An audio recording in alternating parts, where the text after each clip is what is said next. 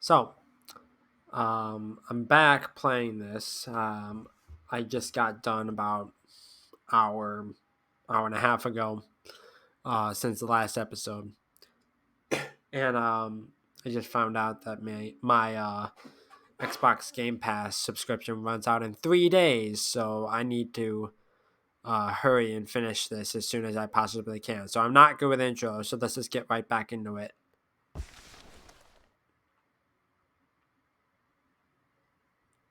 Chapter 6. Secret Lair. Summer forged ahead, but the nights only seemed to grow colder. Luca walked home slowly under the pale starlight, cautious to avoid any more surprises lurking in the shadows. Reaching home, he slipped quietly into bed, half dreading what they might discover the next day. Right.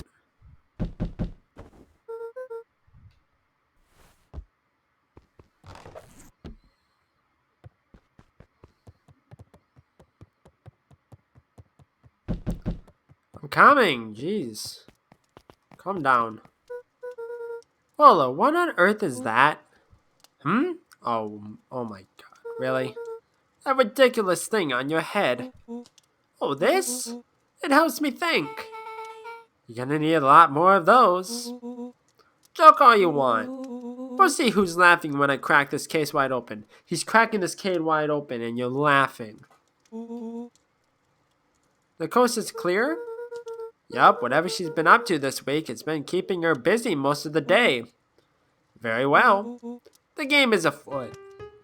Luca and Beck rolled their eyes as Rollo strutted across the room.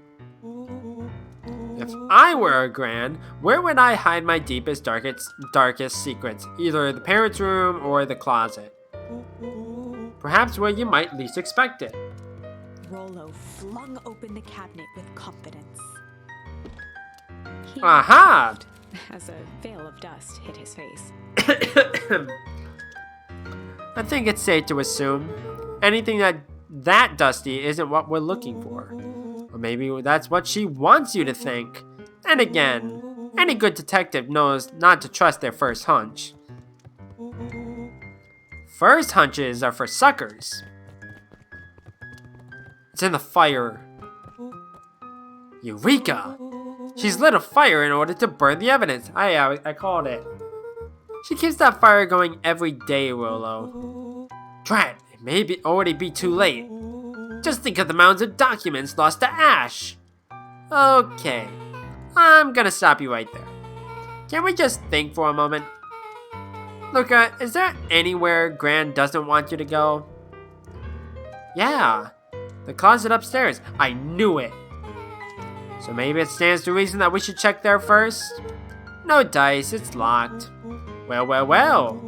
Look who stands to reason now. And I have no idea where the key is. If it really is important, then she probably keeps it with her. Anywhere else? She has her berry bushes. Who has ever thought, I'm going to take this important thing and huck it in a bush? True. Anything else? Maybe something out of the ordinary? Well, she is always worried I'll break her fancy dishware in the kitchen. But it doesn't matter anyway, I can't reach the latch. Don't know why I struggle to say that. All three kids snapped to glance at each other, then sprinted in turn toward the kitchen. Run! Run, bitch, run!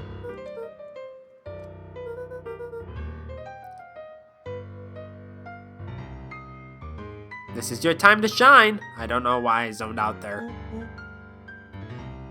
Ah, yes.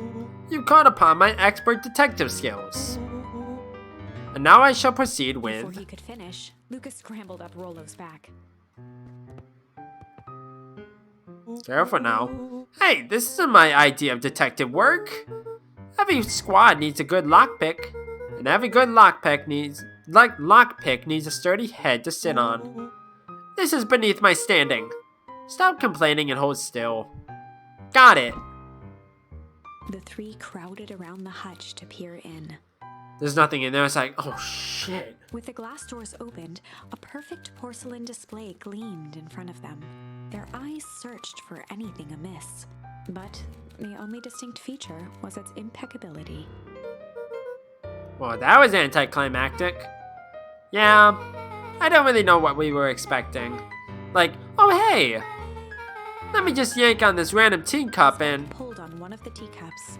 It slanted forward with a hollow click. The entire hutch began to rustle and slide under its own power. What were the odds? Seems like your grand has been doing some remodeling. Dude, only 2 types of people have secret lairs. Evil masterminds and superheroes. So, which one do we think she is? We're about to find out. And then Gran comes in and says, "What are you doing?" Okay, so, more of an unhinged conspiracist vibe. Oh, wow. Yeah, this cannot be good. We need to look around before jumping to conclusions. What do we have here? Barrels marked caution, explosive. And jam jars? That's enough jam to feed the whole town. What kind of incendiary jam is your grand making? She wouldn't have had me walk around town delivering bombs, right? Only one way to find out. Casually spun open a lid and dipped his finger in the jam. Huckleberries. He smacked his lips. A hint of brown sugar. And... ink?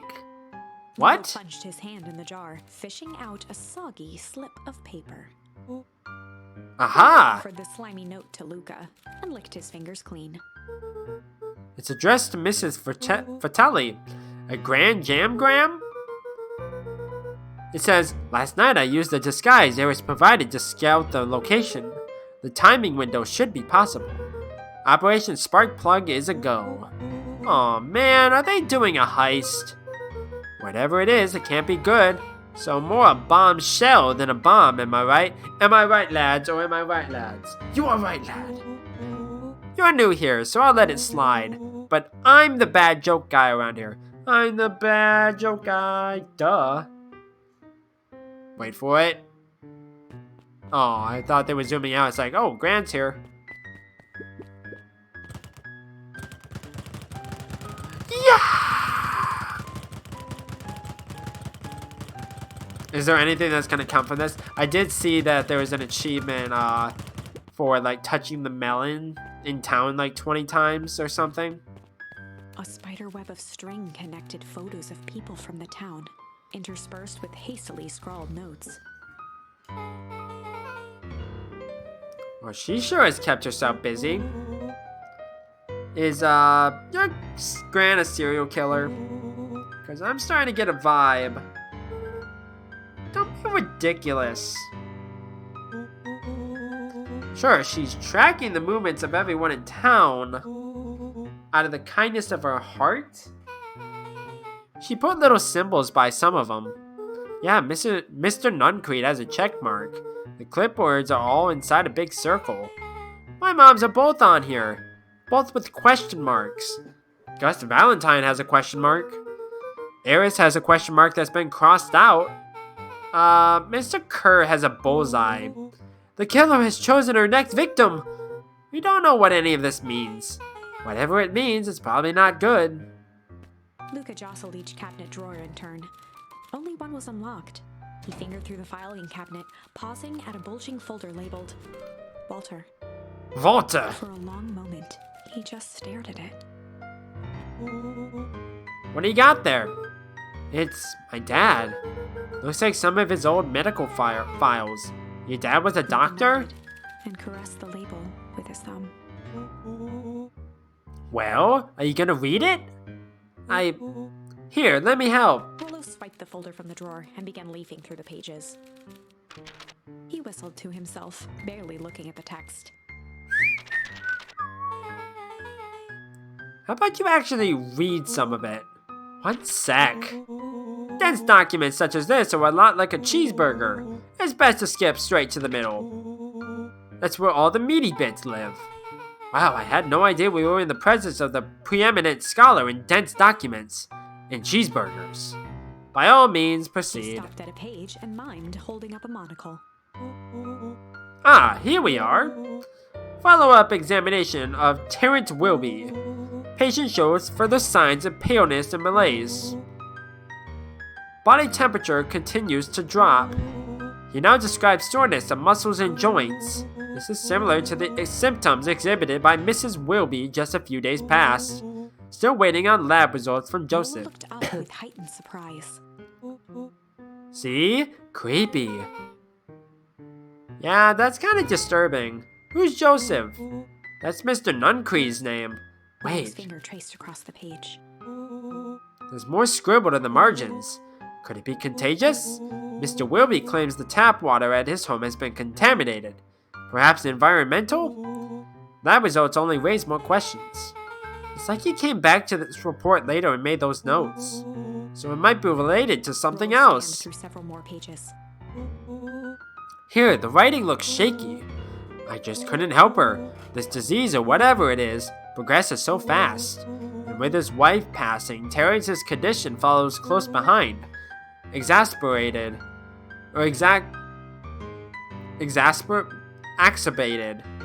by the loss. I thought it said exasperated, but no. Enough is enough. I need to take matters into my own hands. Staring blankly at the cabinet this whole time, spoke softly. What does it say next? Noah rustled the folder, trying to loose more pages. That's where it ends. Wait, what? That has to be Luca more. frantically shoved the remaining cabinet folders, trying to find another labeled Walter. Luca, I think that's the only one. It's alphabetical, see? What did he mean enough is enough? How did he take matters into his own hands? This is bullshit. Luca slammed the drawer shut. I didn't expect there to be swears in like a kid-friendly, like, art style type of game. I say kid-friendly, but I don't know if it's like kid-oriented. They crowded around a worn-down old map of Beacon Pines. Oh, there goes the music. You couldn't have done this earlier, huh? Cool, this looks like a treasure map. Not every old map is a treasure map, Rollo. Yeah, but every treasure map is an old map. Can't fault that logic. Look, there's even a pathway drawn on it. It starts at the entrance to town. If we follow He it, carefully traced the path with his finger. it leads right He to jabbed down at the end point. Town Square? That's the fountain in the middle of town. What a weird place to hide treasure.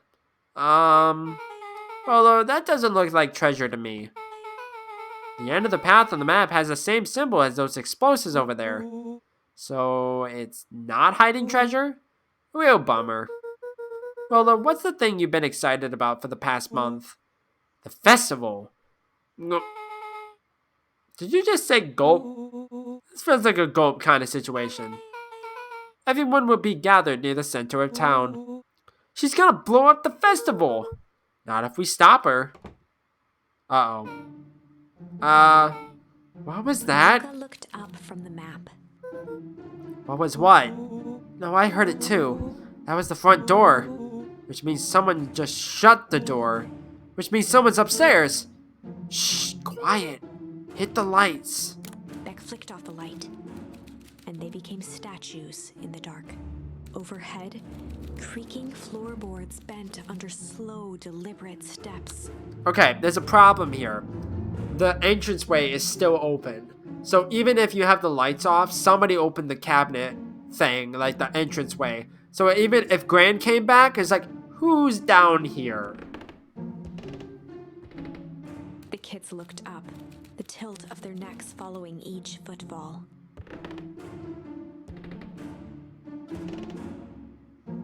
Then suddenly, it stopped. Without realizing, they'd been holding their breath. All three exhaled shakily and glanced at each other. In the dark. A muffled male voice broke the silence. Hello? The final few footsteps reached the entrance above them, and the voice now echoed down the stairs. Anyone down The there? kids shuffled to the corners without a peep. As he began to descend the stairs, the man's voice punctuated every new step. Thump, Yoo-hoo! A I'm not here to hurt anyone. I'm just here to help. Just... At the bottom step, the man paused, squinting to search the room for signs of life. Huh. Guess it's Rollo nothing. shifted suddenly. Luca gave him an intense, chastising look and whispered through clenched teeth. Rollo, don't. It was too late. Rollo was already inching toward the stairway. He screeched as he charged toward the shadowy figure. Flaming chicken coop! With all his weight, Rollo tackled the man to the ground. Rollo? Mysterious, creepy man. Anyone From there? the dark corner, they saw something move. Well, I didn't know if I had it in me. But there was only one way to find out. Holy crap, Rollo, that was awesome. Wait, did you just kill that man? Scrambled to the Or that hunched person? figure on the ground.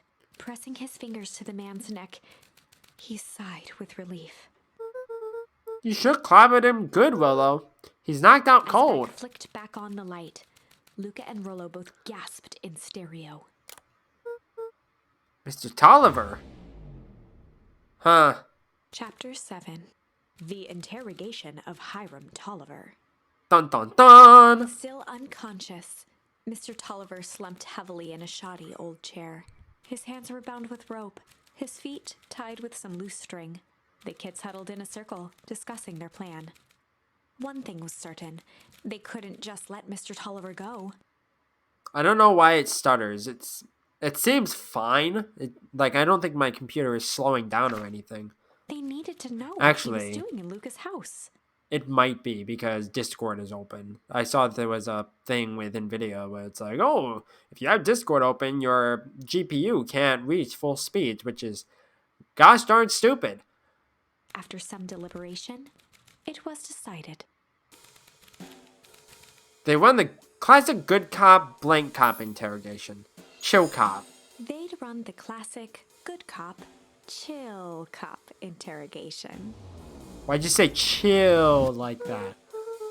Number 15.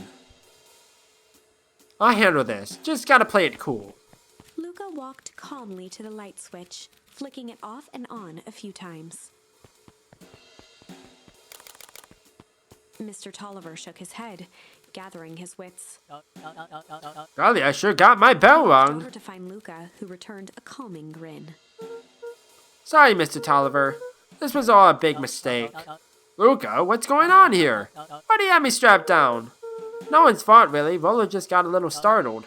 Rollo's Rollo here? and Beck emerged from hiding to give a timid wave. Hi. Well, alright. Mistakes happen. You kids gave old Haram a good scare. Just get me out of these ropes and call it Luca even. glanced over to Rollo and Beck, who replied with skeptical looks. Mr. Tolliver, why are you in my grand's basement? I'm here to help, of course. Help with what? What's my grand up to? If you just cut me loose, I can show you. How do I know we can trust you? Tolliver exhaled with disappointment. Luca, have I ever done wrong by you? No? And since your grand moved to town, haven't I been nothing but welcoming? Yeah? So why would I turn my back on your family now? It's just... all this stuff seems pretty weird.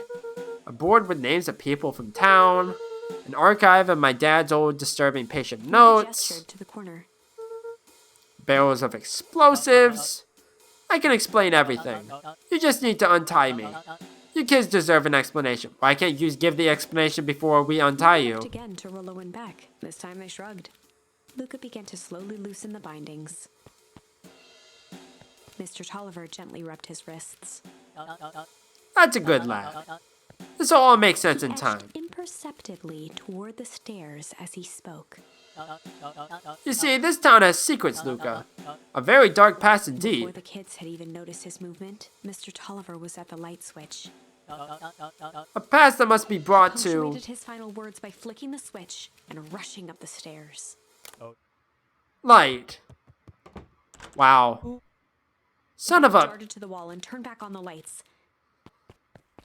It was too late. Rollo confirmed what they all heard. He just locked us down here. Tolliver's muffled voice came from behind the door. I wasn't lying, you know. This is for your own good. You kids just keep tight down there and let the adults They handle looked this. bewildered at each other. Played cool, huh? Not now, Beck. Is that the end of the pathway? They heard the staccato thump of quick steps exiting the house. The kids looked down in resignation. This isn't how it goes in Hank Atomic. For some reason, they'd always assumed it was up to them to save their town. Luca opened his mouth, hoping to conjure some magical words to make this right. Only a hollow croak escaped. The end. Well, Boo. we certainly aren't going to find a grand resolution to our tale locked in a basement. Back to the drawing board. Okay. I'm just going to look around to see like if there's anything new. There isn't, so I have to do Rumble now.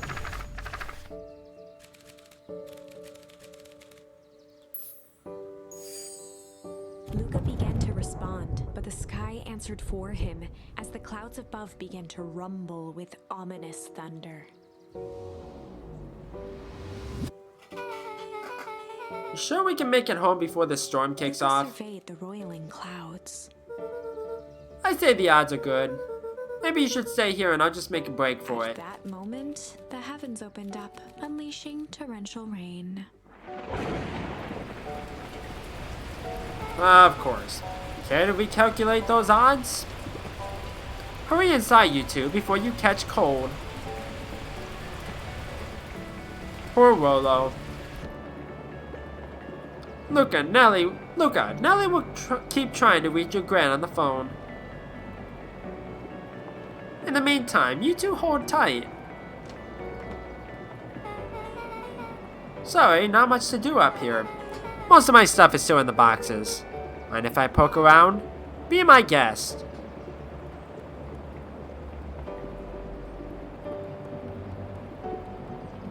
Luca squinted into the eye hole of the microscope. This looks wild. What is it? Gum? Gum? Luca adjusted the slide with his fingers to get a better look. I'm tracking the structural integrity of gum with increasing amounts of chewing. Chew that one for 47 days. Excuse me. Luca wiped his hand off on his sweater and gave a nervous laugh. It's weird, I know. Looked down, timidly tapping the ladder with her feet. You think it's weird, don't you? A little. But weird can be cool.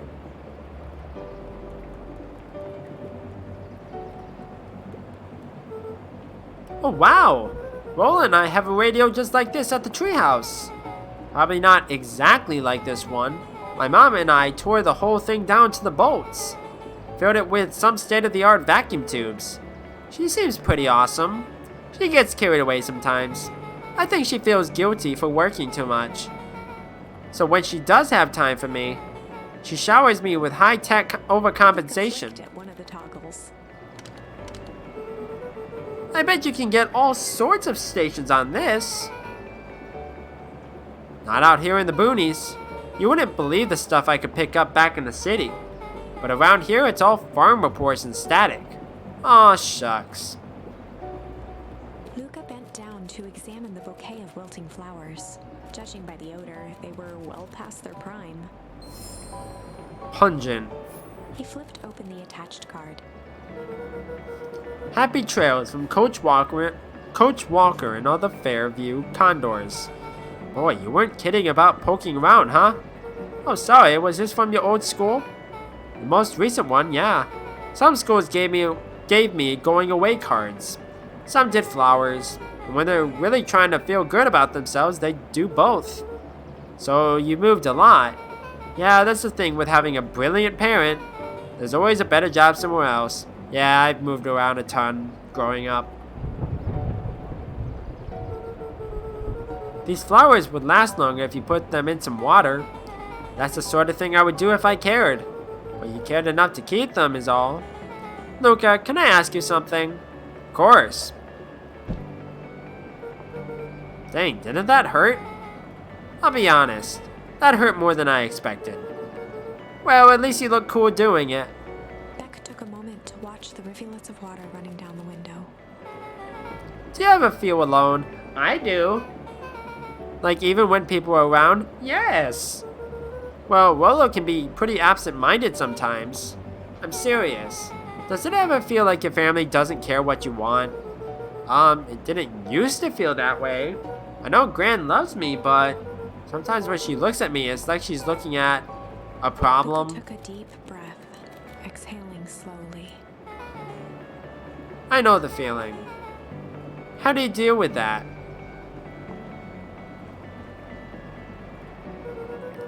I guess I haven't yet. One thing my dad told me when I was little: don't hold a grudge, especially against yourself. If you try to hold it all in, you're gonna pop. So then, what do when you don't know what to do? Dad never got to that part. Sometimes I figured out on my own though. You gotta do something. Anything. Here. What are you doing? I don't know. Something. We're gonna register our complaints with the storm. Listen here, you miserable universe. Stop jerking me around. I just want things to go back to the way they were. Everyone tells me it's gonna be alright. That things are gonna change. Let out a feral scream that echoed into the night. Yeah.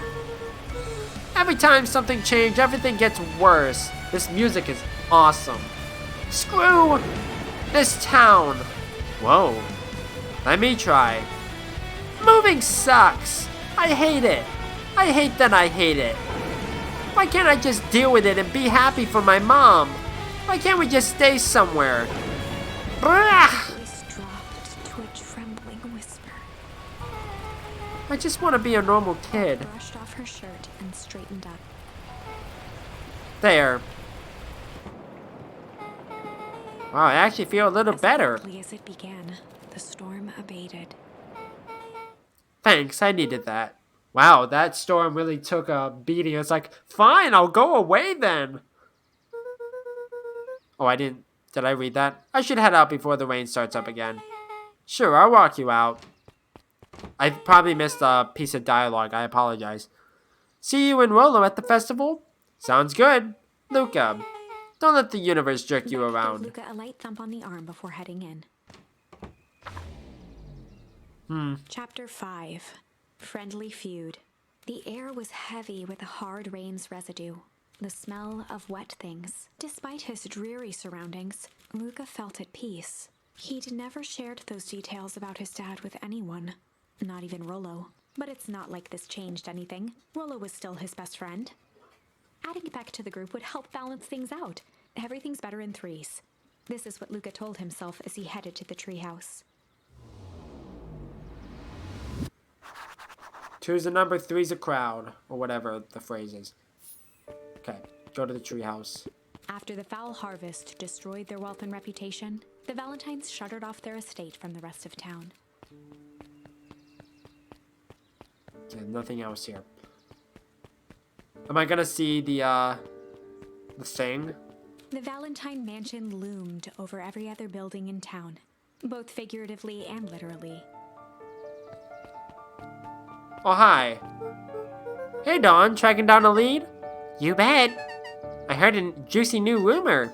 Turns out when Sharper Valentine died, he left behind a peculiar last will and testament. Peculiar how? He didn't just give his kids an inheritance, there were conditions. Like what?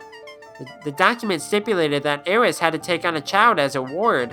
A kid our age who just showed up to town one night with a lawyer. Solomon? Bingo! So Eris was forced to take care of him? Yup, or she would have lost everything. Why would Sharper care so much about some random kid? Rumor has it old Sharper sowed some wild oats. That explains the way Eris treats him. Poor Solomon. How did you find all this out? A good reporter never reveals her source, Luca. Alrighty then, goodbye. What is this? I better not dilly-dally. Okay. Lighthouse is lit up for some reason. Interesting. I don't know if there's anybody else in town. Crocodile Lady is still here. He met his old friend's eyes and was greeted with nothing but ice-cold anger. Heavens, this is no time for fractured friendships. I love that that character is like commenting on all the events that are happening. It's very, very interesting. Excuse me, what are you doing? Just locking up for the night, sir. Oh, wonderful. I can only assume this means all festival preparations have been completed ahead of schedule. Not exactly, sir. The storm set us back a bit, and it's getting late, so we all decided to... You all decided? Yes, sir. I was unaware that your job involved deciding things. We are all here at Perennial Harvest because we believe in creating a better future, yes? Yes, sir, very much, sir. Do you want to be the one to tell this town that we failed them? No. That we gave up because it was a little rainstorm and we all got sleepy? Of course not, sir. Good, then it's decided. Yes, sir, we'll work until the task is done. See that you do. Our harvest awaits. Okay.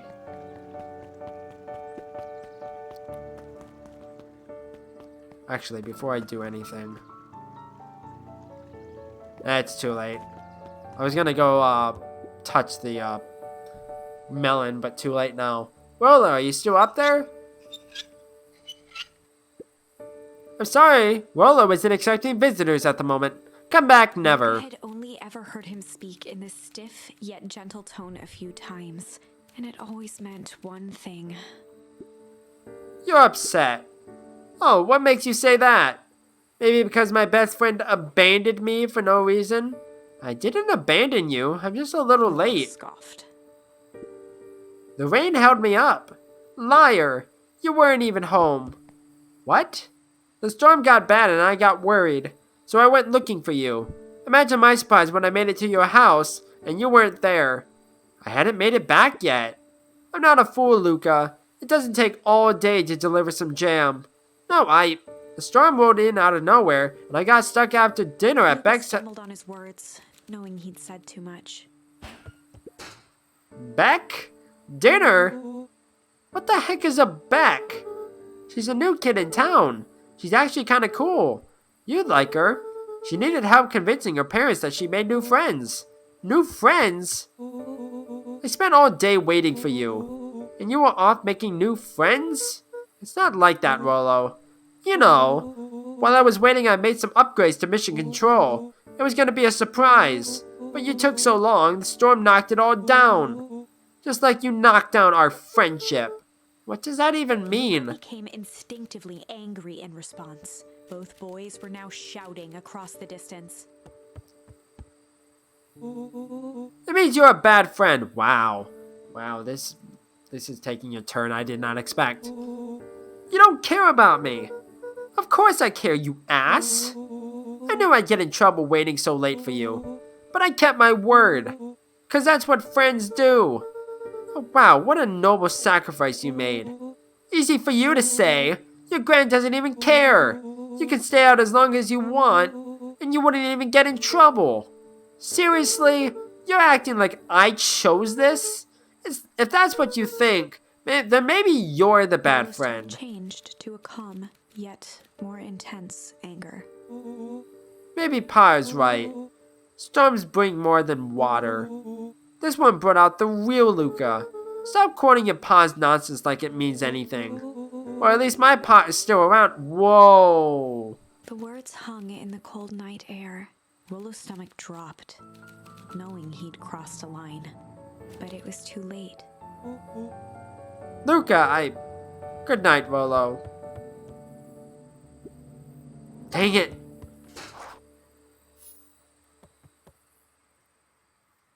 That was intense. Okay, what does this want from me?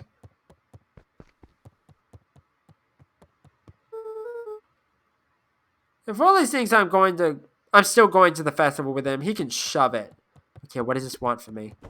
Luca dug through his old stuff, not even sure what he was looking for.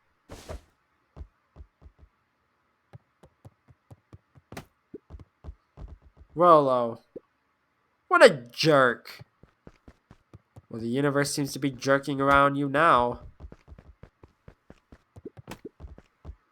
Ooh, I'm Rolo.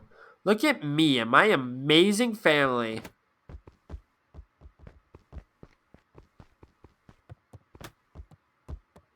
Is there anything else?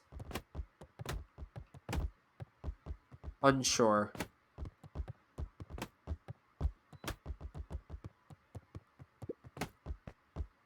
Okay. I guess I'm just never supposed to make new friends.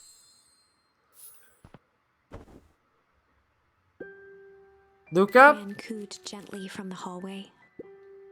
He slept straight through breakfast. Luca, are you alright? I'm fine. Just don't feel like getting up yet. Okay, I'll leave this oatmeal by the door. I've got to run out and take care of some things. Okay. I'll be back later to check in. Sure. Luca just wanted to be alone. He waited to hear the sound of the front door closing.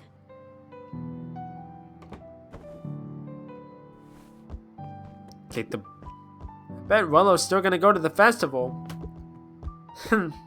He's gonna be miserable. Okay, I think that's basically all I can do in here.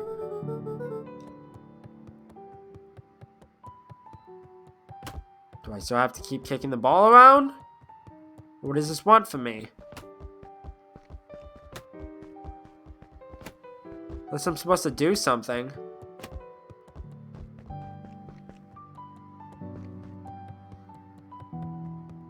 What does this want from me?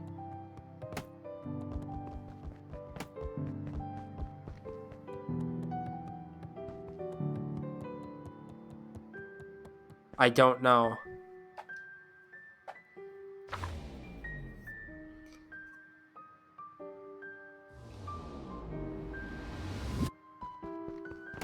Because I don't think...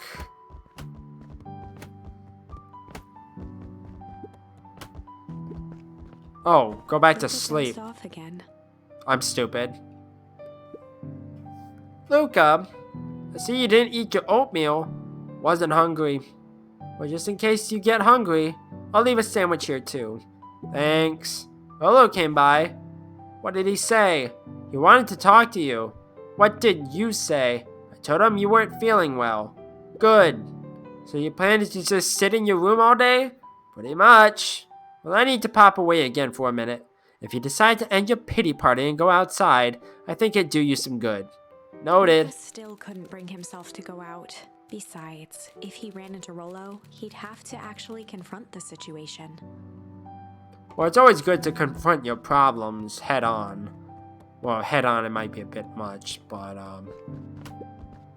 there's never anything interesting at the festival anyway.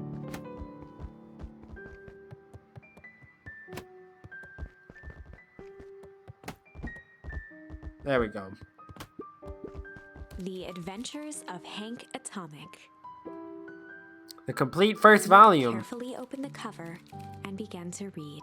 Rolo had received it for his birthday, a special hardcover edition with behind-the-scenes commentary and bonus art. Rolo cherished it, but asked that Luca keep it at his house. Luca wasn't sure if it was because Rolo didn't trust himself with it, didn't trust his sister around it, or just wanted an excuse to come hang out at Luca's more often. Whatever the reason, Luca didn't mind, but it had stayed right there where Rolo had stashed it ever since. Now, at the foot of his bed, Luca lost himself in the pages. He'd read it all before, but at this moment, it somehow felt sentimental. He was well into issue number 5 when he heard soft footsteps from the hallway. Luca, another little friend came to see you. A girl named Beck Modwell. She said you met yesterday? What did she say? Is she here? She was just dropping by. I told her you weren't taking visitors today. Oh, she seems nice. Yeah. You had a fight with Rolo, didn't you? Can I come in? Maybe later. Alright then. I'll leave dinner on the kitchen table, in case you want to bite before Without bedtime. realizing it, Luca had pouted away the entire afternoon. He once again felt the weight of it all and allowed his weary eyes to close. Luca stood in a vast I would black never be able to, like, expanse.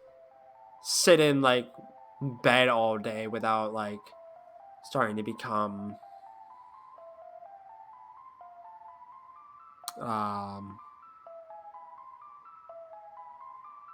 in pain, I guess.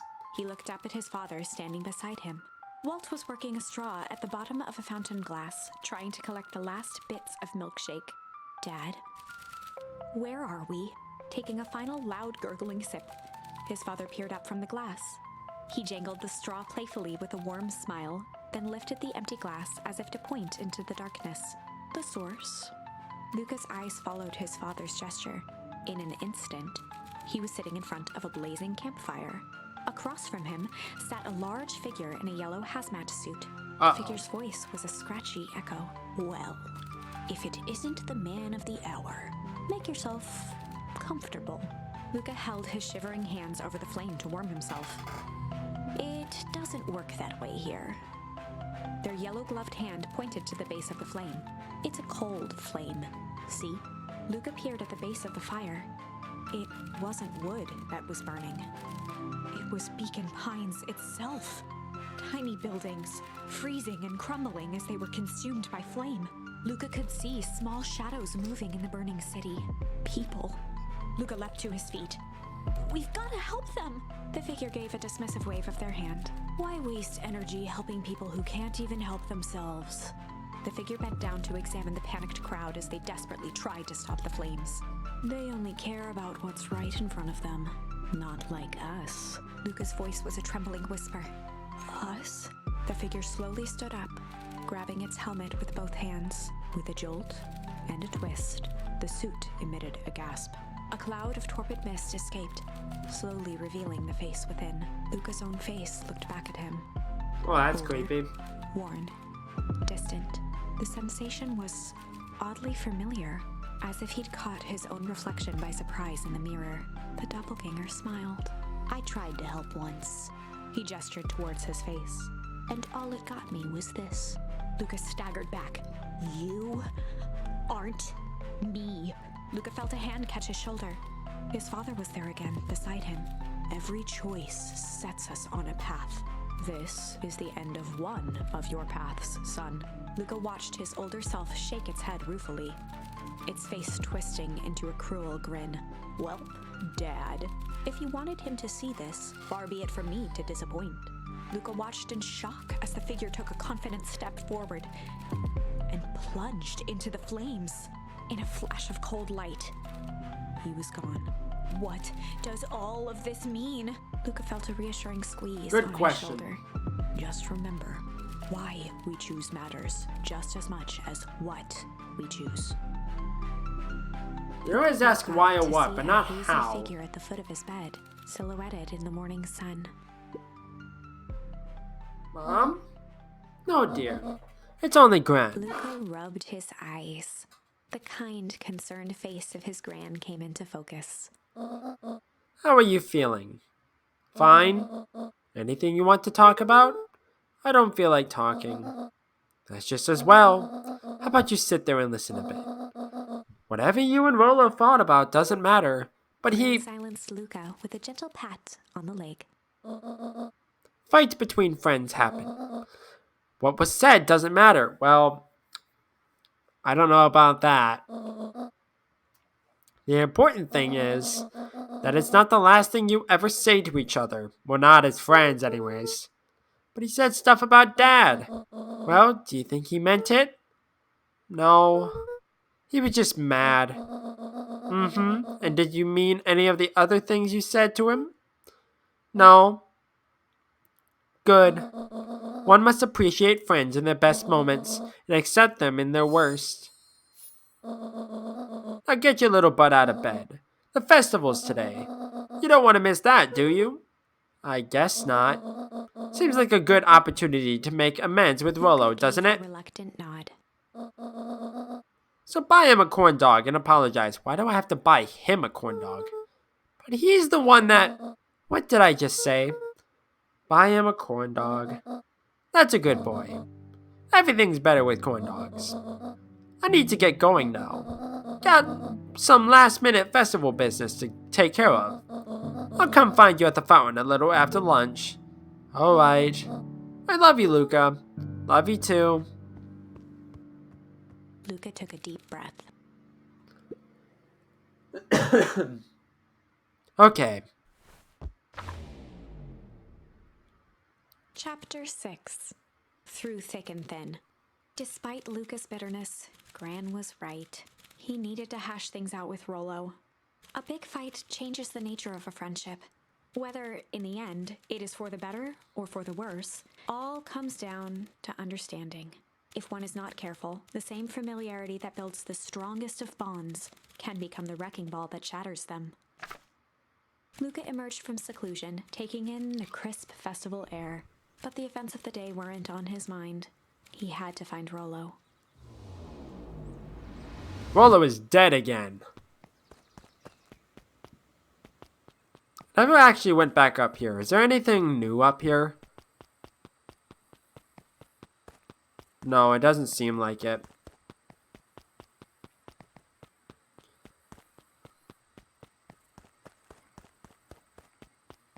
No, you're not gonna sneeze again or anything? Okay.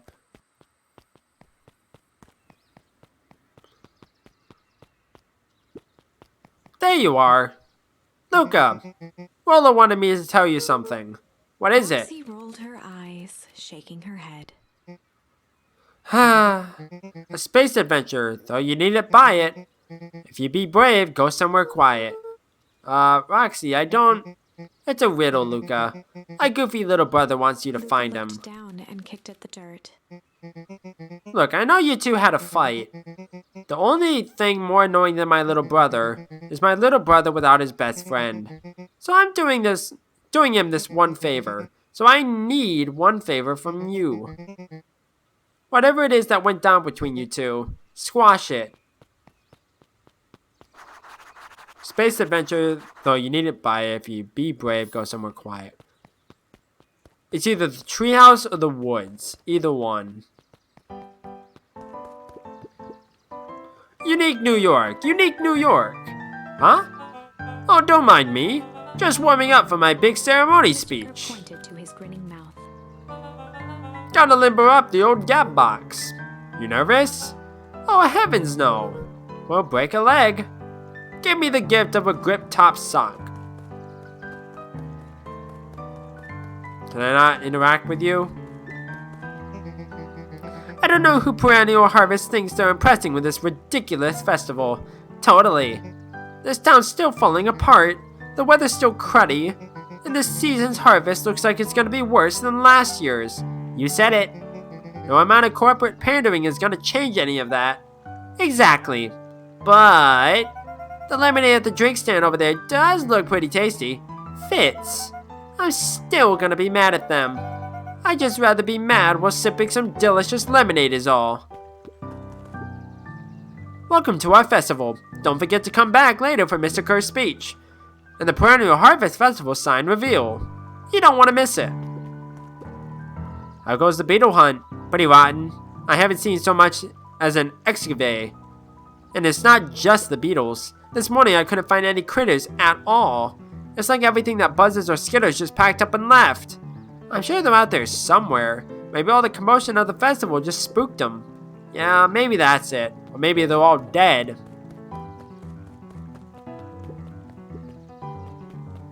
Just gonna chill here. No, I'm not. Ain't moving. Every single time. Yup. Wait for it. Unexplained sound once again noted. Like clockwork. What a bunch of drones. Jeff was staring into the distance with a wistful look. Hey Jeff, everything alright? Yeah, everything's fine. I mean, used to be fine. Just ain't right these days, you know? I really do, actually. Jeff turned to Luca with a furrowed brow, then gave an understanding nod. You do, don't ya? For a moment, the two now shared that same wistful gaze.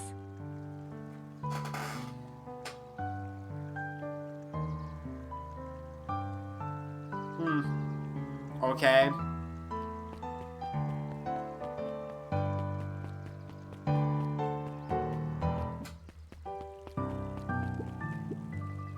A most welcoming of welcomes. Would you like to share your thoughts? We always strive to improve. Nope. Wait, can I talk with the dude down here? I tried to and it didn't let me. No. Why can't I talk with him? I don't know.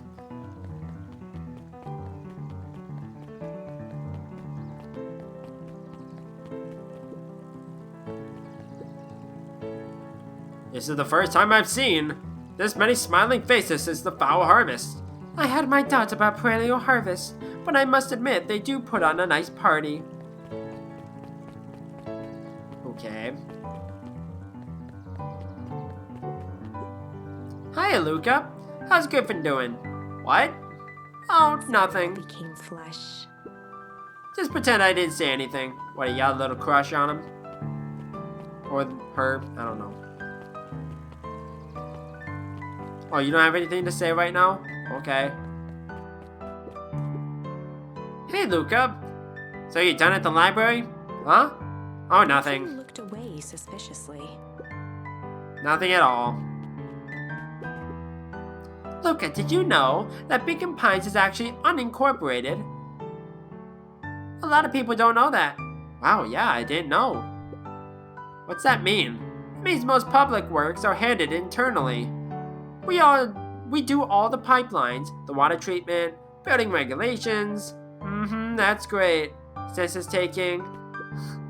Emergency services. Get me out of here! Pipey, you're actually taking a break from studying? I wanted to see what all the festival fuss is about. But I can't help but notice you still brought your backpack full of books. Look, backpacks can carry a lot more than just books. True, true. So what you got in there? Books. Nice. I was able to return the perennial harvest safety suit you borrowed. I don't think anyone noticed. Good. Now will you tell me what you needed it for? It was a favor for an enemy of my enemy. This isn't going to harm Mr. Kerr, is it? All you need to know is that it's for the good of the family. Wow. Okay, there's Dawn. Still locked. Oh, I got a question for you. What do you think this whole festival is for? The way I figure it, Perennial Harvest is trying to win over the town. Like a bribe, but with balloons. Cynical. I like where your head's at. That's what I assumed at first too, until I eavesdropped on a couple of gossipy clipboards. What if I told you that this whole thing is really a special shindig for a super secret guest of honor? A special guest? Who? I haven't dug that deep yet, but whoever it is, PH thinks they're a big deal. Okay.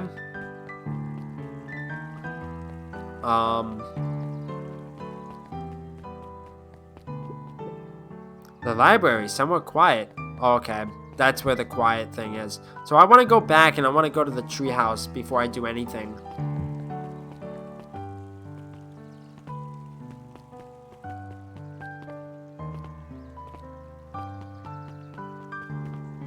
If I even can. Did you hear? After Mr. Kerr gives his big speech, they're gonna have the first annual biggest catch competition. As long as a boot qualifies as a catch, I'm a shoo-in. Good luck.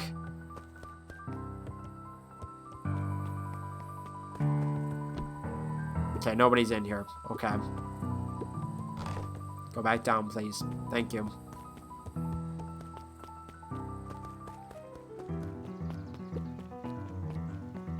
Now I want to go into like the woods area,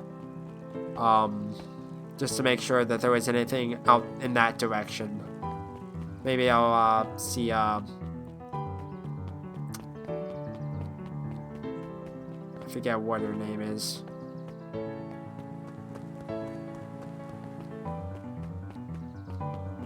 Okay, nothing in the gate. Nothing in the gate.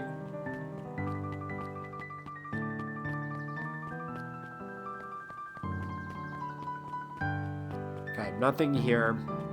I don't know if there's anything towards the factory place.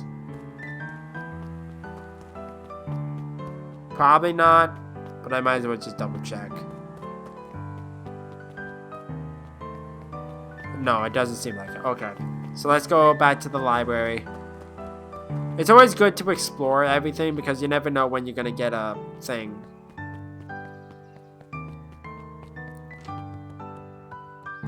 Oh, he's not even here. Hi, Jays. Still working through the newest Hank Atomic? You know it. Some fascinating canon toward the end. Did you know? Hank Atomic Shrink Array doesn't technically shrink stuff. It uses inverse quantum particle decay to literally grow the entire universe around an object, leaving that object unaltered. So it just looks shrunk compared to everything else. Bingo! That's wild. Jays, no spoilers, please. Oh, right, sorry. Hey, Luca. Eyes lit with excitement. I've been expecting you. Bravo on deciphering the first riddle. The first? Oh, you didn't think that was all, did you? Rollo does go all out, doesn't he? Straightened up and cleared his throat as if preparing to sing. Alright, Planet Farpo, you may take issue. When the fifth king dies, you'll need a tissue. Stared at Luca eagerly. Get it? Want me to tell you? No, it's okay, let me figure it out. Alright, when you find it, bring it here to be verified. And if you decide you want a hint, the offer still stands. May take issue. When the fifth king dies, you'll need a tissue. What? May take issue. Is it the book? Or is it a comic? Luca grabbed the 5 pillars of success from the shelf. Once you got a book, you can either hand it to me or grab a different Luca one. grabbed the 5. Luca grabbed the issue with self-help, a helpful guide. Luca grabbed 500 meals for one big pot. Wow, this is gonna be really difficult, isn't it?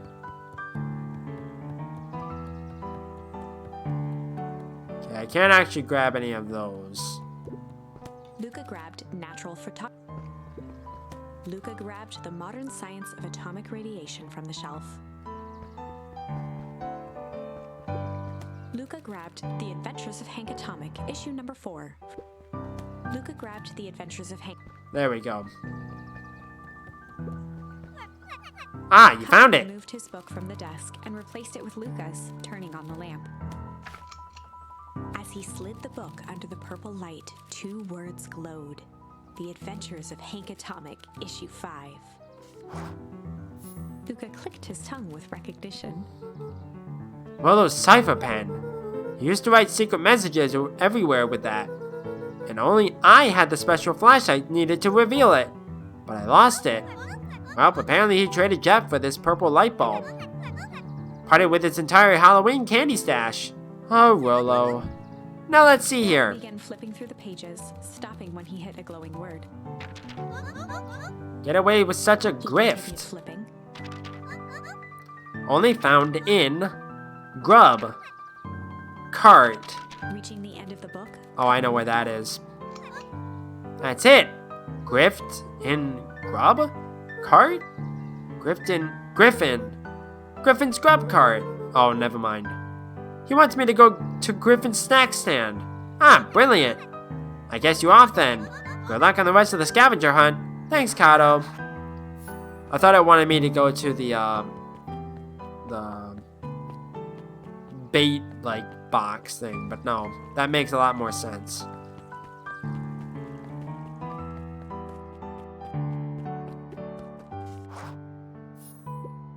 Hey, Griffin. Did Rollo before come? Luca could finish his sentence, Griffin handed him a corn dog. Oh, that's it? Bought and paid for. Enjoy. I thought there was supposed to be a riddle or Luca something. shrugged, taking a sizable bite out of the corn dog. Yeah, it's cold. Oh yeah, that's been sitting here for a while. Rollo wanted me to be sure to give you that one specifically. Well, that's Luca just... tugged at his cheeks, feeling something rough between his teeth. He reached into his mouth and pulled out a slip of paper. Oh, come The on! bits of corn dog to read the slip. Pick up when you need some pep. Near the fountain, up the Luca step. finished off the remainder of the corn dog. This is getting to be a whole thing. So now I need to go to the fountain. Right? No? Unless there's another fountain.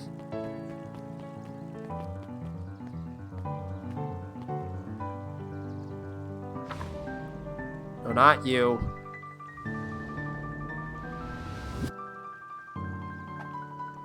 Pick up when you need some pep, near the fountain, up the step. Oh, I know where this is. It's over here. Duh.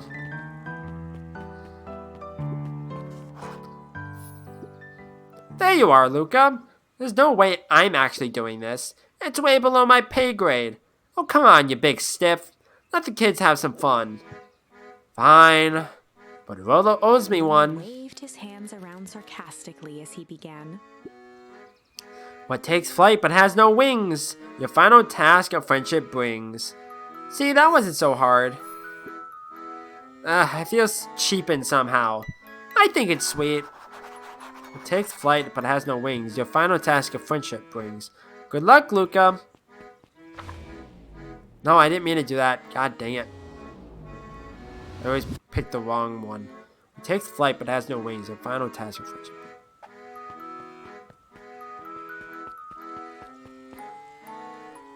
Oh, hi. Hey!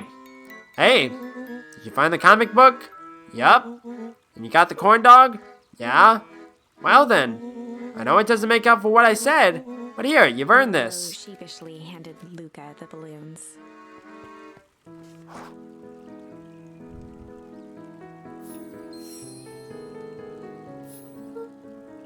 Thanks. You didn't have to go to all this trouble. I'm sorry I got so mad. Dang it, you were supposed to let me apologize first. Oh, sorry. Now you've apologized twice before me. Just let me do this. Look, I'm really sorry. What happened that's happened with your mom and all. I've always wanted to be there for you. Be a good friend, you know? When you said you were hanging out with someone else, I kind of freaked out. Rolo, still my turn. I felt like if you needed some new friend to help you, it meant that I wasn't good enough. But that was selfish and wrong. I was wrong. I'm so sorry, Luca. Okay, apology over. You can talk now. Threw himself at Rolo, hugging him as tightly as he could. Rolo, I don't deserve you. I don't deserve you either. That's why we deserve each other. So, what else do you want to do today? We could snoop around and try to find some info about your mom. Snoop where? We can probably sneak into Perennial Harvest HQ while everyone's at the festival. Aren't you curious about all the stuff those clipboards write down? What if we get caught? I think I've had enough excitement for 1 week. Let's just make the rest of the day about us. Really? Yeah, the rest of the world can wait 1 more day. You know, I have been wanting to get some work done on the MCDC at Mission Control. The aim is a bit unpredictable. That sounds perfect. Okay. Nothing's gonna happen on the way there? Wait. Was that just a sign? Yes, it was just a sign. Okay. I thought that might have been another dialogue thing. I was like, oh no. Oh, I almost forgot. I ran into your gran this morning. She asked me to give you this. Handed Luca an unopened letter. I'll wait for you inside if you want to read it now. A letter? Some things are going to happen that might be difficult for you to understand. If I am honest, I hardly understand them myself. But whatever happens, I need you to know that I love you. None of this is fair to you. You have already lost so much. We both have. I wish there was a simpler way forward. But if there is, I haven't thought of it. God knows I've tried. Everything I've done, I did for you.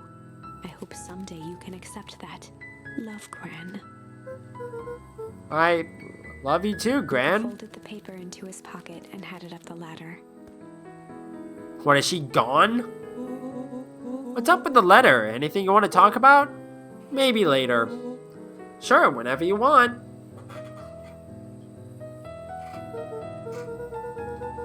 You know, you really didn't have to go to all that trouble just to apologize. I know, but we've been looking forward to the festival for weeks. And after I ruined everything with my big mouth, this was the best way to make sure you still had a good time without me. I Rolo. was at a loss for words, but that was fine. Words aren't always necessary. The festival seemed nice. Was it nice? We could still go. Nah, this is fine. Well, there's always next year. Sadly, this was untrue.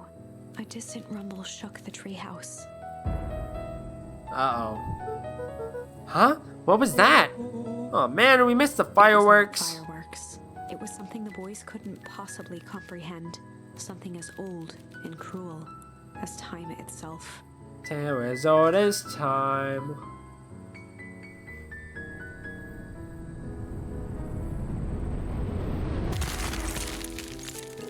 Wait, what?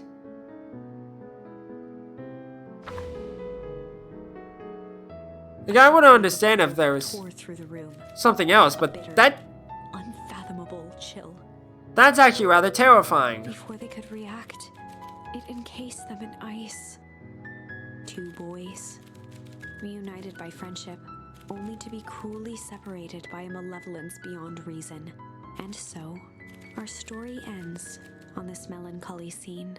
In a silent treehouse turned statuary. In a town brought low by its secrets, sits a pair of friends, alone, together, for the rest of time. The end. That seems a bit much. It's like, was it the entire town? Was it just the treehouse? I'm confused. No, that can't be the ending. It simply can't. I won't accept it, and I hope you won't either. There are more endings. More possibilities. I can feel it. We are just going to have to sort through them all until we find the one that fits. Okay.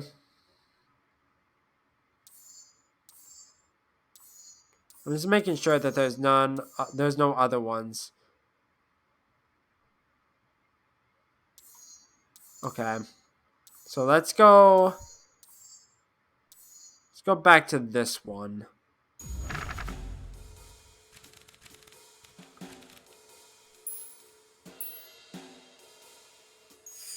They'd run the classic good cop, hard cop interrogation. Rollo brandished a steely gaze. I've got this.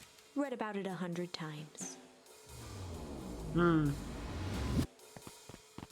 Rollo swaggered past the chair which propped up the slumping Hiram Tolliver. Without even looking at his captive, he began with a long, blustery drawl. Well, Mr. Tolliver. Mr. Tolliver remained motionless. Rollo spun around to face him. He'd clearly expected to rouse Mr. Tolliver with his booming voice. Mr. Tolliver? Luca gave each other an unsure glance. Rollo slammed his fist on the table. I said, Mr. Tolliver. He grabbed the table lamp and beamed it onto the unconscious face. Mr. Tolliver groaned and slowly lifted his head. How does a light, wake him up, but not a booming voice? He recoiled with a muddled, weary squint. What in the The chair world? wobbled as he attempted to straighten up. Who's there? Mr. Tolliver could only make out rough shapes through the glaring light. With a gruff tone, Rollo hoped to both conceal his voice and intimidate. I'll be asking the questions here, punk. Oh, hold on. Let's just calm down. Oh, I am calm. Calm as a carrot in dirt. As for you, looks like you're sweating. Probably because he's under a lamp. The doubtful expression on Beck and Luca's faces transformed into awe. We could do this my way, or let's just say I've never needed another way. Rollo, hitting his stride, was now channeling every detective trope his memory could recall. He slammed the table again. 28 stab wounds. Now dance! What? I don't Mr. even... Tolliver's voice became desperate. He was nearly in tears. You tie me down, how on earth could I dance? Dance with your mouth, punk! Spill the beans! 28 stab wounds. You just had to kill him, huh? What are you doing poking around this house? I'm here to help Juniper. To make sure everything's ready. So you're in cahoots with Gran? Gran? Mr. Tolliver was in a daze, now more confused than ever. Gonna help her blow up the festival, huh? Blow up the festival?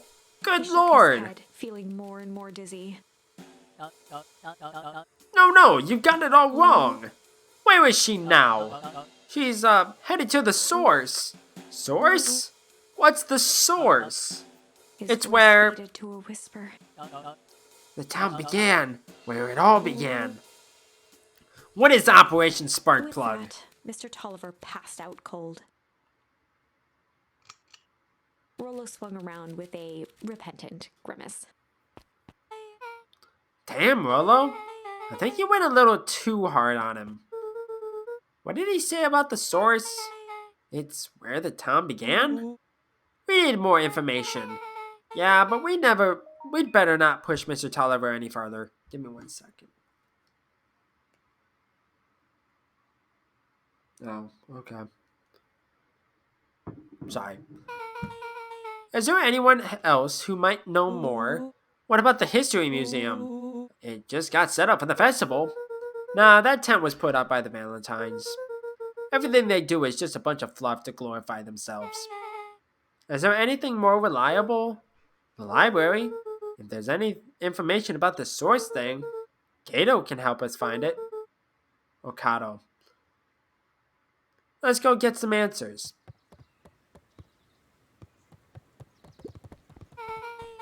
This is a dang nice library. Thanks, we work hard on it. Aren't you a little young to be a librarian? Oh, Kato hung out here so much, eventually they gave him a set of keys. I just keep an eye on the place for Miss Navak sometimes. They got you working for free? It's quiet and I get access to all the books I can read. What more could a person want? Money, fame, power. Fair enough. What can I do for you all? We need a favor. I already told you in Rollo. I can't put you any higher on the wait list for the next Hankatomic. If you're here with more candy, I'll have you know I can't be bought. Call it a personal code of conscience. Actually, we're looking to do some research. Now you're speaking my language. What are you looking for? That's the thing, we sort of don't know. What do you got on the history of the town? There's the county record archives. What's in those? Births, deaths, newspaper clippings, stuff like that. Pretty boring read. But they do go all the way back to when the town was founded. Great, we'll start there. Chapter 8. 6 feet under, 3 towns over. The kids spent the rest of the afternoon combing through dusty piles of old county records, desperately searching for anything that could help them make sense of Mr. Tolliver's cryptic. Luca tried to shake the thought of Gran's basement, but his focus wavered. I didn't mean to skip through that. Sorry. Explosives, messages hidden in jam, dossiers on various town figures, and a corkboard threaded with photos. Gran was the only family he had left. He still couldn't bring himself to believe the worst. But the old map with the symbol of explosives in town square made that difficult. As the sun began to set, the kids were no closer to the truth. If I had to read any more records, my eyeballs are gonna pop. We have to keep digging. If I dig another word, I'm gonna end up in one of those asinine death records. Rollo Cotter lived a full and wonderful life, till he read so much boring crud that his brain oozed out of his Rollo ears. shut his book with an assertive nod. If you got a better idea, spit it out. You sound like my sister. Keep pushing your luck, pal. And it won't be boring county records that'll kill you. I'll put you in the obituaries myself. Wow. Rollo muttered under his breath. You're a county record. Really? That's the best you got? When I'm done with you, you'll be the footnote in history. Just Beth like slammed her finger down on the open page before glancing down to read. J. Hartford here. I'd love to see you try. Hey. We're a little tired here. Let's just take a minute and... Something tickled the back of Luca's mind. Wait, what was that name, Beck? In the bit? J. Hartford? From the Brookville Tribune 8 years ago. That can't be right. What is it? J. Hartford? That's my grand's name, Juniper Hartford. Maybe there were 2 J. Hartfords. I didn't mean to do that. God dang it. Mrs. Hartford is survived by her young daughter, E. Hartford. My mom's name is Eleanor. Okay, this is getting creepy. If your grand is 6 feet under, 3 towns over, then who am I living with? The question hung in the air. Well, that's actually a really good question. Alright, gang, I gotta close up for the night. Rubbed her eyes. How late is it? Almost 10? How is it still light out? Oh crap, Pa's gonna kill me. I gotta go. Yeah, my parents will be worried sick. Okay, let's meet up as early as we can at the festival tomorrow. What are you gonna do about the unconscious man in your basement? I'll think of something. Luca's heart was pounding as he approached the house. If he was lucky, Gran, or whoever it was, hadn't gotten back yet. And of course, there was Mr. Tolliver tied up and unconscious in the basement. Dealing with him would be the first order of business. Luca shook out his arms to calm his nerves before entering. Uh-oh. He held perfectly still, tempering his breath, and listened closely. She was asleep.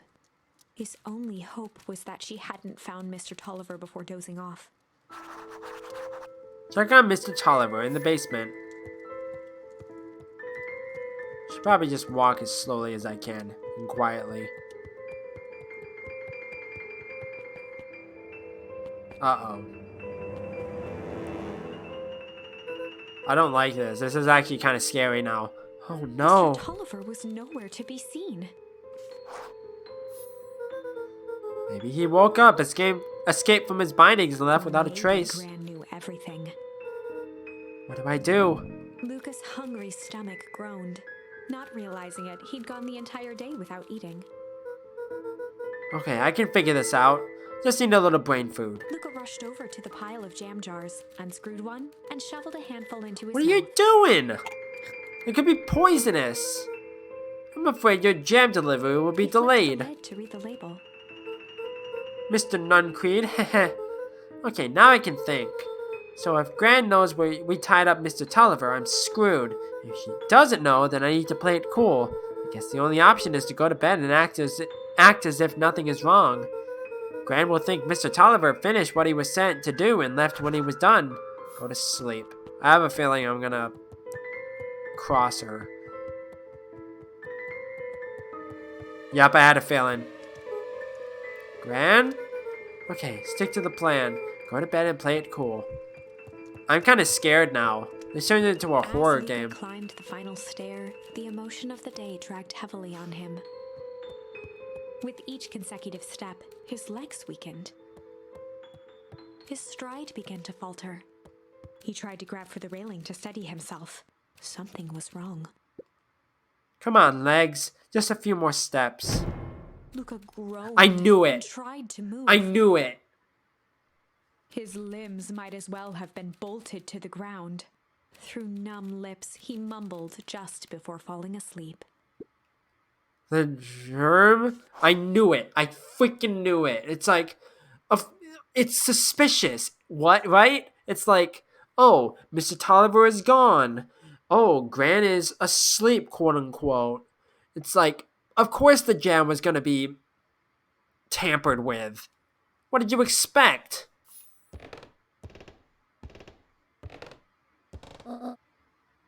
Sweet boy, what did you get yourself into?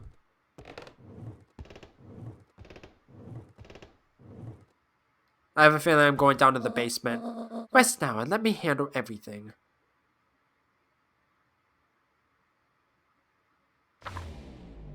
I have a bad feeling about this. Chapter 9. A speech to end all speeches. Luca awoke to find himself face down in bed. He moaned into his pillow. Why would Gran drug him? Or rather, why was she trying to drug Mr. Nuncreed? Shaking the questions from his woozy head, Luca snapped back to the matter at hand. The festival! I don't know if there's anything to be seen. I'm just gonna head to the festival. Uh-oh, cutscene. Where have you been? Gran put something in the jam. Yeah, we know. Secret messages for secret conspirators. Not this one. The one intended for Mr. Nuncreed. Put me to sleep. Whoa, ho, ho! Sly devil. Hey, it's me. I think she's trying to remove him from the equation. He might be in danger. Have you found anything? We looked around, but I haven't seen anything odd. Your Gran is nowhere to be found. But Mr. Nuncreed is just loafing around waiting for the speech. What speech? Mayor Gus just got up to the podium. Everyone is gathering at the stage. Let's get moving. Uh-oh. Augustus Valentine nervously wiped his brow. Is this thing? Hello, Beacon Pines. I'm Augustus Valentine, your mayor, and, I suppose you already know that. Oh yes, before we get started, I just wanted to take a moment to recognize someone who couldn't be here today. This town wouldn't be where it is today without my father, Sharpened Valentine. So I thought we could begin with a round of applause befitting such a great man. Yay! Even that's more than the old codger deserved. Gus cleared his throat and awkwardly loosened his tie. Wait, where was I? Kerr bounded on the stage with the energy of a preacher at a big tent revival. Gus Valentine, He everyone. gave Gus a hearty slap on the back and motioned him off the stage. Let's hear it for our mayor. Yay! What a great turnout. Ah, heck, I didn't prepare anything. But I suppose I could say a few words. Would be ashamed to waste such a beautiful podium. Mr. Kerr pulled a thick stack of note cards out from his vest. I didn't prepare anything. Let me, take out all my speeches I have prepared for this. Community, conviction, commitment. These are the things we celebrate at Perennial Harvest. For us, these are the pillars of the bridge to a better tomorrow. But I think it's time to add a new pillar. Change. Change is a powerful thing. Inexorable, unavoidable, and undeniable. And I am dadgum thankful for it. Change is the reason we're all together today. It's hard for me to believe that it was only 4 years ago when fate brought me here. A simple business trip which brought me to a small town which would change my life Mr. Kerr forever. took a moment to survey the crowd. You know He what? wiped away a single tear. From the second I set foot in Beacon Pines, something about this place has held me captive. You see, change represents opportunity. It represents potential. It was change that helped me recognize the potential of this place. To see that the potential of this town, despite suffering great loss, still held on to the things that made them He special. thumped the podium to emphasize each word. Community, conviction, commitment. Change. Mr. Kerr nodded confidently, biting his lip. The crowd was silent, in rapt attention. Fate made a perfect match that day. Nothing is more important to you all than community. And Perennial Harvest is a community first and Mr. foremost. Kerr methodically made eye contact with each section of the crowd. The only way you made it through the foul harvest was an unshakable conviction. A conviction that a better tomorrow was just over the horizon. There we go. Perennial Harvest was founded on the conviction that we are that horizon. This festival is a symbol of our commitment to each other. Began to build to a crescendo. We now walk hand in hand into a future where we will shape together. And this is what change is all about. Grabbing the future by the scruff of the neck and making things happen. Change is a choice. I am tickled pink that we will all be making that choice together. How great is that? Just imagine what we can accomplish. Uh-oh. What was that? Began to look around nervously. Don't worry, a little thunder isn't going to ruin this day. Everyone remain Mr. calm. Carver quickly flicked through his note cards. Where was I? Through all of my travels, I have learned one true thing. One always reaps what they sow. We have all planted a lot of good in this town. Planted, explosives, wink wink. And so it is with a heavy heart that I can He proclaim raised his hands up to the heavens. our harvest awaits. I knew it! At that moment, a merciless wall of impossibly cold air ripped through the crowd, instantly freezing everyone and everything it touched. For a man like William Kerr, this was a fitting way for things to end. On a stage, with an entire town frozen in rapt attention for the rest of time. The end. What is happening? Ice again! Whenever I think we're getting close, it comes along and ruins everything. Maybe we should just quit? Maybe you should just close the book, walk away, and never think of me again. No, I don't mean that. We got a little closer this time. We just need to try again. Please. Okay, now I can do Sly Cop. And this is like other branches. I know that there's the flight one. But there's nothing else, so I guess I'm just gonna have to do Sly Cop now. It's me! I'm that cop! They'd run the classic good cop, sly cop interrogation. Sly Cop! Luca and Rollo ducked behind a barrel, leaving Beck to her task. Oh, interesting. With a few crisp snaps, she roused Mr. Tolliver. What? What's going on here? You're that Moonwheel girl. Please, call me back. Sorry about all Mr. this. Tolliver looked down and shifted a bit, testing his restraints. It seems there's been a mix-up. You see, I'm down here for the same reason you are. Juniper sent you here? Caught herself before letting the surprise manifest on her face. She'd already gotten him to reveal his relation to Gran. This was gonna be easy. You know how Juniper is with her precautions? Operation Sparkplug has us all on edge. I guess she thought you needed some backup. But she sent a child? What better way to avoid prying eyes?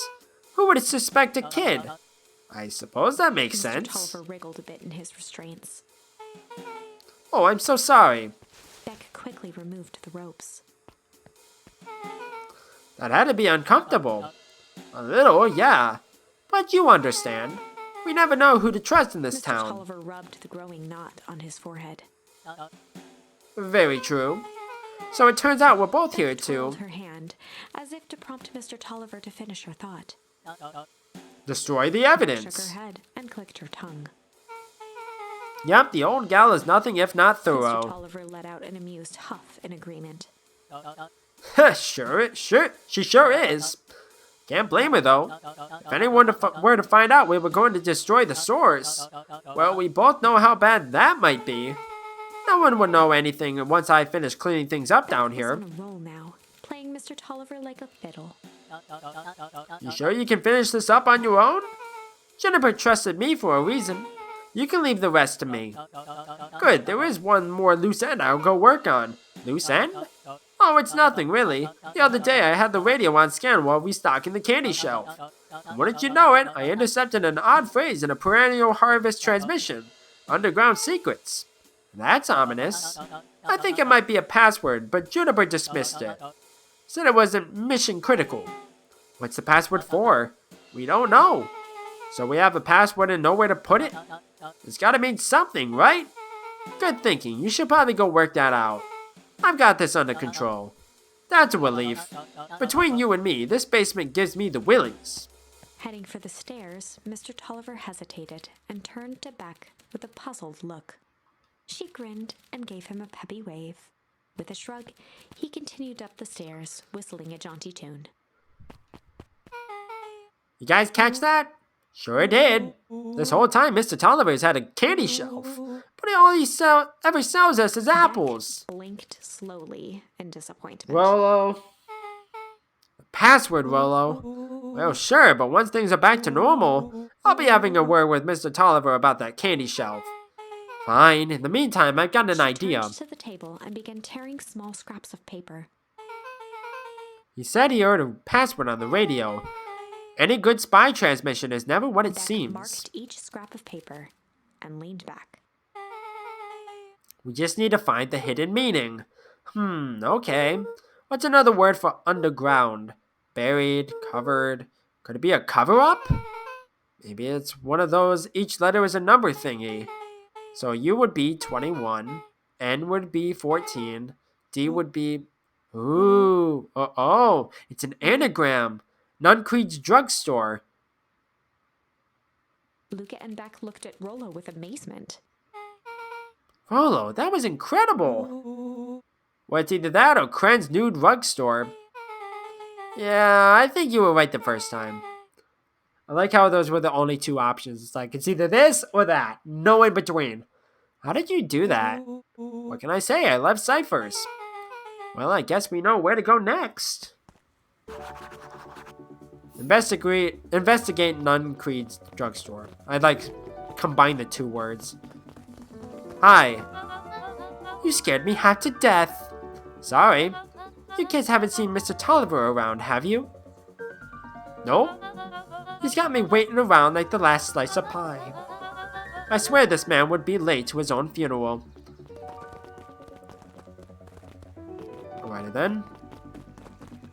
I don't think there's anything to look at right now. I do want to go see if I can, You're late, Augustus. Sorry, sister. We was caught up with work.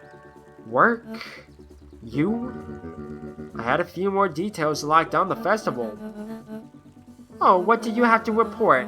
What is this insipid town festival really about? Gus looked around nervously. I think Mr. Kerr really does just want to do something good for the town. He's actually a pretty nice guy. You should spend some time with him. I didn't pull strings installing you as mayor so that you can make friends. Your job is to help me figure out what current perennial harvest's true intentions are with this town. We have a responsibility. This is our father's town. Was. Excuse me? This was our father's town. He's gone, Eris, and he isn't coming back. Father left us with nothing but problems. Mr. Kerr came here and offered to help us. We accepted that help. We didn't agree to them turning Father's warehouse into a toxic dumping ground. That is just a temporary arrangement. The glow can be seen from our damned backyard. They're dumping their nasty little secrets on us. When this all inevitably goes wrong, who do you think will be blamed? His cry hung in the air. We have a new choice to make now, sister. This town is going to change whether we like it or not. Are we going to choose to be a part of that future or be forgotten in the past? It's a shame. Father named you Augustus, but you will always just be a Gus. Good night, Eris. I'll see you at breakfast tomorrow. It's getting late, children. I want to go see if I can kick that melon.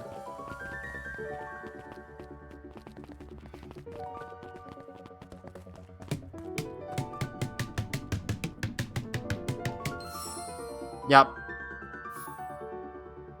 There was an achievement for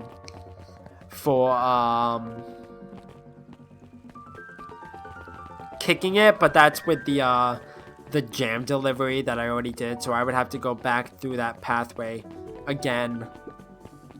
Solomon stood proudly at the entrance to the drugstore, holding a brown bag overflowing with black licorice. Hey, Solomon. We're looking for Mr. Nuncreed. Is he still in there? I'm afraid not. Then where'd you get the candy from? You might say we have an Solomon arrangement. shoveled a surprising amount of licorice into his mouth. Sometimes it's the small pleasures in life. Though we might not always have family to rely on, licorice has never let me down. Well, I can't say licorice would be my first choice, but whatever floats your boat. You can tell a lot about a person by their choice of confection. Oh yeah, I guess. I like sour gobs. I'm certain you do. I always wonder why Mr. Nuncreed kept licorice in stock. He must eat enough of it to make it worthwhile. There are many ways to earn loyalty. For some, it's as easy as cold hard cash. It's hard to maintain these voices. Oh, he's right. It's locked. There's gotta be more clues. Okay, let's see. Oh. I didn't realize I had to move around. Have you ever seen anyone actually use this thing? Besides Mr. Nuncreed? No. Music's fading out. Beck cupped her hands on the glass to peek inside. This is not a normal phone booth. It's got like a blinky keypad. Why would there be a blinky keypad? Kren's nude rug store. Underground secrets. The password. Beck flung open the door and they all squeezed in.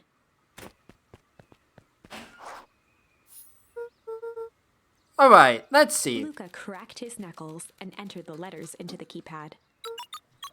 Underground secrets. I'm gonna go further back from the mic. Sounds like that did something. Great, now what? I guess we...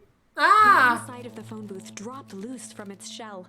Without even the space to panic, they closed their eyes, held their breath, and accepted their fate. What? 3 kids gonna die tonight. Suddenly, the chaotic descent slowed to an effortless landing. It was unclear where they ended up, but at least it was solid ground. The air was stagnant and smelled vaguely of chlorine. I knew it! You knew there was a secret hub full of strange tubes under the phone booth? Of course I did. Didn't I say that? No. I definitely thought it. Luca, do you remember when I said how cool it would be if the trans-dimensional conduits from Hank Atomic issue number 12 were real? Well, though, at one point or another, you said that about every technology ever discussed in Hank Atomic. That's why I'm such a good predictor. It looks like each of these has something written on them. Mining Operations Alpha. You guys have mines here? Not that I know of. This town is all farms and fertilizer, and a series of tubes. Pa always says you can only trust a miner up to the point when they hit gold. Not sure how that wisdom applies in this exact situation. That's the thing about Pa, you don't always realize what he means until it's too late. Perennial Harvest main office. That's where my mom works. What does she do? Sign stuff. Is she involved in all of this? We just moved here. How can she be involved? True. I actually want to look at this first. This suit has a broken mask. So have we found our mysterious warehouse creeper? We've at least found their hazmat suit. If it walks like a Nuncreed and talks like a Nuncreed, let's not jump to conclusions. Just saying. I want to make sure there's nothing else to look at. Okay. I don't think this is anything right now anyways. Okay, let's look at the last one. Valentine Fertilizer Warehouse. Isn't that where you almost got snatched? Yeah? Why would Perennial Harvest have a tube going to the old Valentine warehouse? Kinda hard to see that with a T. This is starting to feel like something big. Uh-oh. That's a lot of buttons.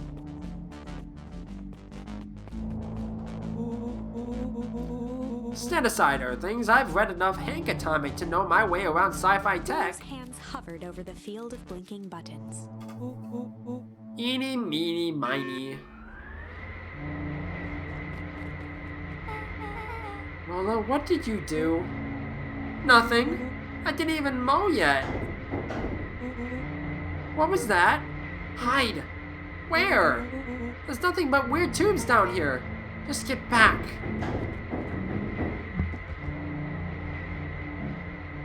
Shit. Shit. Shit. Awesome. You all need to come with me, now. We aren't going anywhere with you. Not until we get some answers. Mr. Underground Secrets. I told them it was an absurd password. But they love anything that makes them feel clever. They who? That's no matter. If I can keep you hidden until after the festival, I might be able to save your skins.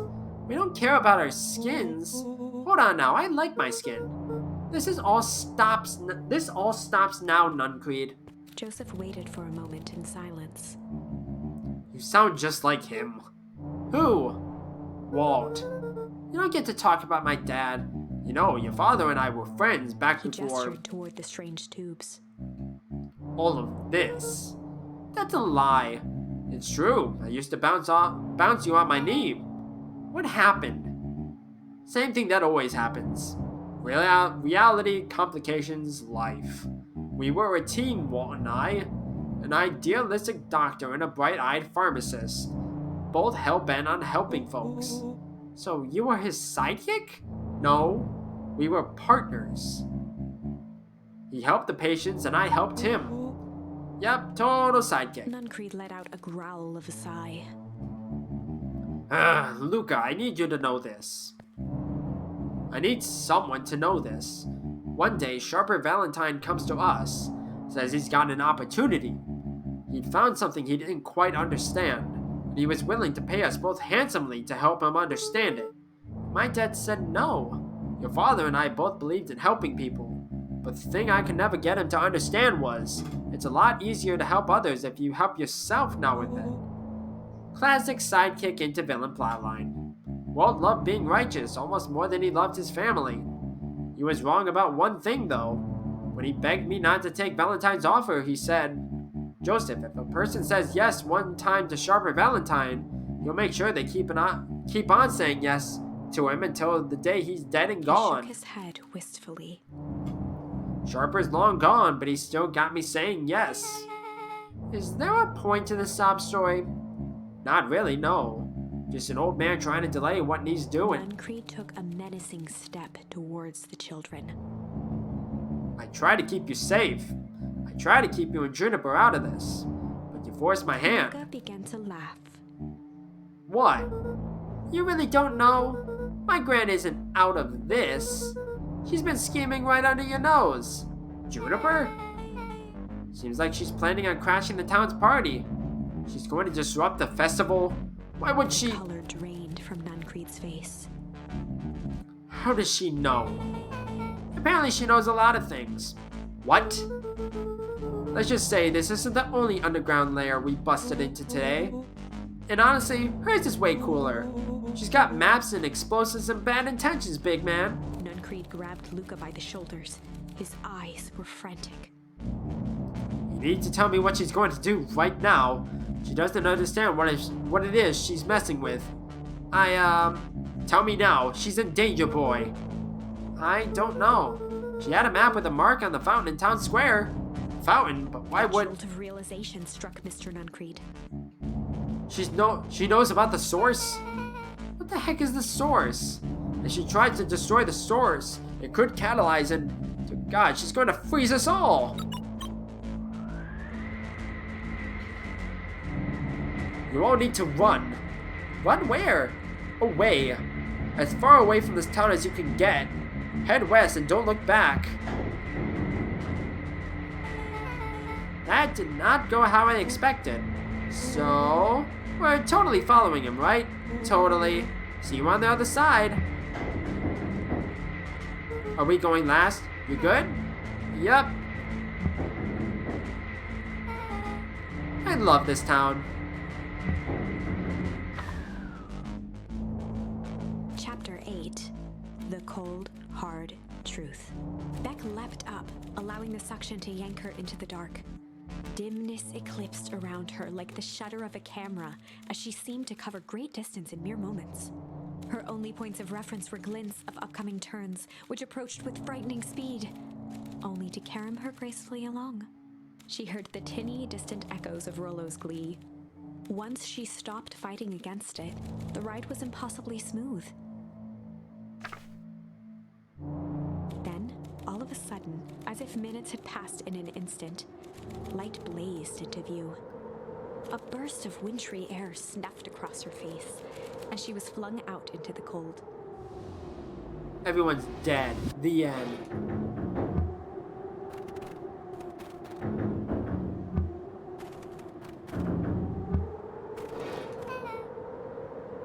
Why does this look familiar?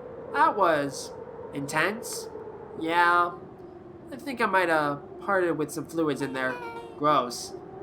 Any idea where we are? Somewhere cold. Doesn't look like it got any of us. It didn't feel like we traveled that far. So where did it all go? This place sucks. Why would anyone even want to blow something up out here? Only one way to find out, I suppose. We gotta catch up to Nuncreed. I think he went this way. Why does this look familiar? It looks like the house is here. This is the pathway to, the thing. Like the gravestone. Like the grave would be here, it seems. Huh. Yeah. It's like a snowy, like, version of Beacon Pines. Almost, like, identical. Oh, this is starting to feel really familiar. That's what I'm saying. I may not be the most well-versed on all things Beacon Pines, but this does look like some sort of frozen replica of town. Ah, I got it. It's so obvious now. Mr. Nuncreed is an alien. Rollo, stick with me here. His species can only live in sub-zero temperatures. Oh boy, here we go. The source is their base camp dimension, so naturally they keep it cold. We found it by traveling through those metallic wormholes back there. The final objective, kill us all and shapeshift into a Beacon Pine citizen of their choosing. You never really had me. But you very much lost me there. You get used to it. We should keep moving. As they rounded the corner to the frozen town square, they spotted Mr. Nuncreed inching cautiously toward a pit at its center. He held his arms out gingerly, as if approaching a beast in the wild.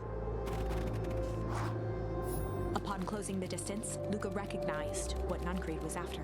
Gran stood confidently at the edge, one arm outstretched over the abyss.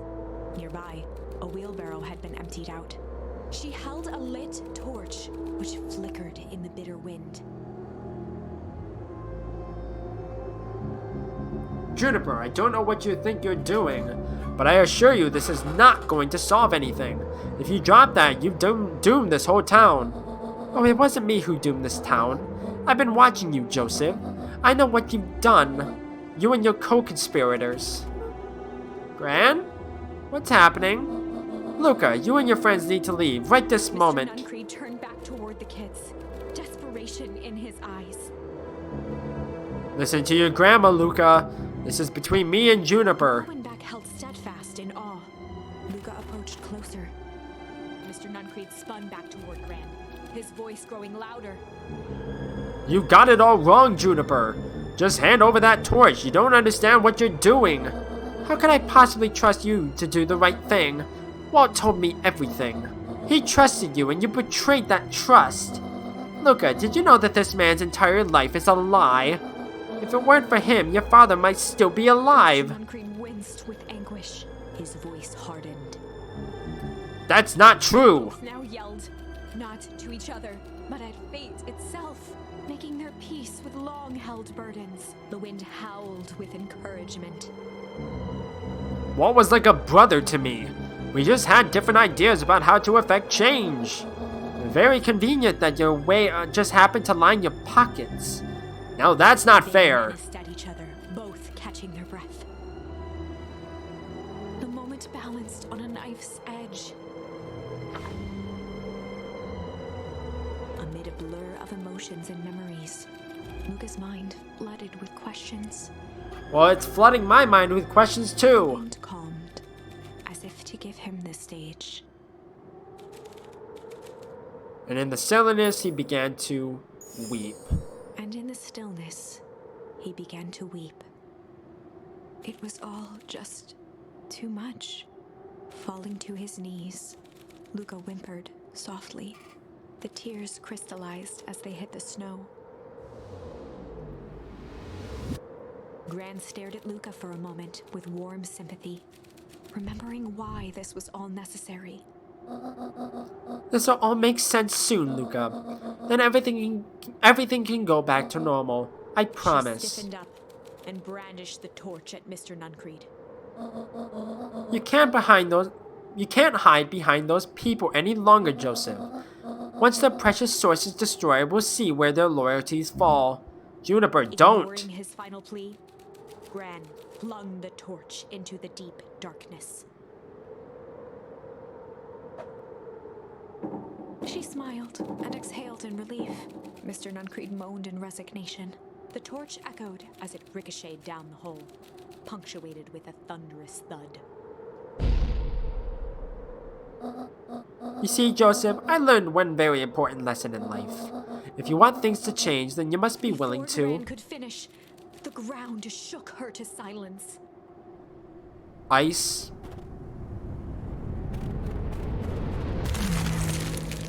Yup. Well, there's only one more pathway I can really do Only before I had time run out to of spin options. around and run to Luca. Her attempt to shield him, an honorable but trifling act. Unflinching love, pitted against an unthinking horror. There was no contest. Her warm embrace froze in an instant. That is where they remain, fixed in place, forever. And so, our story ends on this melancholy scene. In a town brought low by its secrets, sits the frozen statues of a misguided band of meddlers. The end. Well, that was dire. On the bright side, we finally figured out where all the ice is coming from. Now, we just need to find a way to deal with a mystic, unfathomable force of nature. Fire and ice.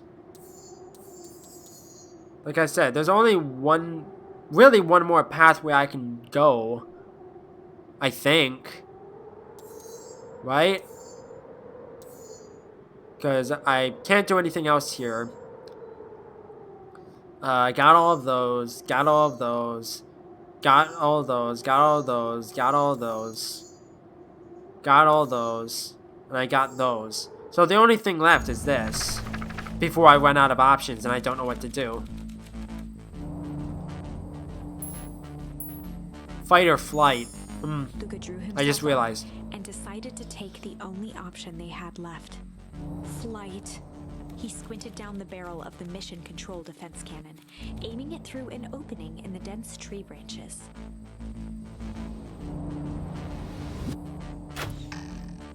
He looked up with surprise as it struck true and taut.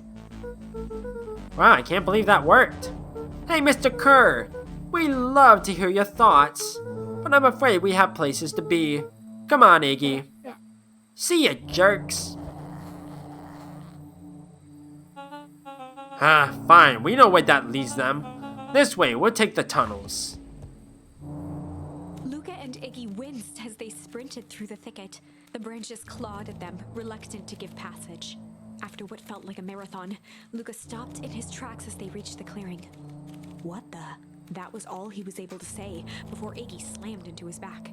The boys tumbled down a steep decline and crashed with a wheezing thud on a surface as hard as ice. In fact, it was ice. Again? Chapter 5. Signs. They stood silently, Oh, just signs, okay. catching their breath. The sky was like sapphire. With each breath, a plume of steam escaped from Luca's lungs. Let's keep moving. Luca pulled Iggy to his feet as they gazed across a snowy terrain. We're back here, huh? That was actually pretty badass. Uh-huh. I think we lost him. Are we up in the mountains? I don't think so. If anything, we went downhill. Then what's up with the Winter Wonderland? All I know is there's no going back the way we came. Let's see if we can get our bearings. Follow me. Find a way home. Luca, are you there? Luca had almost forgotten the walkie-talkie he was carrying. It's that bozo Kerr. I hope nothing bad has happened to you out in those woods. Looked at Iggy with hesitation. No need to be rude. Resigned sigh, Luca responded. It seems like the only dangerous thing in the woods is you. He speaks, the young man of the hour. Now, how in tarnation did you end up with one of our radios? Just lucky, I guess. Boy howdy, you Van Horns are full of surprises, aren't you? You knew my parents. I never had the honor of meeting your father, but your mom sure was a handful. Luca winced, shoving the walkie-talkie back into his pocket. We gotta keep moving. If this is like the final one, I'm gonna be shocked. What's the readout? Sitting just above 258 Kelvin. That's down a bit from last time. Should we report this to Mr. Kerr? Meh, still within safe ranges. It may be spreading, but it's under control for now. Even a small nudge in the equilibrium could cause a cascade. Dude, relax. Just a few more sites to hit out before we can punch out. Let's just get this over with.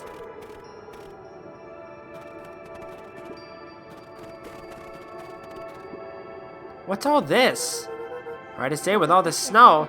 I think it's a town sign. I can almost make out letters under there. What town could this even be? There couldn't be another town this deep into Weep Wood. I'm looking at evidence to the contrary. Let's figure out what we're dealing with here. Step 1. Snow's gotta go. I'll see what I can do.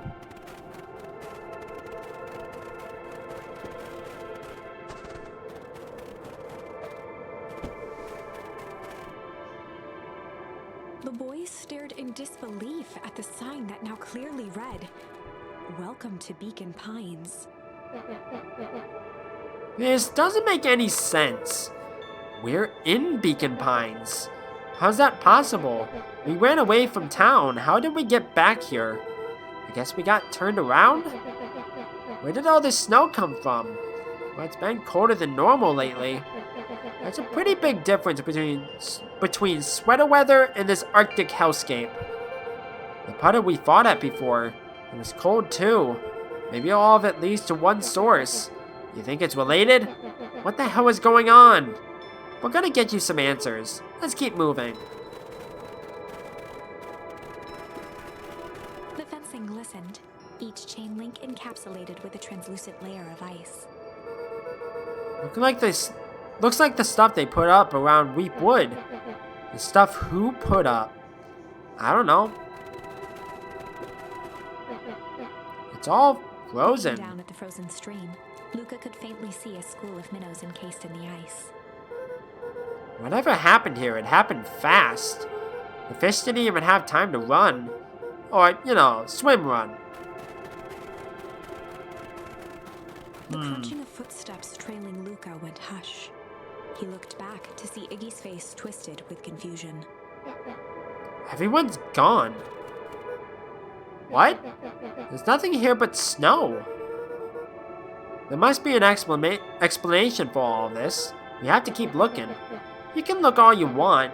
I quit. Iggy, we have to keep going. You don't get it, do you? This isn't one of your pathetic Hank Atomic stories. We aren't going to save the day. We aren't even going to save ourselves. My face is mangled.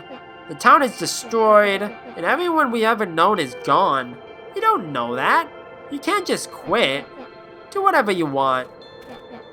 I'm done. Wow. Iggy, it's going to be okay.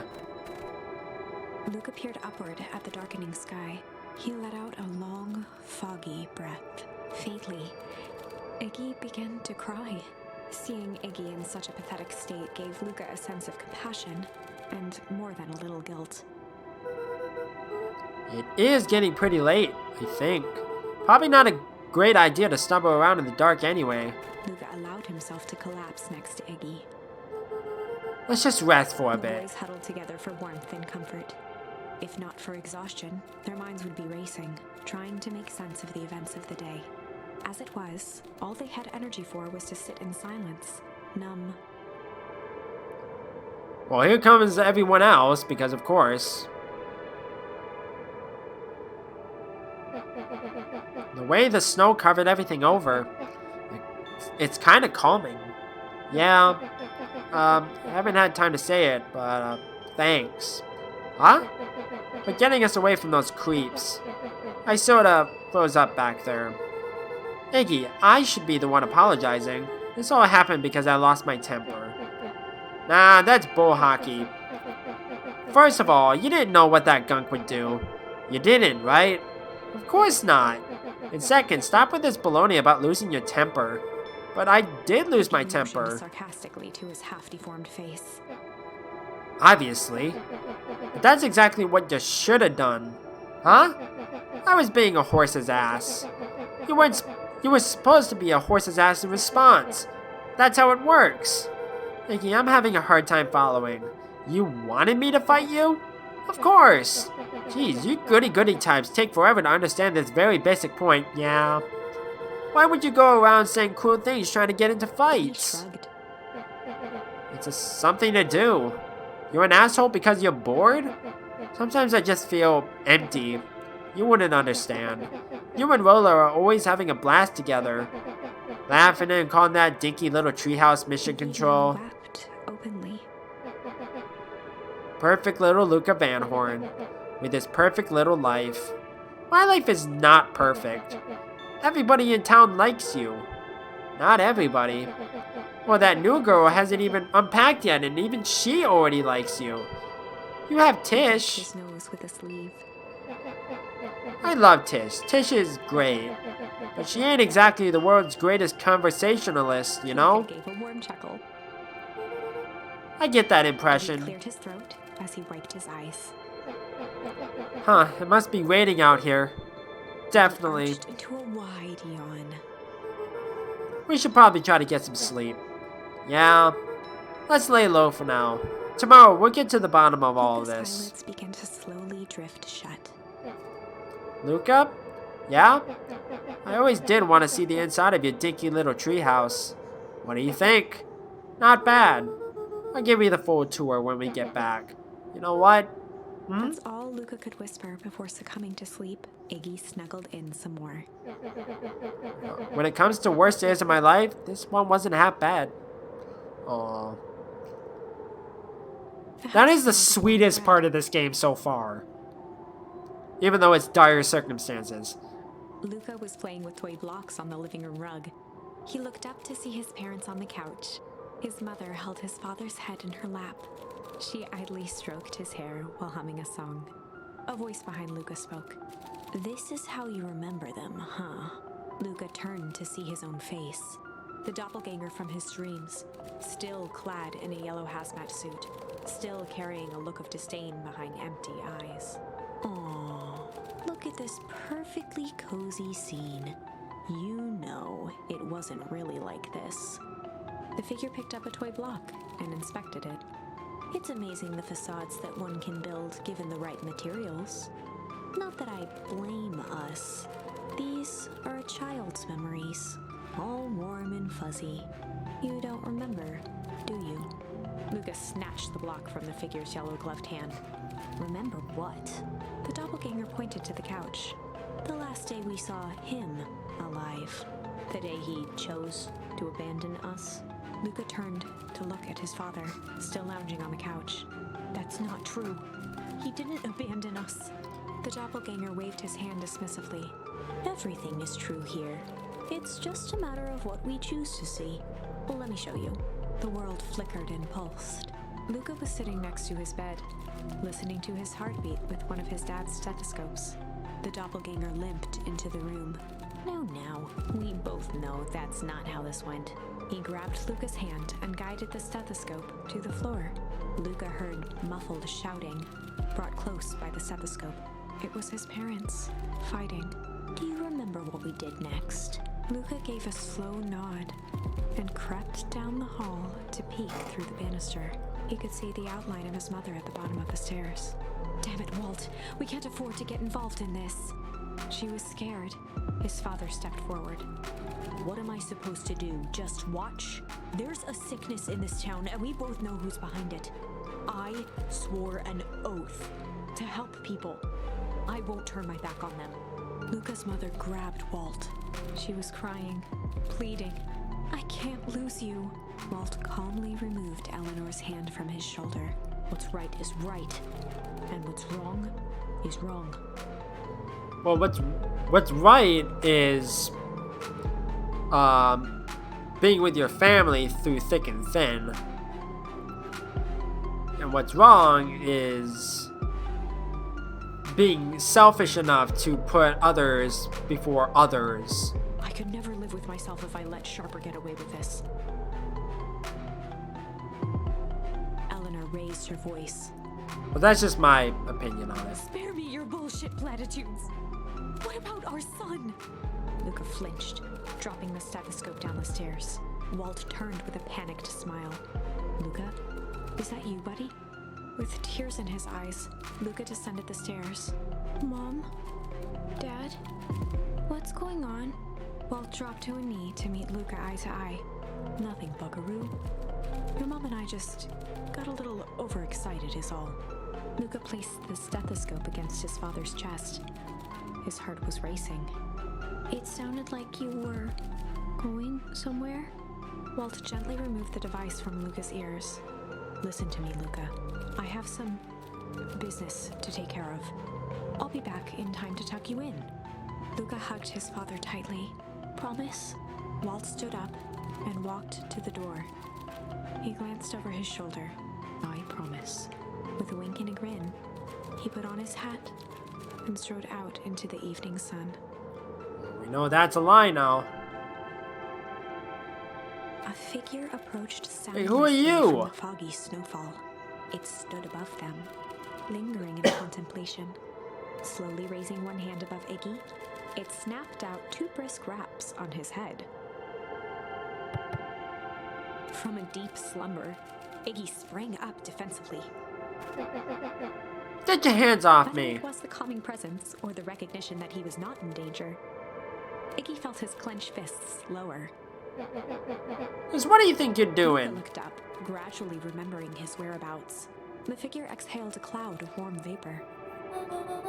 You two certainly have caused a lot of commotion. What's that supposed to mean? Take it easy, Iggy. We were asleep minding our own business. You're the one running around knocking on people's heads. I'm sorry if I hurt you, Iggy. You didn't hurt nobody. Anybody. Huh? Oh, I see. You think you're better than me, you... When it came to complete strangers, Iggy had trouble cobbling together an insult. I like how she doesn't... Oh, not she. He doesn't, recognize that this mysterious figure knows their name. You big-hatted, scarfy-necked, furball. Okay, let's lower the temperature a bit here. Interesting choice of words. I mean, let's all just calm down. Who are you? A friend? An observer? A hitchhiker on the infinite expanse of possibility? Great, how about a name?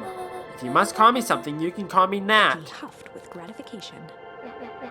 How about you make like a gnat and buzz off? Wow, is this game just full of puns? That's probably the only one, but still. Very well. He began to turn away indifferently. Wait! Do you live here? You might say that. So you know where we are. You might also say that. Look, pal, we just want to find a safe way out of here. You gonna help us or not? Before knowing how to leave, one must know where they are. Alright, that does it. Luca, I don't know about you, but I'm getting out of here one way or another. Iggy turned sharply and began to stomp off. Enough with the riddles. Iggy, wait up. Realizing he'd worn their patience then, Nat relented. Very well, I suppose this isn't the time for metaphors. I'll show you how to get back Luca home. and Iggy turned around with hope in their eyes. Come here. Nat took a deep breath in. Close your eyes. Nat exhaled slowly, then snapped his fingers. Okay, open For a them. brief moment, Luca and Iggy let themselves believe that some great magic was about to unfold, until they opened their eyes and found themselves in the exact same place, cold and disheartened. This is your home. This is Beacon Pines. Look now, we don't know how we got here. Maybe we stumbled through some time travel gate in Weep Wood, or we teleported to some alternate universe, or this is all just some cruel experiment by Kerr and his goons. But this is not our home. You're inching closer to the truth. Alas, this reality is much less fanciful. Just give it to us straight. So be it. As I said, this is Beacon Pines, the original true Beacon Pines.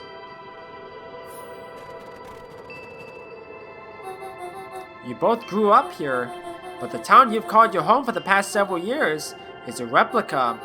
A remarkable achievement of engineering, to be fair, but a replica nonetheless. That's impossible. It's too much work. You'd need a whole town to replicate a whole town. Indeed, to pull off such a feat would require immense labor power.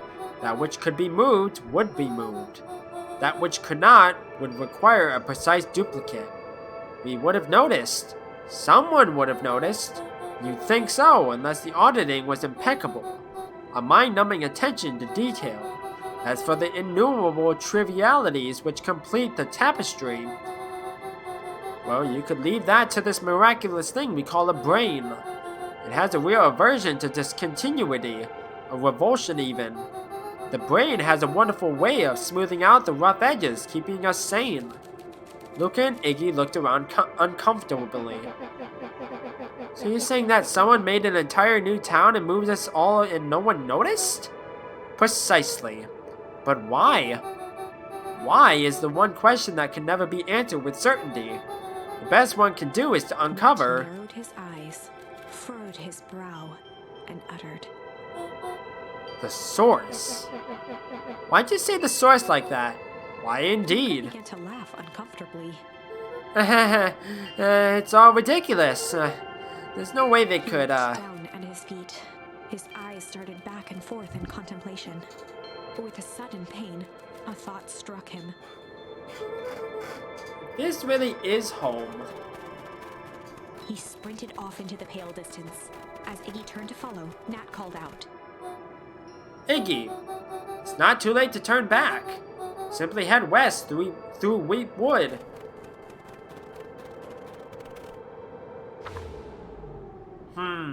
Chapter 6.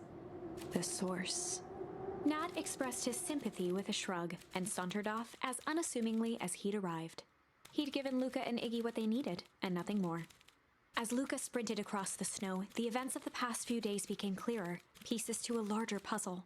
Rollo said he was underground somewhere, captured. Mr. Kerr tried to cover it up with lies. The clipboards were hell-bent on capturing Iggy. It all seemed to point to perennial harvest. But right now, there was one thing that Luca needed to know. Is it the Luca grave? stopped dead in his tracks. The tree was gone, uprooted and moved, leaving a raw gash in the earth. He dropped to his knees and dug wildly at the cold snow. His numb hands hit something hard, a headstone. A dry whisper escaped Luca's lips. You're here. All this time I thought I was visiting you. But you've been here, alone in the snow. Dad, I'm so sorry. They ruined your favorite spot in the world. Our favorite spot in the world. Dad, what do I do? There was no reply, just snow-covered silence. Why'd you give me the slip like that? What if I couldn't find you, you jerk? Iggy finally noticed the tears welling in Luca's eyes and the snow-covered grave. Oh. Iggy, they stole his tree, Iggy. Yikes. Suddenly, they heard the crunch of approaching footsteps in the snow. Uh-oh. We're cornered. We gotta hide. 259K. Fall off distance still good. Dude, did you hear me? I said 259. Sorry. You ever think about what we did here? We saved a whole town of people. Doesn't feel like it sometimes. What about everything we left behind? That's the grave of someone with a family. The people who love them will never know the truth. The truth is overrated. He bent down to scoop up a snowball and lobbed it playfully. Hey! Don't be such a downer, dude. We took this job to change the world. Yeah? Come on. It's almost lunchtime. Like how he's like, da da da. Haha, weirdo.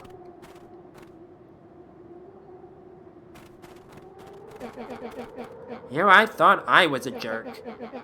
These dinguses are out here literally dancing on Luca graves. stuttered through heaving sobs.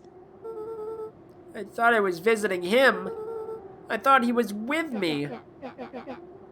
Not gonna lie, that's a bad break. Here's some Iggy gave advice. Luca a solid smack on the back of his head. Hey, who is any of this helping? What? Sitting here in the snow, crying like some pushover. Who are you helping?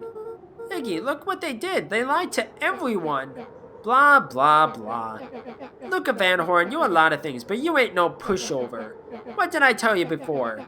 When some jerk comes at you, acting like a horse's ass, I should stand up for myself. Hell yeah. Kerr and his merry little band of clipboards put all this switcheroo for a reason, right? Nat mentioned something about a Luca wiped source. his eyes with a sleeve. Whatever's at the source must be awfully valuable to perennial harvest. Sure would be a shame if something unfortunate were to happen to their precious source, wouldn't it? What do you have in mind? If it's small enough to steal, we snatch it. If it's too big to snatch, we smash it. And what if it's too big to smash? Flashed a mischievous smile and cracked his knuckles. I'm always up for a challenge. I'm gonna make this right, Dad. Dad, I promise. Let's do this. Locate the source.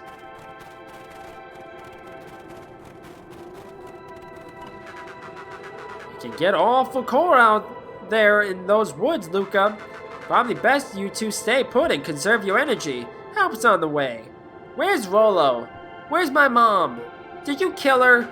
Oh, heavens no. Do I seem like a killer to you? He and Yes, Luca shared a actually. skeptical look. Well, do I?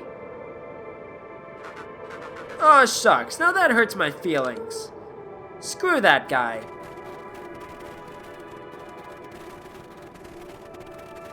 This is so bizarre. Wait a minute. If this is the original town, then that means...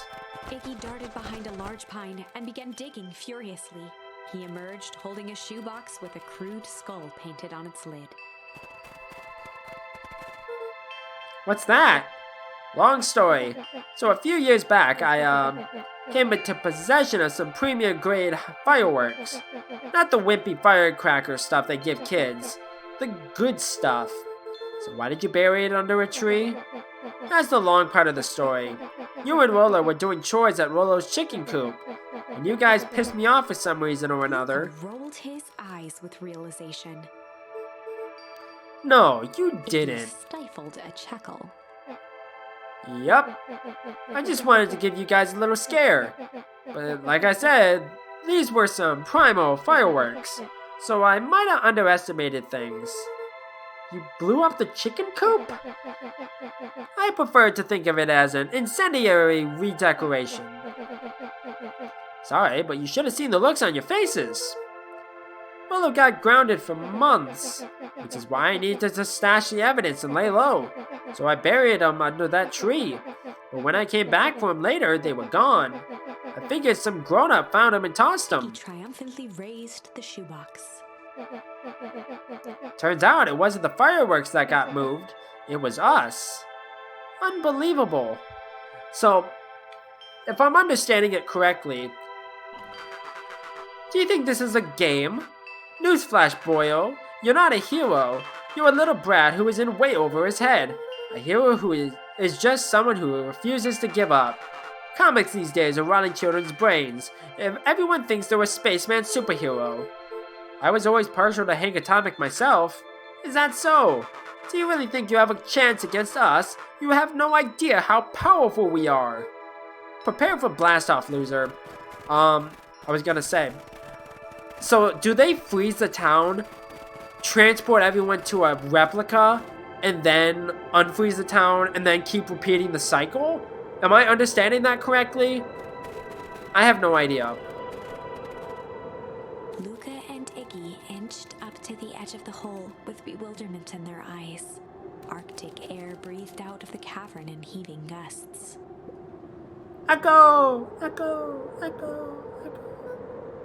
Whoa! I can see why they wanted to move us all out of town now. Why would they dig a giant hole? I think this is it.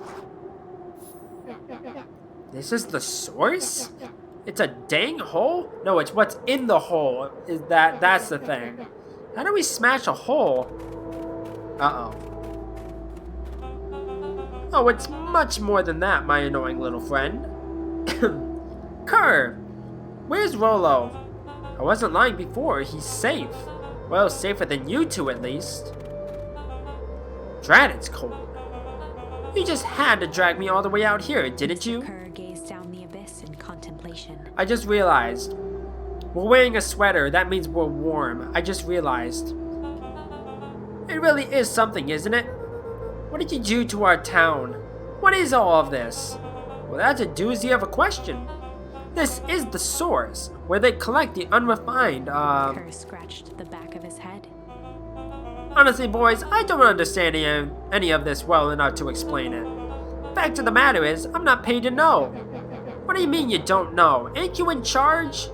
Oh, heavens no. My role is merely to flash a winning smile and manage various, complications. Complications like us? You are a smart boy. His face contorted into a saccharine grin. It really is nothing personal. Some people are destined to strive for greatness, and others are simply obstacles along the way. Seems like you were destined to be a creepy lackey. The point is that we all play our part in life. Mine just happened to be a lead in the role of a lifetime, and you happen to be extras ready for your curtain call. We aren't giving up without a fight. Your smile's not going to be so winning after we're done with you. Now, boys, there's no need for melodrama. It makes even a professional such as myself embarrassed for you. Let's change the mood a Kerr bit. snapped his fingers. Scene change. There, that's better. Deal with them. Iggy turned to Luca with a sly glance. Why are you smirking? Because I have a box full of fireworks and you don't. Iggy waved the box into the air, threatening to drop it down the hole. Stop! Let's not do something regrettable. Joke's on you, regret is one of my specialties. Out of curiosity, what would happen if I threw these in your precious hole? Nothing at all. You're a terrible liar. I'll have you know, I'm an exceptional liar. But, that's far enough. Plucked a single bottle rocket from the box and held it up with reverence. Stop, you fool! Call off your goons. After a long pause, Mr. Kerr flung up his hand with frustration. Very well. You can all head back for the night. It's been a long day. I'll handle these two from here. Okay, fuck this shit, I'm out. Into the frigid air. It's just us now, Iggy. You can put that down. What, like With a this? nonchalant flick, Iggy tossed the firework into the hole.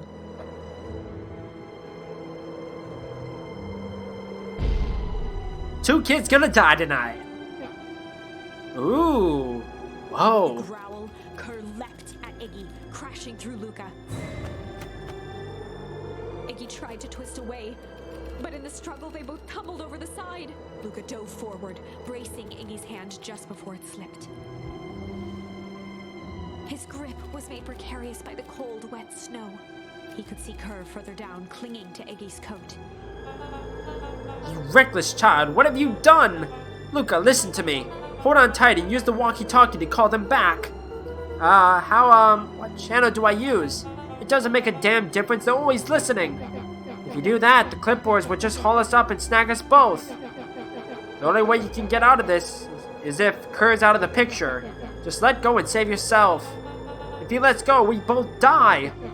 I don't want to die, but seeing the look on your face almost makes it worth it. Mr. Kerr, you've had a long life. Why don't you actually do something selfless and just let go? Mr. Kerr gasped with insult. Long life? I'll have you know, I can still play 25.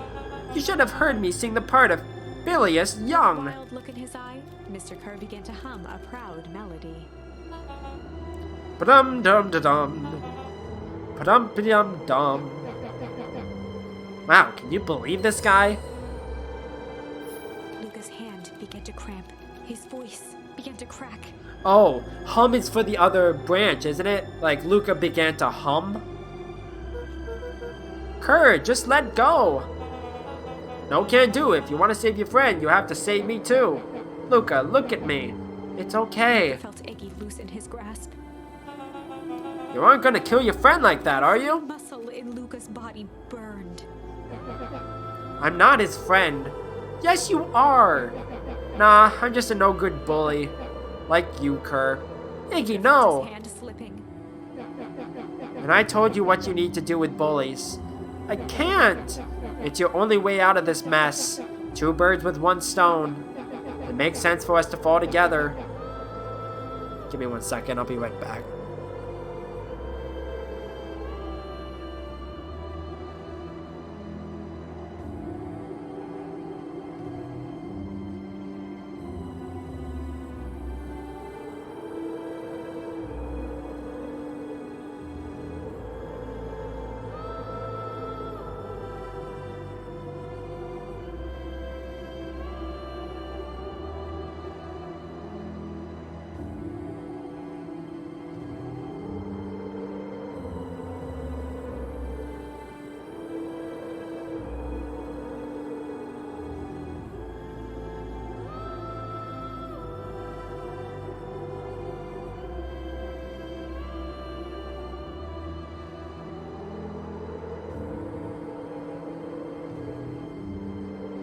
Sorry.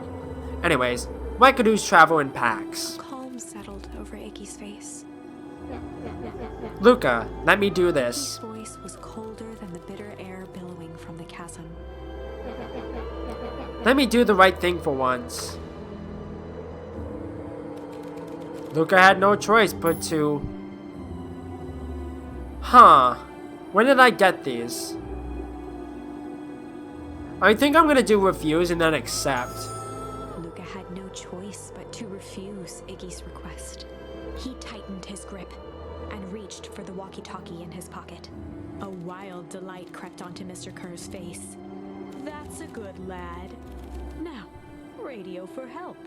Iggy begged Luca with his eyes one last time, but Luca pressed the button and called out. We need help. Mr. Kerr is in danger. It wasn't long before they were once I like how it's again Mr. surrounded Kerr is by in danger. clipboards. Mr. Kerr sighed with relieved frustration. There you are. You really are a worthless lot, aren't you? Mirror, now. A clipboard dutifully produced an ornate ivory hand mirror, and Mr. Kerr began preening his tousled hair. Ah, that's better. Mr. Van Horn, I applaud your sharp thinking under duress. I'll put in a good word for you with the founder. Take them away. A swarm of hands overpowered Luca. The last thing he saw Who's the before a founder? cloud flag was pulled over his head was the defeated look on Iggy's face. The end. I think this was one of those times where doing the right thing was the wrong thing. Okay, so let's go back a step. Luca had no choice but to accept Iggy's request. With a quiet blink, Luca watched a teardrop sail down into the howling void. As his fingers slowly gave up, he met eyes with Iggy. Good. This is so sad all of a sudden. The 2 silhouettes were swallowed by darkness. Then everything becomes ice again. Aww.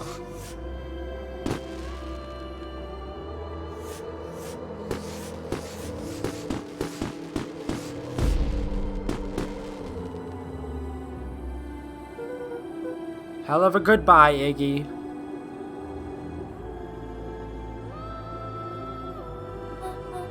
Luca, you should really step back. What? Quickly.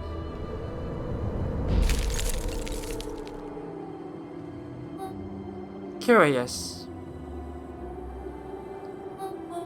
Ah, but of course. Those fireworks of Iggy's must have been just the right amount of energy. We should get out of here before perennial harvest arrives. Not until you tell me what just happened. Your friend's sacrifice just saved this town. For a little while, anyway. How? Tempest liquamine is a peculiar substance. It can change the relationship between matter and time itself, but doing so requires unfathomable energy. In a closed system, that energy can only come from its surroundings, a useful side product of this property being. By adding precisely the correct amount of energy to it, one can create a cryogenic cascade. So the gunk makes things cold and the fireworks made the whole freeze over? That's one way of putting it, yes. As dumb luck would have it, the fireworks weren't strong enough to generate a runaway reaction. I shudder to think what would have happened in that We case. have some idea what that would look like. It would take them a good while to safely break through and access the source again. If you know all this stuff, why haven't you been helping? I have been, in my own way. Each one of us has a role to play.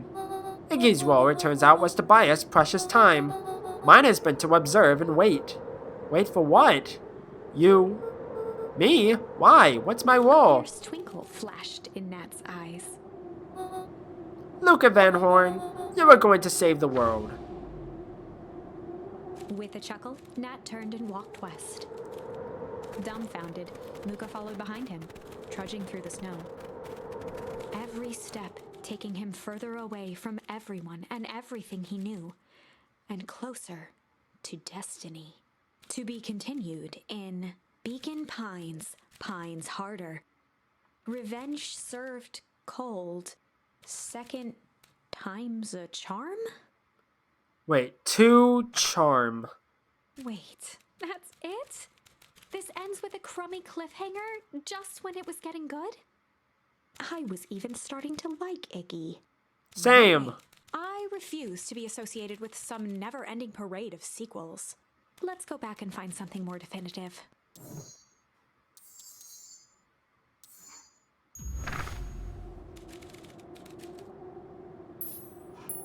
This is the only other option I have. He began to hum. After the death of his father, Luca had trouble sleeping. Each night, his mother would sit at the foot of his bed and hum a gentle melody. It was the only thing that could calm his mind. The only thing that, however briefly, could make it all seem okay. That melody pervaded every memory Luca had of his mother. Shivering in the raw snow, he began to hum it out loud.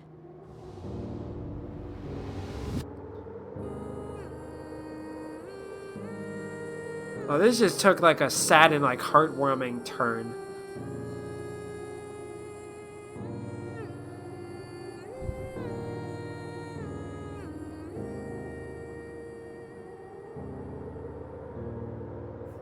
Gran lowered the torch, listening closely.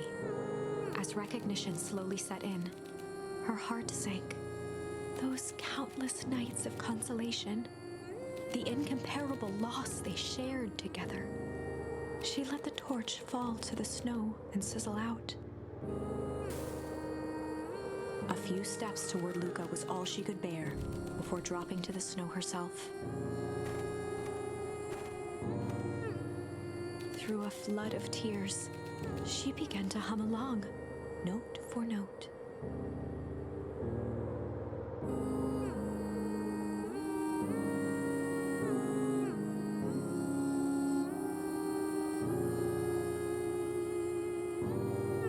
It's enough to make a grown man cry.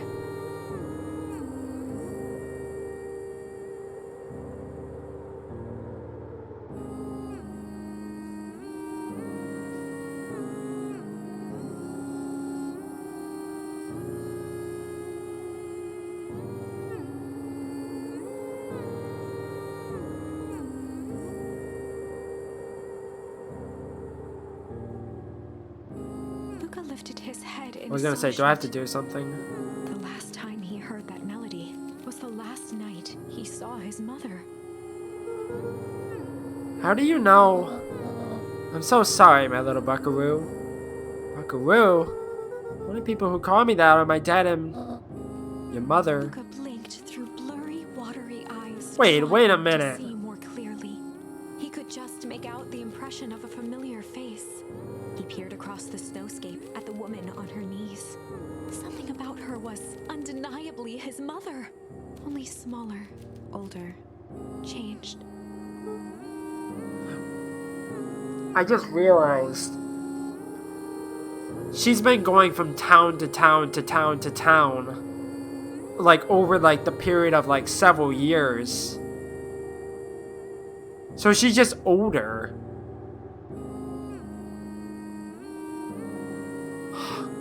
Am I understanding that correctly? It has to be, right? Mom? That's right, Buckaroo. Mom! Luca sprinted as fast as he could toward his mother. They held each other close, and the cold retreated from their bodies. Eleanor? I thought you were gone. You should have known I would never abandon my son. Eleanor looked down at Luca, tightening her embrace in an appeal for forgiveness. How? You're a smart man, Joseph. I thought you had pieced it together by now. You were exposed. Mom, I don't understand any of this. What happened to you? Where did you go? Why did you leave me? I never left you. I was always right there, Luca. Why did you lie to me? It tore me up, Luca, but I did it to keep you safe. I thought that getting answers would help us both move on. But the more I discovered, the more I realized the danger we were in. Until perennial harvest was stopped, it was better if everyone thought I was gone. You could have trusted me. These are bad people, Luca. They won't stop until they get what they want. And they don't care who gets hurt in the process. Then what do? We have to stop them. Joseph slumped into the cold, wet snow. They can't be stopped. This is too big. I tried beating them at their own game. I'm done fighting fire with fire. First time in a long time, her voice felt like her own again. No more lies. I see now. There's a better way to stop perennial harvest. The cold, hard He truth. gazed down at Nuncreed with pity. He looked small. Joseph stared into the snow, as if searching it for answers. Come on, everyone. We got a party to crash.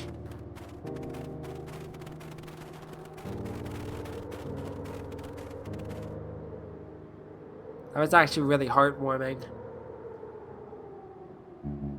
You don't understand. He always wins. Chapter 9. The Devil You Know. Okay, this took a turn. The devil. 7 months ago, Eleanor Van Horn crept down the maze of sterile hallways under perennial harvest. She stopped in front of the large steel door marked Deep Engineering. No turning back now. She raised a trembling hand.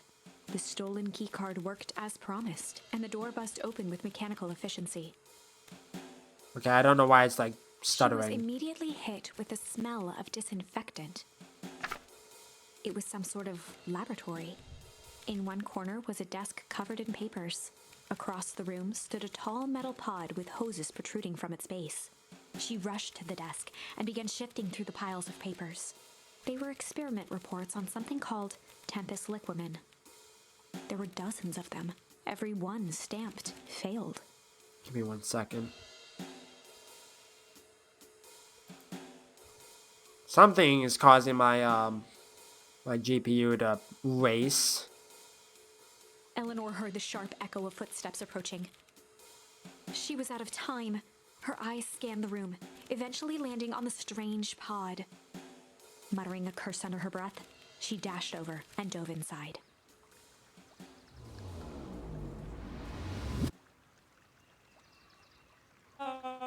And this is what change is all about.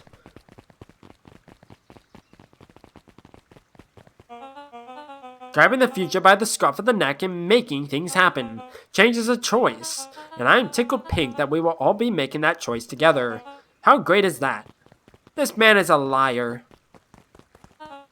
Excuse me? I will not. This town is a dangerous secret, and perennial harvest only exists to keep it hidden. Nonsense. They picked up the whole damn town and moved it right under our noses. You aren't making any sense, Mr. dear. Kerr addressed the crowd with a sarcastic tone. Imagine such a thing. It's absurd and just plain impossible. They promised they could fix the foul harvest. They told us they would clean this place up. We just had to leave town for a few days. But while they had us evacuated...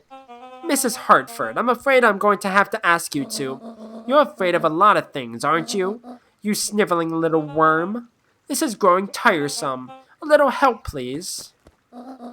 Don't you all see? This festival is a sham.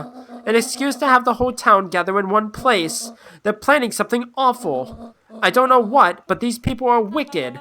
Don't listen to her. She has absolutely no proof. I am the proof. I'm Eleanor Van Horn. Whispers filtered through the crowd. Well, aren't you just sneaky as the dickens? We all knew Valentine's fertilizer was too good to be true. Now this whole town is paying the price. Ladies and gentlemen, I am so sorry about this disruption. My associates will take this obviously disturbed woman somewhere comfortable, so that she can get the help she needs. She's not the one who's disturbed. You two-timing clown. You all know there's something wrong with this town. It was just easier to look the other way. The truth is...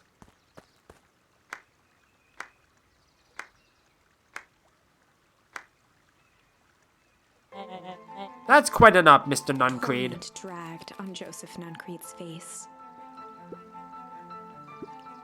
Yes, sir. Take them away. No, I want them to see this.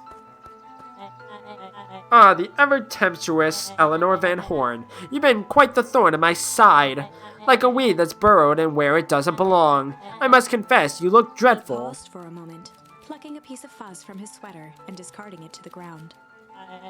Considering yourself in rare company, you managed to pull one over on me. It won't happen again. I knew you had some sort of plan to disrupt our little party. But alas, I expected something a bit more impressive than incoherent rambling. No matter, your failures are yours to bear. Mr. Kerr. Yes, sir. It's a shame it was cut short, but I thank you for that rousing oratory. I would take it from here. Yes, sir. Of course, sir. You have done quality work for me, William. You can look forward to the recompense we agreed upon. Kerr gave Can't a bow speak. of deference. Founder, you are most gracious. Oh, you're the founder? Gasps rippled through the crowd. Thankfully, we can dispense with the formalities from here on Someone out. pulled a glass vial from his pocket. In one smooth motion, he downed its contents. Is that the ooze? A triumphant smile grew across Solomon's lips. You can all call me Sharper Valentine. That's a twist I did not His expect. body and face began to contort and expand as he disappeared into a belching green mist. That is a twist I did not expect. A hushed horror gripped the crowd. This is a story about change. I did not expect that. What? No. Ah, so you didn't see that coming. No, I didn't actually. Good. Sharper examined his new hands. Well, this is quite the improvement. Everything looks so much smaller now. Eleanor was right about one thing. This festival was a ruse. I wanted you all to witness my glorious return with your own eyes. Why does everyone look so downtrodden? This is a celebration, people. Maybe it would help if we set the mood. Mr. Kerr, be a dear and reveal the sign. Ha! Wonderful. Sharper choked out a crude squawk of a laugh. Blub, blub, blub, blub, blub, blub, blub. Frustrated grumbles sprinkled through the crowd. Sharper, you malicious bastard! Malice? I'm glad you're back so I can tell you to your face. You destroyed this town. We ain't gonna let you get away with it again. Sorry, this is not the time for audience participation. Some assistance, Mr. Kerr. Gave a subtle nod to the clipboards. You coward! Does anyone else have something to contribute? Helpless quiet settled over the crowd. I thought so. Did you all truly believe you could be free of me? A town of complete and utter fools. You people should be celebrating my return. You're clearly lost without me. And that leads me nicely to my children. Daddy? I gave you both the greatest gift a parent can give, the opportunity to prove yourselves in my absence. Squandered. To say I'm disappointed would be an understatement. But Silence, Augustus, an adult is speaking. I don't know which is worse, a son who is completely hopeless, or a daughter with such potential who inevitably lets me down. Eris, you fail me with admirable consistency. Admirable. Thankfully, I was counting on it this time. Father, I have been wasting time, my dear. What have you accomplished? I was focused on cementing our legacy. Legacy? Who needs a legacy when you can just live forever? But what about... It's alright, kiddo. I'm afraid you suffer from a complete lack of imagination. There's just no helping it. Now then, where is Joseph? You didn't take the opportunity to slip off, did you? Ah, there he is. Everyone should give him a hand. None of this would have been possible without Joseph. I think you've said enough. Nonsense, the people deserve to know how helpful and loyal you've been. I only did what I did because he left me no choice. You always had a choice, Joseph. You were simply too weak to take it. No matter, cheer up. You are about to be rich beyond your wildest dreams. You should follow Mr. Kerr's example. When I found him, he was in a sorrier state than any of you, an aging actor desperate to recapture his youth. He played his part and soon he'll be able to play the leading man again. Forever, in fact, if he remains loyal. That goes for all of you. Well, those who haven't already frittered away my goodwill. Beacon Pines is mine again, and I am willing to share its spoils in exchange for absolute loyalty. Somebody just pulls out a gun and is like, not today, bucko. Are you saying William Kerr was never in charge of Perennial Harvest? Ha! You think that puffed-up blatherskite could have accomplished all of this? Dawn, I suppose it's time for your big exclusive. Sharper addressed the crowd with indignant pride. He'd planned this moment for so long that now, at the deed's fruition, it almost felt frivolous. You see, I needed a figurehead to hold things down while I orchestrated my return. Someone to misdirect, lie, and bilk this town for a spell. So I invented William Kerr. Take your bow, you've earned it. Mr. Kerr flourished a preposterously elaborate bow. Petrixie Montesquieu, thespian extraordinaire, at your service. Huh. Did not see that coming. Founder, I just wanted to thank you again for this opportunity. It truly was the role of a lifetime. Wait, so this Bill Kerr was a patsy the whole time?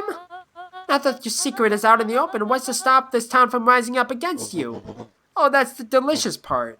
Fear. Thanks to our clipboards, I know what each and every person in this town fears most, and I will make those fears manifest for anyone who steps out of line. The choice is simple. I'm not afraid of you. Ha! The young hero. I've kept a keen eye on you, boy. You and your friends made a habit of disrupting my plans. What a pity. If things would have gone a bit differently, you might have had your moment of triumph. But that's fate for you. You can't do this. Oh, but I can. I have one. Never underestimate what a great man can do given time. Now time is my plaything. Perhaps the most expensive thing I've ever bought, but well worth it. Ha! Sharper coughed up one final laugh and cracked his knuckles. Enough chit-chat. Let's get to work, shall we? Huh. And so, Sharper set about remaking the town in his own image. The fertilizer factory soon reopened for business. Sales rose steadily as more and more farmers across the countryside began to swear by its miraculous properties. Beacon Pines became famous, a secretive town that, for the right price, shared its gifts with all. Gifts that became more and more necessary in a world where winters grew longer and longer. The end. That was a twist I did not expect. This is wrong, but things are becoming clearer now. You can feel it, right? No. We can't let Sharper win. He might just be the key to this whole thing. Well, I could let him win and just end the series here, but Let's see. where else do I go then?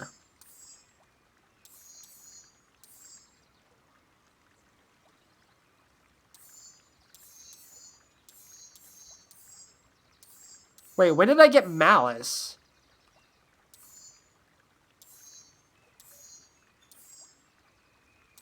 I have no idea. I feel like that was a good route to take.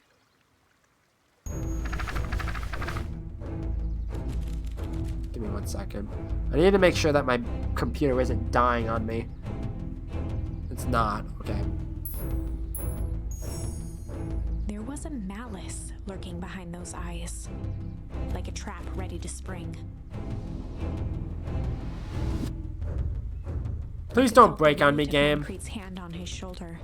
Something wasn't right. He didn't know why, but something was telling Luca to get out of there. I just want this to all be over. Of course, I'm sure it will all work out soon enough. I should get going. I told Roxy I'd check for Willow at the Free treehouse. of Nuncrete's grasp. Of course. Luca, you know your dad and I were good friends back in the day. You can come to me with anything. Anything at all.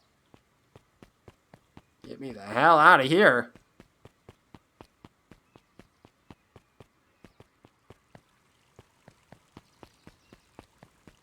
Do you have anything to say about the circumstances?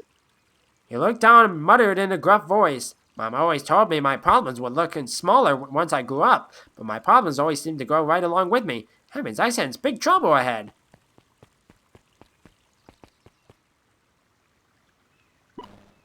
Identify yourself, please. Nellie Modewell. I work here now. I'm unable to locate you on our staff roll. Oh, I don't officially start until tomorrow. Mr. Kerr said I could come in early tonight to get a few things done. Hold, please. Clearance authorized. Thank you.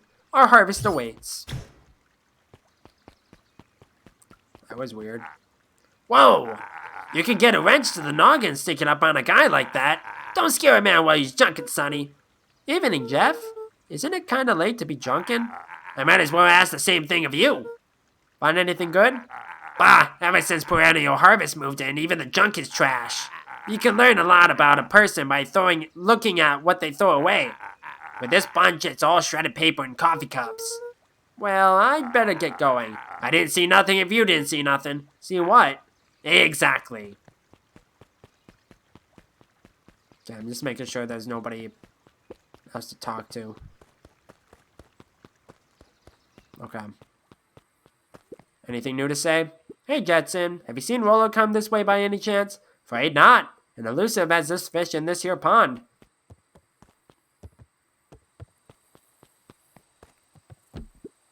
Rollo? He aired a long holler into the woods. Rollo! Rollo, wherever you are, I hope you're Luca okay. felt his eyes getting heavy and plopped into the beanbag. He conceded to its lumpy embrace.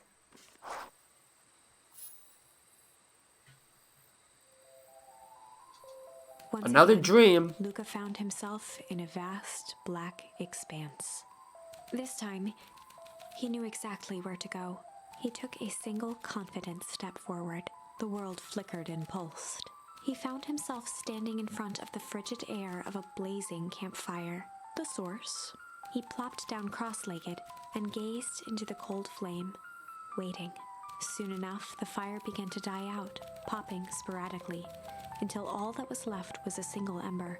Luca stood up and dusted himself off. He plucked the glowing ember from the cold ash, examined it, and slid it into his pocket, a keepsake. The voice of his father spoke behind him.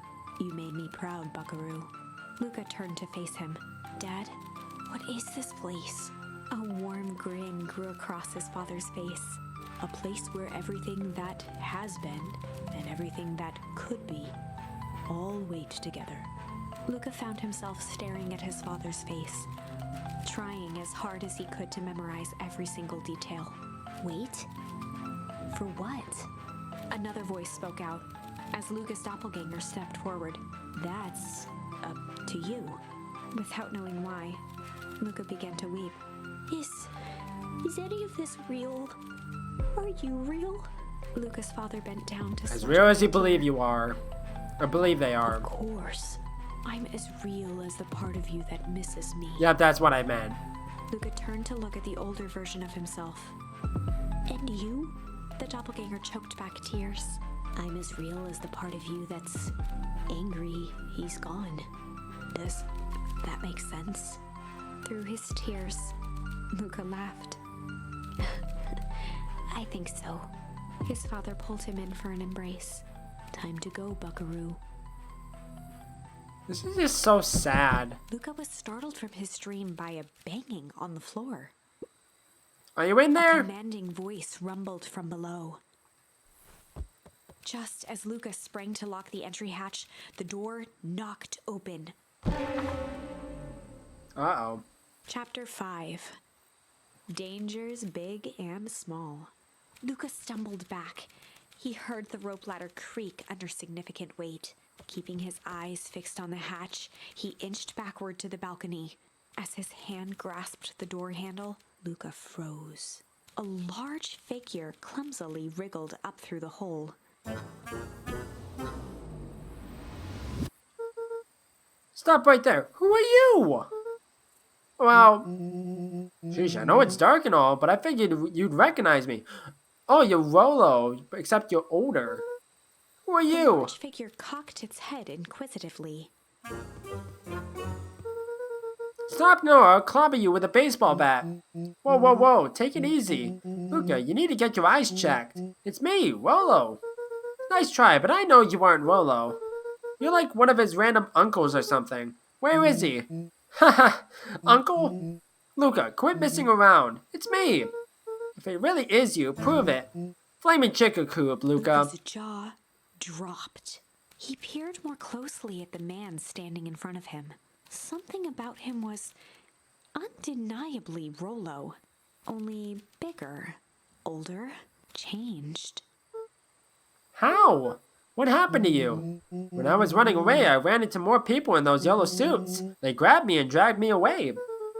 What? Where did they take you? Don't know. They threw a bag over my head. It was cold and smelled like a swimming pool. I think it was an underground lab or something. They made my hands all big. Look. Rolo proudly presented his hands to Luca. Pretty sweet, right? I mean, it wouldn't be my first pick for a superpower, but beggars can't be choosers. Well, it wasn't just your hands. My feet, too? Dang, Pa just made me new shoes. Wait, Luca, why are you so Luca small? moved to the side and pointed Rolo to his reflection in the balcony window. What His the? hands shot up to his face. Holy Toledo! What did Toledo ever do to you? Lula, what did they do to you? Exactly. They made me drink some kind of green crud. Ew. Actually, it wasn't too bad. It kind of tasted like licorice. Oh. Solomon, licorice, nice. It all ties together. I passed out and woke up like this. And then I sort of smashed open my cage and escaped. Whoa, you smashed open a cage? Kinda. At least I think I did. It's all a bit of a blur. They had you in a cage. Who are these people? I don't know who did this to you, but we're gonna fix it. Fix it? This is awesome. Well, I'm just glad you're safe now. Luca, you don't need to worry about me. Sure, I got snatched, but look at it this way. I got snatched. I know where snatched people go. We may finally have a lead on what happened to your family. Oh, I know what happened to the family. Maybe you're right, but this all seems dangerous. Danger? Ha! Rolo shadowboxed a few jabs. I'll take them all on. Hey, fellas, what's up? With a yelp, Rolo dove behind Luca. Ah! Take cover! Did I come at a bad time? Who the heck are you? This is Beck. Sorry, something truly bizarre just happened and I need help. I didn't know where else to go. So you just hanging out here with your large adult friend? Ah, no, this is my buddy Rolo.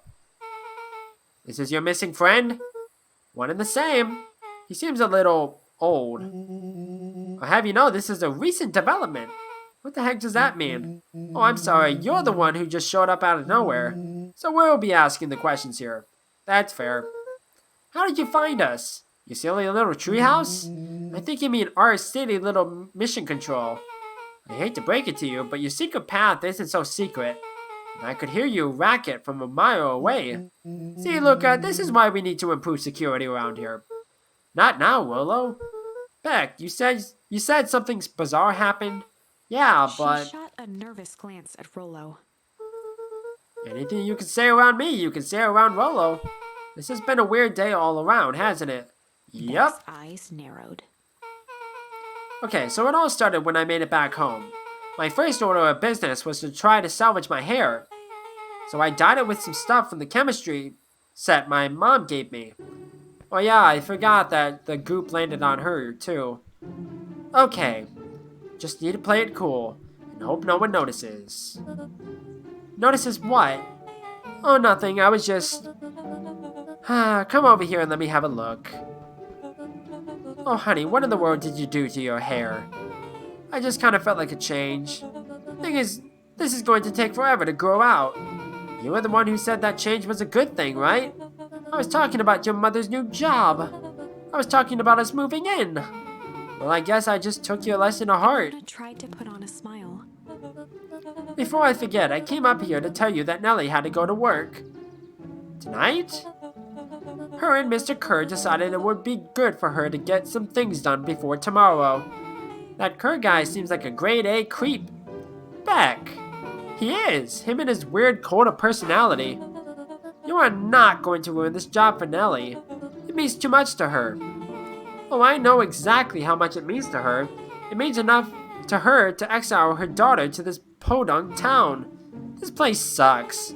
The people are weird. You just don't know them yet. It's always cold. We're in the mountains. You'll get used to it. I can't even pick up a single decent station on the radio. It's all banjo music and farm reports. You know, I grew up in a town not that different from this one. Is that why you're better at talking to plants than people? Okay, so here's what we're gonna do. First of all, you're grounded. What?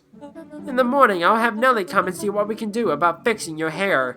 You'll need to look presentable for the festival, but not another peep. She sighed, and after a moment, looked down at Beck sympathetically.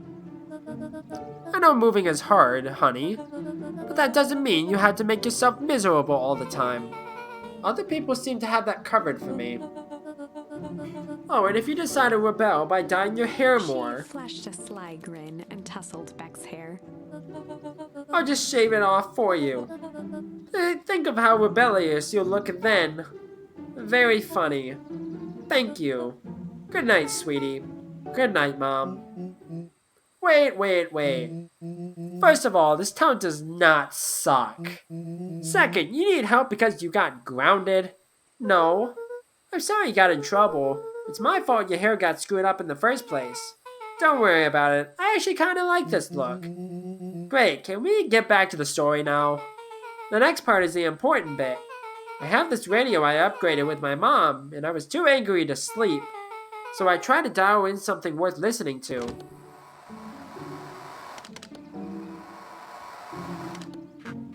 Mr. Kerr, are you there? Mr. Kerr? Yes, I'm busy. What is it?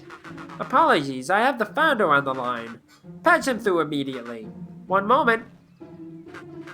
Hello, sir. It's so nice to hear from you. Skip the pleasantries. What's your report on your new lead researcher of deep engineering? Nellie Modwell seems to be integrating nicely.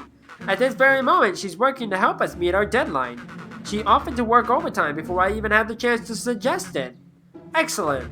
And you have faith that she's capable of finishing the work left by her predecessor. I think I'm going to give up on the voices from now on because my voice is going and I don't really want to strain it anymore. Her work must be complete before the festival. I will make sure she stays day and night until it's accomplished. Good, you know how I feel about loose ends. Yes, sir. Once she has finished the work, we need to make a determination regarding her long-term prospects in the company. Immediately, sir? I usually have more time to fully bring people into the fold. We are in the endgame, Bill. After your failures with Dr. Prescott, I can't afford to take any risks. Of course, sir. No loose ends, sir. Once she finishes the work, she will either leave the office completely committed to perennial harvest, or she won't leave at all. Perfect. Sir, if I might suggest, maybe we should delay, just for a bit. Oh? We seem to be rushing to hit this festival deadline, and rushing into things has caused some issues in the past. I see. Please understand that I just want what's best for you. I'm eternally grateful for all that you've done for me. Bill, I'll make this very clear for you. I brought you in to make things run smoothly, not to have opinions. Of course, sir. Chin up, Bill. You are only a few days away from having everything you ever dreamed of. Yes, sir. Thank you, sir. Whoa. Yeah. Just so we're clear, when they said loose ends, they were talking about murder, right? Like actually killing someone? Capital murder? Luca gave Rollo a quick elbow to the ribs. Who is this founder? I was hoping you guys would know. Nah, as far as we know, Kerr is the top banana at Perennial Harvest. He sounded scared of this founder guy, so we even have a topper banana on the field. What the hell is my mom caught up in? Hasn't she talked about the job much? Not really. She said she was going to come in and continue the work of someone she respected. Luca, do you think that body at the warehouse was the person Beck's mom came to replace? That would make sense. Beck, it seems like Nellie's predecessor got, loose-ended. I'm getting that impression. Okay, so we need to get your mom out of there before the festival happens. That's 2 days away. Won't she just come home after work? The creep on the radio said they were going to hold her in there until then. So if she's not coming out, we gotta go in and get her. Beck took a large sheet of paper out of her pocket and slammed it on the floor. 28 stab wounds. No. Maybe this'll help. Yeah, blueprints?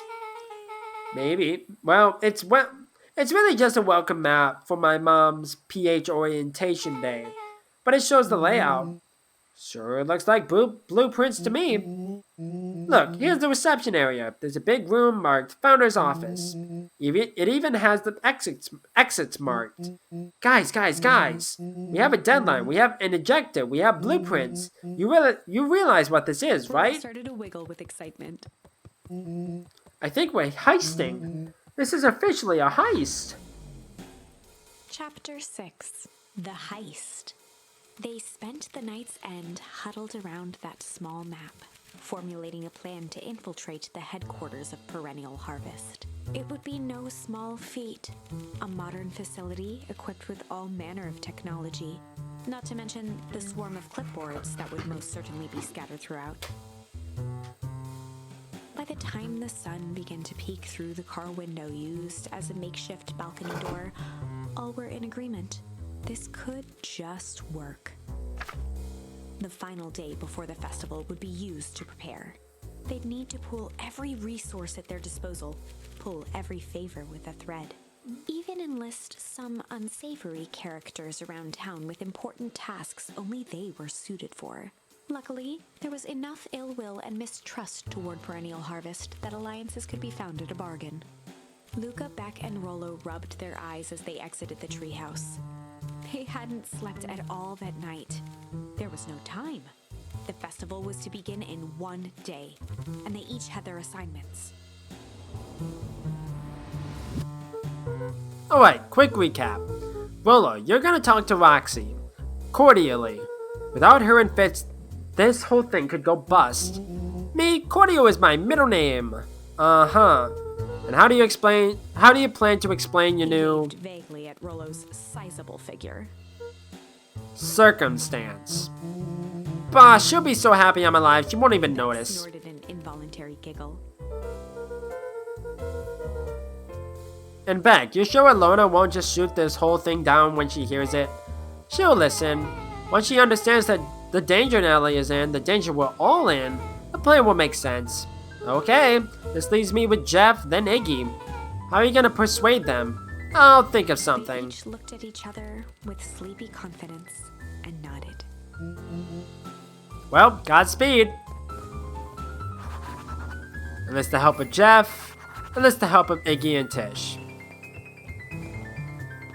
This took a turn that I was not expecting.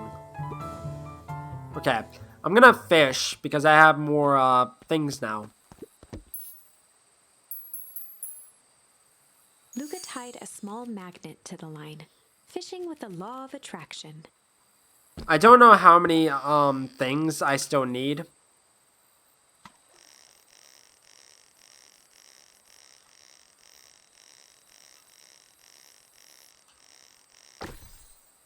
A key? What do you think the lock is for this key? Now, why would we want to find that? Then we would know the secret. Ah, that's no fun. The second we know what it unlocks, it just becomes a boring old key. Right now, this key could unlock anything. Cool. Luca wrapped a twig of thyme around the hook. Some fish have refined taste.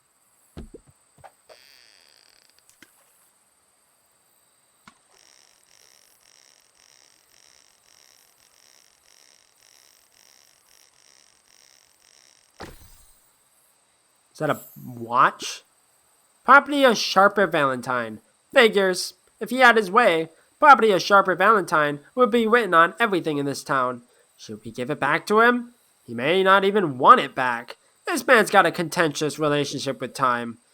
We'll keep it here in case he ever wants to pick it up. And one more.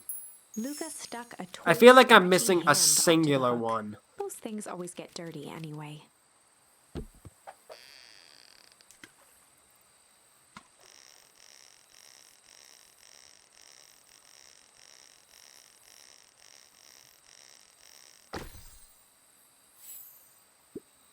Should we give it to Mom? She likes jewelry. That's a sweet thought, Buckaroo, but I'm not sure she'll fully appreciate a pawn bracelet. That's all I can do for now.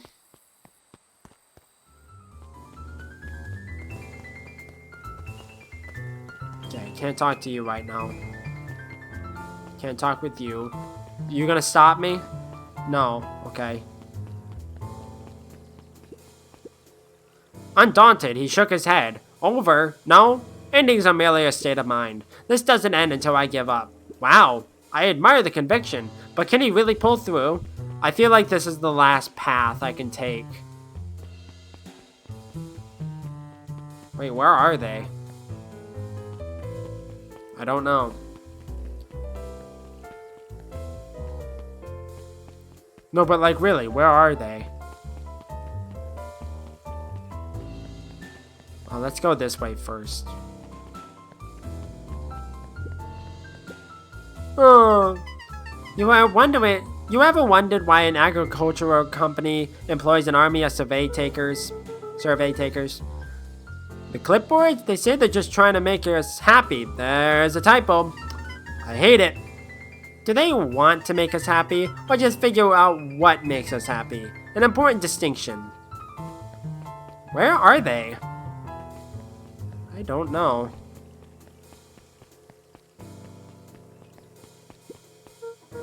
Hey, Jeff. What can I do for you? Well, I know how much you hate perennial harvest. Hate's a strong word. Oh, sorry, I mean, I didn't say it was the wrong word. Gotcha. So we're gonna break into their headquarters, and I thought you might be able to help. Wheezed out a long snicker. Heh. You see, I knew you kids were alright. Great, so you'll help? Joy in Jeff's face drained instantly. Not a chance. But give me one good reason I should risk my hide aiding and abetting you Into the rascals. sullen eyes of his would-be accomplice, Luca blurted out the first word that came to mind.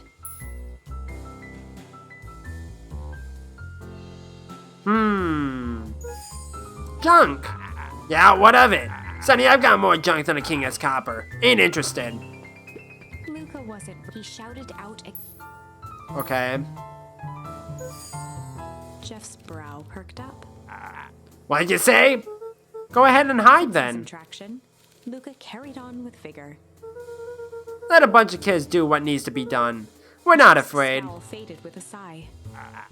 Say what you will about old Jeff, and they all do. But you'll never hear him say I hid from One nothing. good stomp of the foot was all Jeff needed to drive his point home. What was it you kids needed? Some sort of disguise? I got just the thing. And while we're at it, that crate should come in handy. That ain't gonna be free, you know. I'm thinking 5 bags of sour gobs should cover it. Put it on my tab. Offered out his open hand to seal the deal. With a firm and dusty grip, Jeff reciprocated. Done! Swing by first thing in the morning. Okay, that's that, but where are the other two? Let's go in here. Okay, you have nothing to say, and you have nothing to say, okay. I say the other, yeah, this is the other two, because I need to enlist both of them. There you are. Hey Tish, look who it is. Luca, are you here to try to tickle us to death again? Look, just hear me out. Raised an eyebrow suspiciously. Hold on.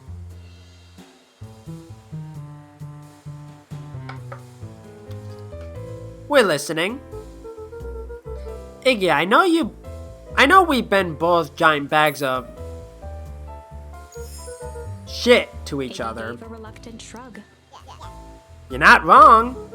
But lately, life has been kinda strange, you know? Considered the point. Things have been weird around here. So I'm offering a truce and asking for your help. What do you say, we break our hostilities, at least for now. We do like breaking things, even if a truce means less breaking things. What if I told you there was a way to have a truce and break stuff? Go on. I need you to cause a distraction so I can sneak into Perennial Harvest A HQ. wild-eyed grin spread across Iggy's face. My, Luca Van Horn, I'm impressed. And after all this is all done, maybe you and Tish can come hang out at the treehouse Glanced sometime. over to Tish, who nodded in agreement. Fine. But not because we want to see your crappy treehouse. We just like to cause chaos. With a quick nod, Luca was off. There we go. Did you hear that, Tish? Gazed up at Tish with a smile. You invited us to hang out at the treehouse. Tear ran down Tish's cheek. I never expected this day to come. Oh my god. How wonderful. Chapter 7. Spoke words for the first time. To the hive. A good heist requires preparation. And thorough preparation takes time. Something they had precious little of. So far, everything was in order. Jeff, Iggy, and Tish all agreed to do their part. Beck radioed Luca that night with a simple and covert message. We're locked and loaded on my end. And Rollo, after a lengthy confession, managed to persuade Roxy and Fitz to help. He stowed away in mission control for the night to avoid attracting attention. Okay. Rollo, being uniquely suited for the role, would be the first to breach Perennial Harvest. The outfit provided by Jeff wasn't perfect, but a convincing disguise is 10% wardrobe, 90% confidence. Okay. Give me 1 second. I'll be right back.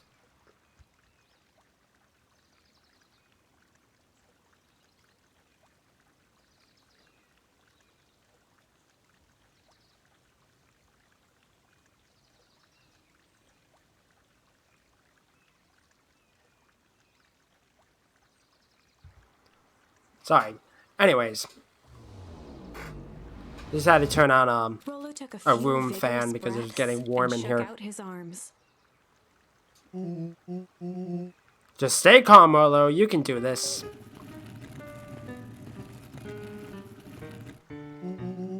Got your delivery here. Delivery?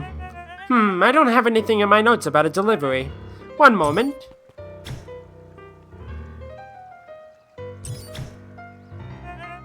I'm so sorry, but there's no delivery schedule for this morning. Right. He had to think quick. That's because this goes directly to the founder. He asked that it be kept Rollo secret. sighed, adjusting his tool belt. You know how the founder can be. I suppose we can leave this one off the records. Our harvest awaits and With a such. stroke of his mustache, Rollo proceeded into the perennial harvest headquarters. Our harvest awaits. Package here for the founder. Oh, I didn't hear anything about... Yeah, this is a need-to-know kind of thing. I'll just He check. stammered and flipped through the pages of his clipboard. This goes directly to the founder. I don't have time to fill you in. Oh, I see. If you could just complete this Rollo form. interrupted with urgency in his voice. Every time with the forms. Look, if you want to explain to the founder why I'm late, well, it's your funeral. I'm sorry. What did you say your name was again? I'm, Panicked. Our harvest awaits. Sir? That's a restricted area. Excuse me, sir. Where do I go? Our harvest awaits. Ready to light this candle, Tish? Yup. Suck on this perennial ham fist.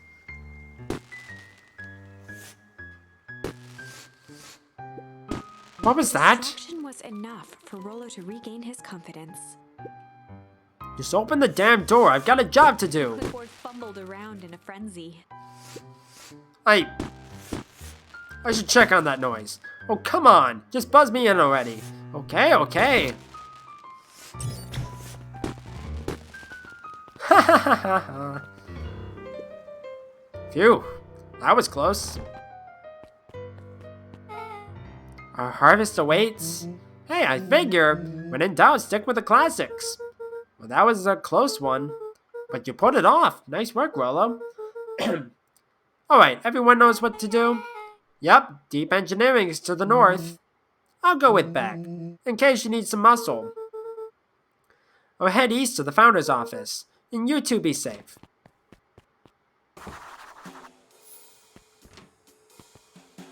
Can I actually go this way?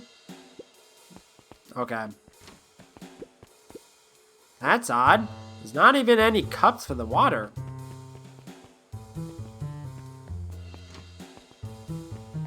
Okay, that goes down a hallway.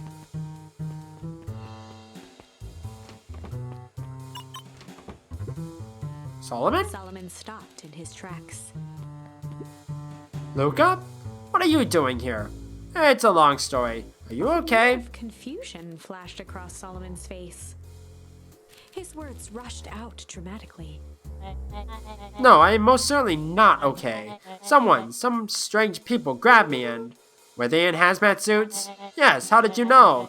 They brought me here and locked me up. When they were distracted, I ran.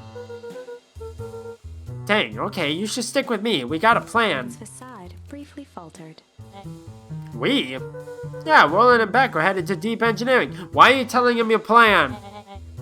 Thank heavens you found me. We've got to get out of here. We can't just leave yet. But they'll catch us again. I've got to do something first. When you were running, did you happen to see a door marked Founder? Founder? Why are you looking for him? I'm not. I just need to get into that office. Now that you mention it, I do think I saw a door that said Founder.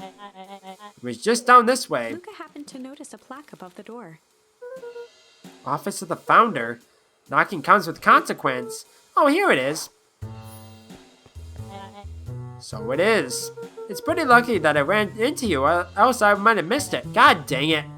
I wanted to look around a little bit more. Maybe I would have found some more, Luca charms. tried the handle. Locked. Solomon leaned forward to examine the mechanism. Regrettably, it seems to be some sort of electric lock. I don't see how we could possibly defeat a lock like that. Smiled and looked at his watch. Let's just wait a minute.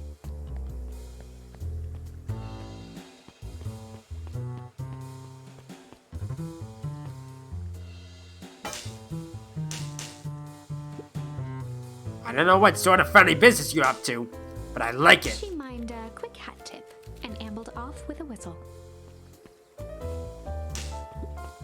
Howdy. Good afternoon. The What were the light odds, changed though? From red to green. How did you do that?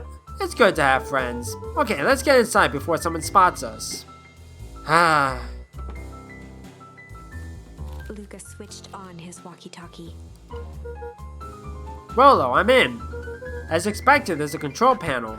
Great timing. We're stuck at a locked door marked 24601. We need us to get us. We need you to get us through. Can't read. What if someone catches us? We should get out of here. I'm not leaving my friend, Solomon. On the computer screen, a green cursor blinked in a password field. Surely you don't have any way to get around the password. Luca pecked out his best guess. Underground secrets. The screen blinked to life. Columns of green numbers glowed on a Do you just black use the background. password for everything? The same password, I should say. How did you just guess that? Oh, it's this absurd password Roller heard when he was down here before. It's funny how someone arrogant enough to call themselves the founder uses such a basic password. Boy, they would think it's several moves ahead, not expecting anyone to guess something so simple. These villain types always end up outsmarting themselves. Solomon's jaw clenched into a half smile. Your powers of deduction are as impressive as your luck. Luca quickly scanned the columns for number 24601. Well, I think this should do it. Bingo bango, doors open. Luca, you never fail to impress. What is that slippery loud even doing down there? We have a friend whose mom is in trouble. We're here to get her out. I see. Okay, Luca, I think we're close. The next door is marked 13806. Once again, Luca scrutinized the numbers on the screen. In that moment of distraction, Solomon reached forward and pressed a large red button. Yeah, I had a feeling. Crap, we've got company. Luca, must go faster. One sec, I can't think with all this noise. He skimmed the screen with his finger. Here it is, 13806. Go, go, go. Curse these fumbling hands. My apologies, Luca. Don't beat yourself up. I know you were just trying to help. I knew that was gonna happen. It's like, big red button, that's an alarm.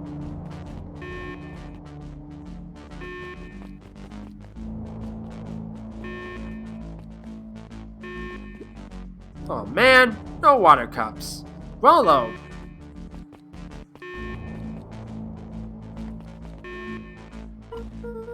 Rollo, are you okay? Rollo, come in.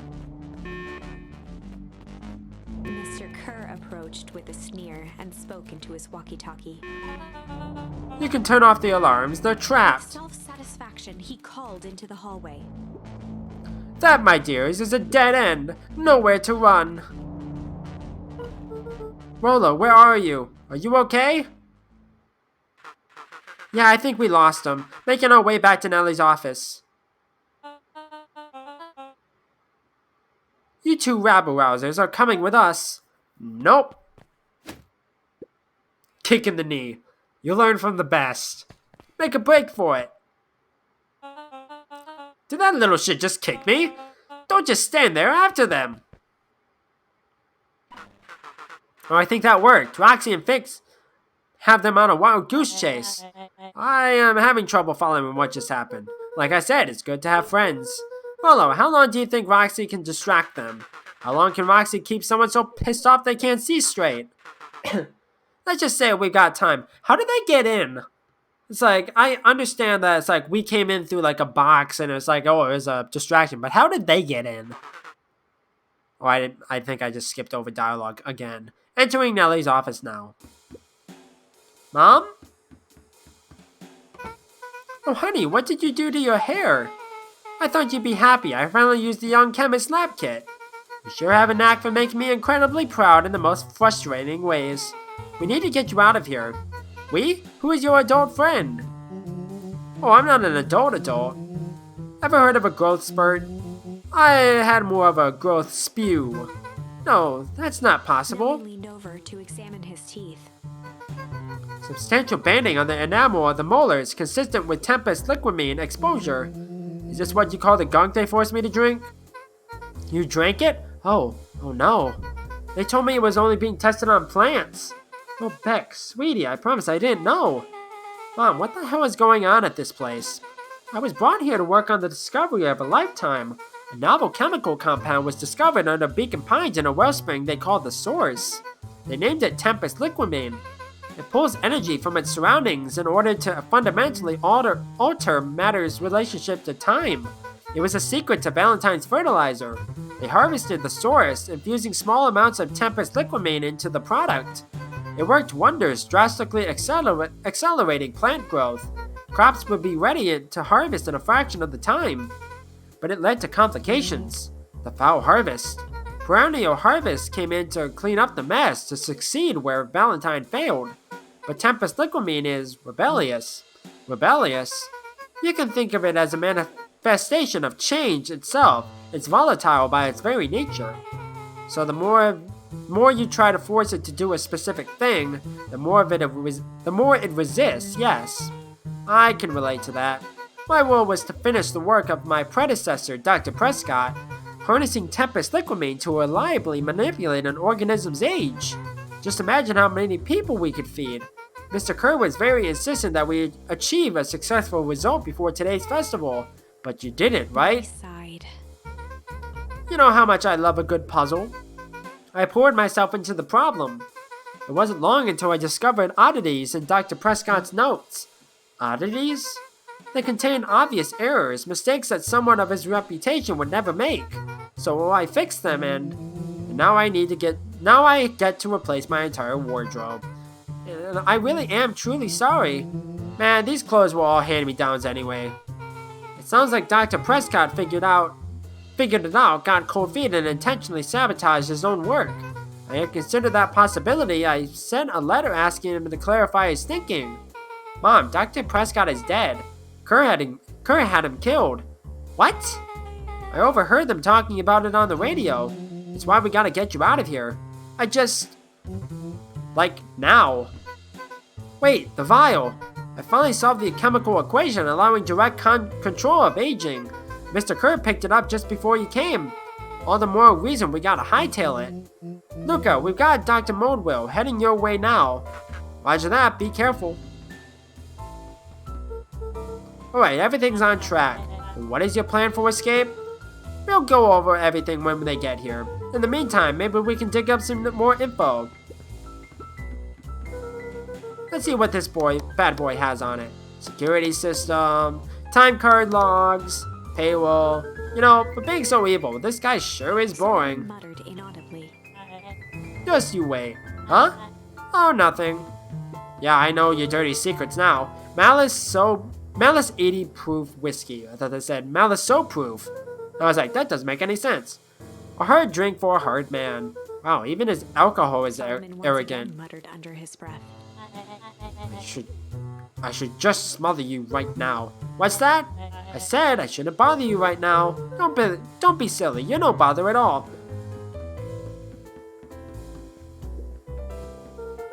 I'm really sorry you got dragged into this mess, Solomon. You needn't worry about me. Well, I feel bad either way. We're gonna get you out of this, I promise. Subtle, quivering lip. A smile crawled across Solomon's face.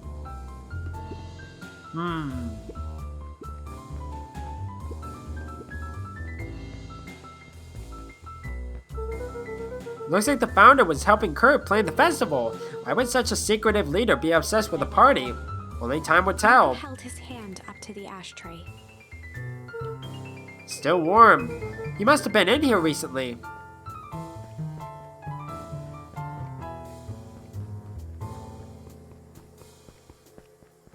I thought there was something else. Apparently not. Luca tugged on each of the cabinets. Dang, this must be the good stuff. They're all locked. Perhaps he's not as careless as you suspected. They heard the trampling of frantic footsteps from the hallway. Lock it, lock it, lock it! Locked. That was close. When we left Nellie's office, it was swarming with clipboards. We barely got away. Did they follow you? Rolo, before we start tossing blame around, is it possible somebody ordered a pizza? We'd love to hear your thoughts. Definitely not pizza. What now? Don't look at me, I'm officially retiring from the heisting business. We're so sorry for the inconvenience. We just have a few quick questions. Just let me think. Can someone watch the door? Of course. Everyone else, huddle up. He's gonna unlock the door. Yup, I had a feeling. I think this little caper has gone on long enough. Solomon, no! Hush now, child. The adults are speaking. Dr. Modwell, a brief reintroduction is in order. We've never met in person, but we have corresponded. You see, it was I who hired you. Solomon, the pathetic orphan child, the powerful and enigmatic founder. I had trouble saying that. Sharper, the fallen progenitor who created this town. Perennial harvest, Valentine fertilizer, all connected by a single thread. Yours truly. But that's... Her eyes searched the floor in thought. Solomon watched eagerly, waiting for the flicker of epiphany. With a sickened look, she peered into his soul. Yes, now you've got it. Tempest Liquimine, you discovered how to reverse the process. Solomon clapped with genuine delight. Very good, Dr. Modwell. Very good. Though the discovery wasn't intentional. Solomon glanced down, examining his youthful form. And the effects went a little too far for my taste. That's why you needed me to finish Dr. Prescott's work, which you did admirably. Mr. Kerr, the vial, Kerr please. presented it with a theatrical twirl of the hand. And that's when you smash it out of his hands. Before he May I could present finish, you to the eighth wonder of the... snatched the vial from Kerr's palm. Yeah, exactly. Wow, this stuff sounds pretty valuable. Be careful, you fool. You have no idea what you have in your hand. Actually, we do. You just did a whole evil villain monologue thingy about it. Casually tossed the vial to Luca. Gosh, maybe I'll have a Luca taste. tickled the vial mockingly. Seize him! Luca! Over here! Move another inch and I'll smash She it. held it tightly behind her back. Solomon sighed, speaking in crisp, measured syllables. You have no plan. I'll smash it, I swear. Fine, risk killing us all. Or if you're lucky, nothing happens. Then what? We capture you and grant you much less leniency. He pursed his lips with feigned sincerity. Well, is there a bunch more of this stuff, or are you just going to hire somebody new? But I give you my word, if you hand it over now, none of you will be harmed. Deep uncertainty washed over Beck. You're a smart girl, Beck, but there's no shame in being outwitted by someone smarter than you. We both know there is only one way this She ends. looked to Nellie shakily. With a dispirited nod, Nellie sighed in defeat. Beck slowly approached Solomon. That's a good girl. Beck, don't do it! We can't trust that jerk! I'm sorry, he's right. With apprehension, Beck conceded. What are you doing? Solomon pocketed the vial and brushed off his shoulder with a sharp flick. What are you doing? We just did all of that for no reason at this point. What the heck are you doing? Mr. Kerr, you have allowed yourself to be humiliated by a group of children. Report to my office tomorrow for a performance The review. blood drained from Kerr's face. Of course, sir. But first, you have a speech to make. Trot out there and give me the introduction I deserve. And don't forget to smile. Yes, sir. And to think, all of this is thanks to the efforts of Mr. Van Horn. I don't understand. How is this all because of me? Ha! I said Mr. Van Horn, silly child. Dr. Walt Van Horn. Your father was always a thorn in my side. I offered him an opportunity to be part of something great, but the fool was blinded by righteousness. He even broke into my laboratory in an attempt to sabotage my work. Solomon shook his head with gratification. But the universe has a funny way of correcting course. By meddling with a force he didn't understand, Walt showed me his true potential. As fate would have it, Luca, your father's dying act was to grant me eternal A life. muffled applause resonated faintly through the walls. Well, that's my cue. After the festivities and my subsequent ascension, I will return to deal with you all. Until then, I suggest you use this time to reflect on the magnitude of your failures. You three keep post outside the door. I just had a thought. What if she switched out the vial, with something else? It didn't show it really, but I have that feeling where he's gonna drink and it's like, Anyways, you three keep post outside the door.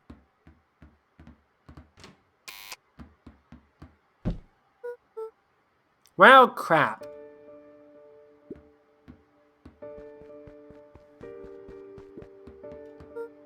Hey, I'm sorry, Luca. I did what I had to do. I know it's just, we were so close. I've got a feeling that eventually Solomon will get what's coming to him. Time wounds all heals. Well, time seems like less of an issue for him now.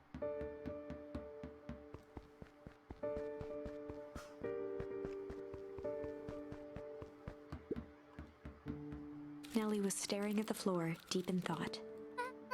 Sorry, Luca. Give me a minute to calm my mind. Can't believe Beck sold us out like that. I'm not sure she had any other choice. So what now? What's the plan? I don't have one. Of course you do. You always have a plan. You're not Charles because you're not the man with a plan. Rolo, you just need some time. Rolo, it's over. We lost. Luca, there's something you should know.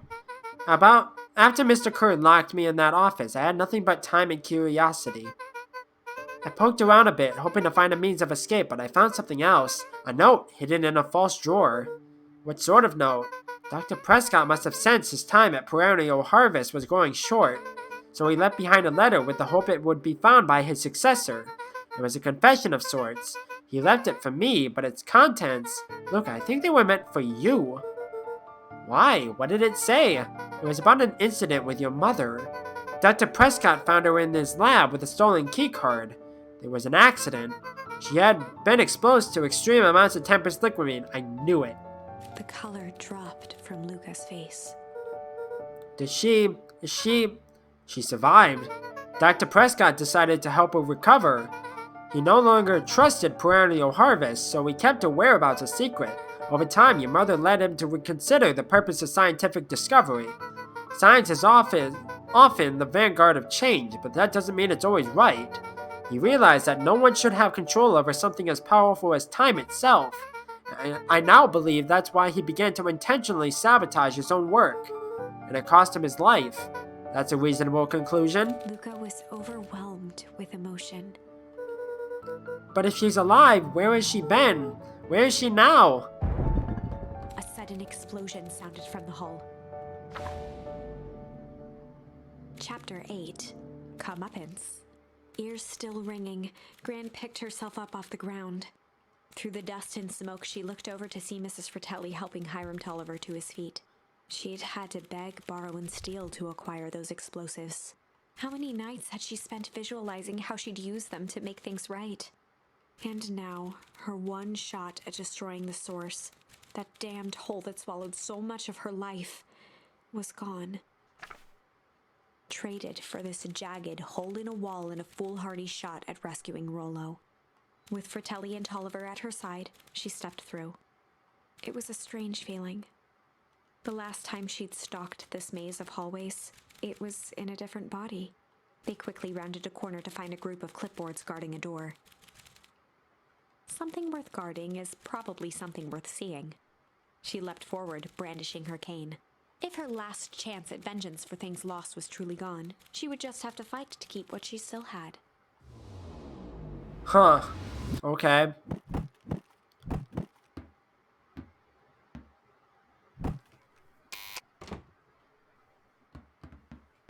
Oh, hi. Gran, what are you doing here? Luca, what are you doing here? We're here to save Nellie. We're here to save Rolo. Hey, Mrs. Lucas Gran. That's awful nice of you. But I'm fine. Oh no, what do they... Gran, there's no time to explain. We have to go now. Come on, everyone. We got a party to crash. They made their way out from deep within Perennial Harvest, just as Solomon finished up his speech. Thankfully, we can dispense with the formalities from here on out. Solomon pulled a glass vial from his pocket. We gotta stop In one him. smooth motion, he downed its contents.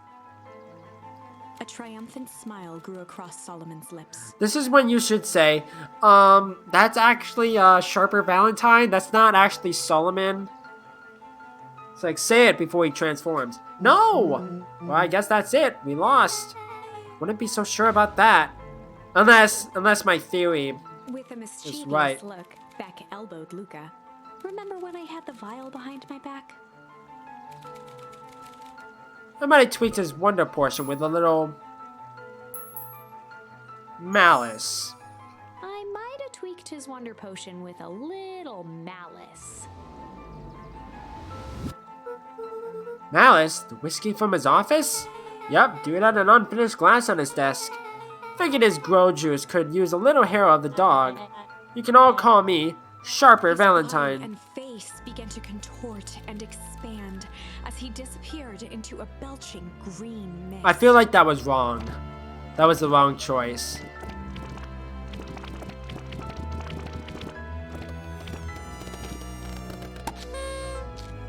Oh. Now that's why I call 80 proof whiskey. Boo! Boo! Get off the stage! Damn, dude. The crowd gazed in stunned silence at the now empty stage. The quiet was broken when William Kerr sprinted off stage and into the distance. He was never seen around Beacon Pines, or anywhere else for that matter, again. Fuck this shit, I'm out. Watching the silhouette of Kerr disappear over the horizon, Luca began to laugh. First, a low chuckle that became uncontrolled, heaving laughter. Through his tears, he was vaguely aware that the crowd had begun to laugh with him. The end. That was unexpected. Yep. Perhaps a bit of an absurd ending for my taste, but who am I to say? I'm only writing the damn thing. Huh.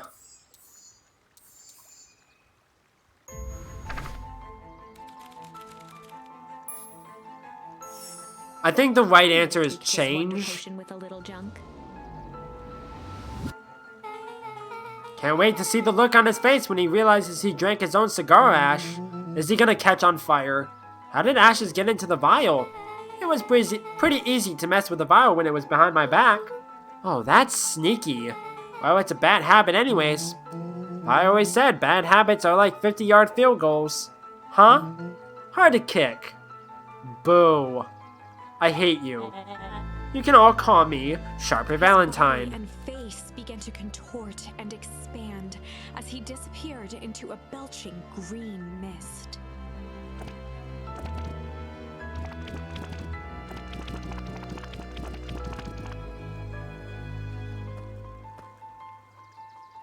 Oh, he turned into a pile of ash. Huh. Well, that's one way to kick a bad habit. Good. Good for you, As the Rolo. last of what was once Sharper Valentine wafted into the air, the crowd began to disperse, still numb from what they had just observed. Sharper Valentine was gone for good. His end would be a new beginning for Beacon Pines, a new chance to let go of the things they had lost and grab hold of a new future. The end. Well, I'd be lying if I said that wasn't a bit gratifying. If that feels to you like a good note to end on, I won't stand in your way. No, because there's one more option. I might have tweaked his wonder potion with a little change. I feel like this is the last, like, branch. Like, pocket change? Your unlucky penny! Oh my god, that's actually a really good, like, plot device. Yep, I plopped it in the vial when no one was looking. What's that gonna do? No idea. That's the beauty of science. Now we observe. You can all call me Sharper Valentine, blah blah blah. His face began to contort and expand as he disappeared into a belching green mist. What is this gonna do?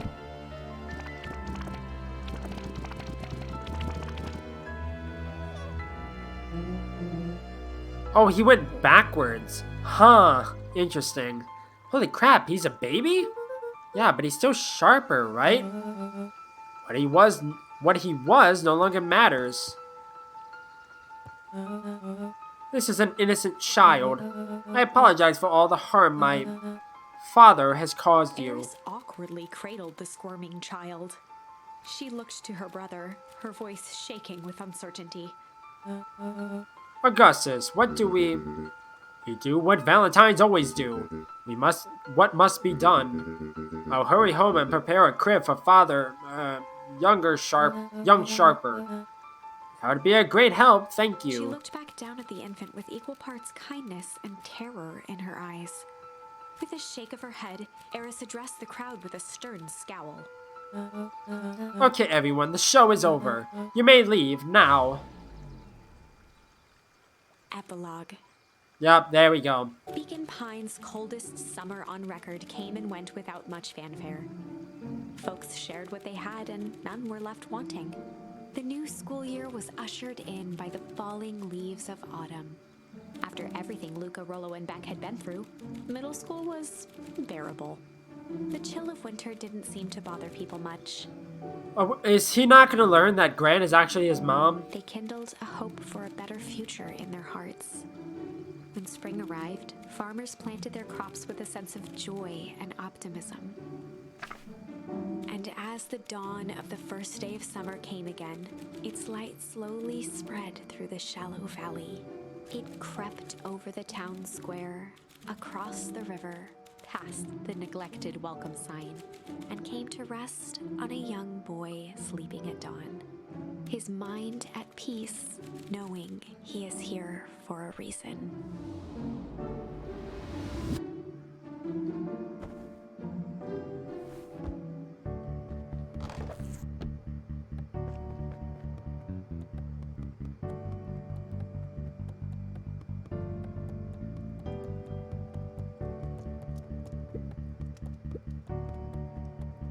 I want to talk with Gran. Mom, I'm ready to go now. You go on without me. I'll meet you there. I've got a batch of jam to finish jarring. It's funny. I only started making jam as a way to send messages without anyone noticing, but now I enjoy it. Alright, I'll go say hi to Olo first.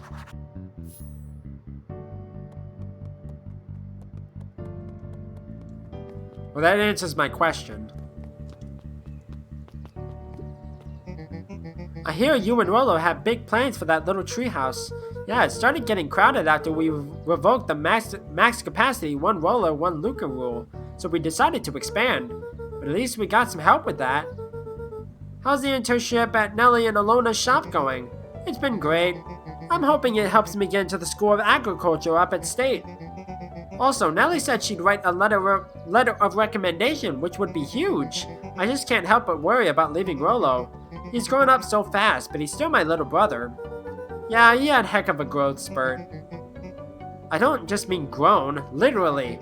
This morning he was up and I finished his chores before I even had breakfast. Well, some of that might be his excitement about the treehouse renovations. Don't tell him this, cause it'll go to his head, but I'm really proud of that little punk. I'm sure he feels the same way, but he's just too dang proud to tell you. I know. I kind of want to go check the, to see if there's a grave up there. Or like, because I know it wants me to go to the treehouse.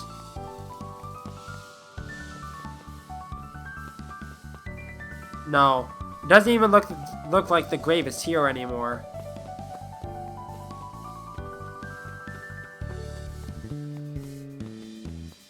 Okay, I want to explore everything I possibly can before I finish this out. Few visitors, the welcome was perhaps more grand than necessary. That's fair. Hey guys, how's the tree planting going? Could it be better? I'm so grateful to Alona and Nellie for letting me help. I just wasn't built to be a mayor. Too much bureaucracy.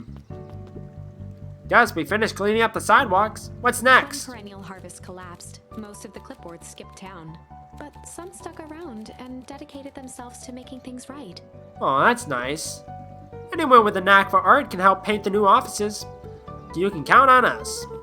Well, it looks like you really found your calling. I never really felt comfortable telling people what to do. Now, this right here, this is something I can be proud of. I love how people are like doing what's right now. How's the napping this morning? The most underrated part of a good nap is the view. The view is getting greener every day. Nice. It's like I was expecting him to say, like, I hate it. I see you decided on a name. Yep, we had to clear out all the old stuff before putting on the final touch. Slow and Dirty Harvest is now official. I like it. It was actually Nellie's idea. There's still a lot of work to do and the name serves as a reminder. Just because progress is important doesn't mean change should happen fast. In fact, I've learned that the more you care about something, the more important it is to take things slow. Our motto is go slow and fix things. Amen to that. Okay. I just thought maybe I could go explore the town a little bit before I finish it off, but okay. Luca, get this! I managed to reel in an actual fish this morning. Seriously? Yeah, and honest to goodness. Flip-flopping, swim-swamming, fish. I don't think I've ever caught an actual fish here. Been at least 7 years since I've caught one. I say it's a good omen. What'd you do with the fish? Oh, I released it back into the pond. I'm hoping to catch it again tomorrow. Do I have one final one to do? Or am I missing one? I'm missing one. That's unfortunate. I don't need a fish. I think I'm missing one anyways. I could be wrong. A little higher. Yup. Little lower. Yup. Little higher. Yup. I'm telling you, the angle isn't the issue. We need more power to the radio. Luca, there you are. Would you tell him it's not the angle? Hey, I'm not in charge of antenna redesign. Fine. Iggy, just don't do anything drastic until we get back. Who, me? Tish, you're in charge while I'm gone. Yup. It'll be fine, right? It'll be fine. If we really want Mission Control to turn into something bigger and better, we have to loosen our grip a bit. You're right. Either way. Oh, I have to go to her house. Okay. That explains that.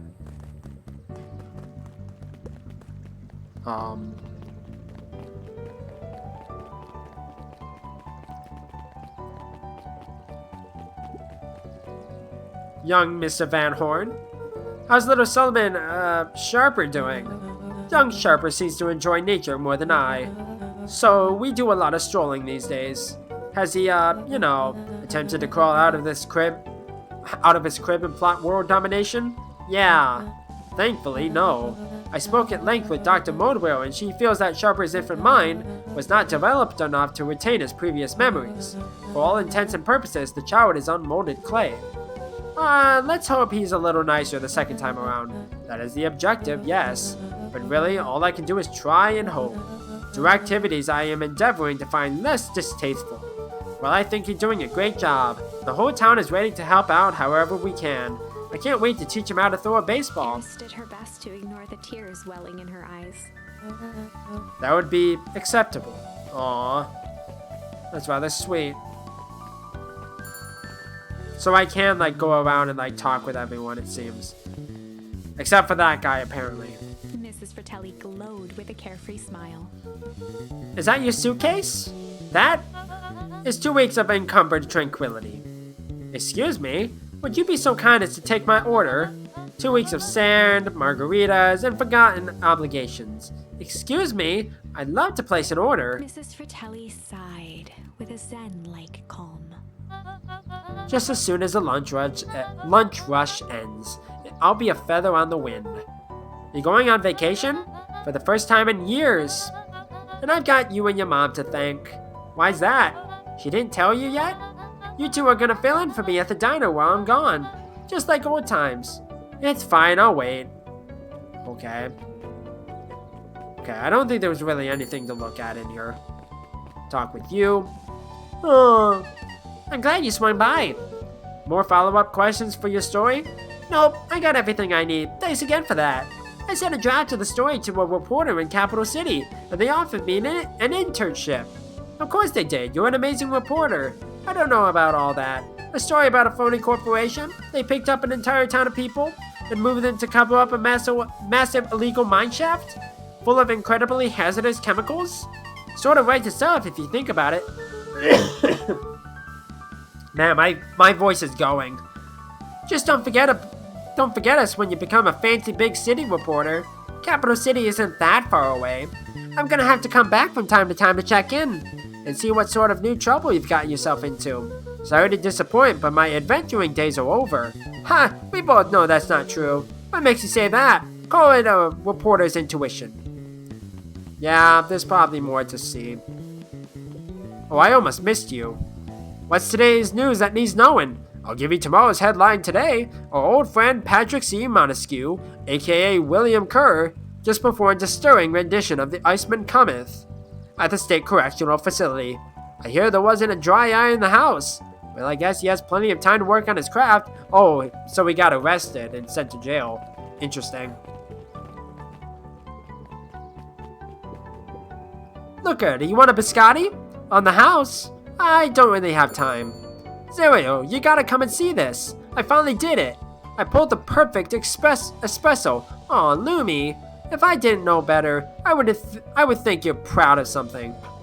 As if no. It's too late. You are now officially a person that cares. Aw, that's sweet. Okay, what do you have to say? Something about the story ending? He looked to his friends with a thankful smile. After everything that could have gone wrong, everything that did go wrong, we made it. The end. Closing her eyes, Miss Hatch took a deep, relaxing breath.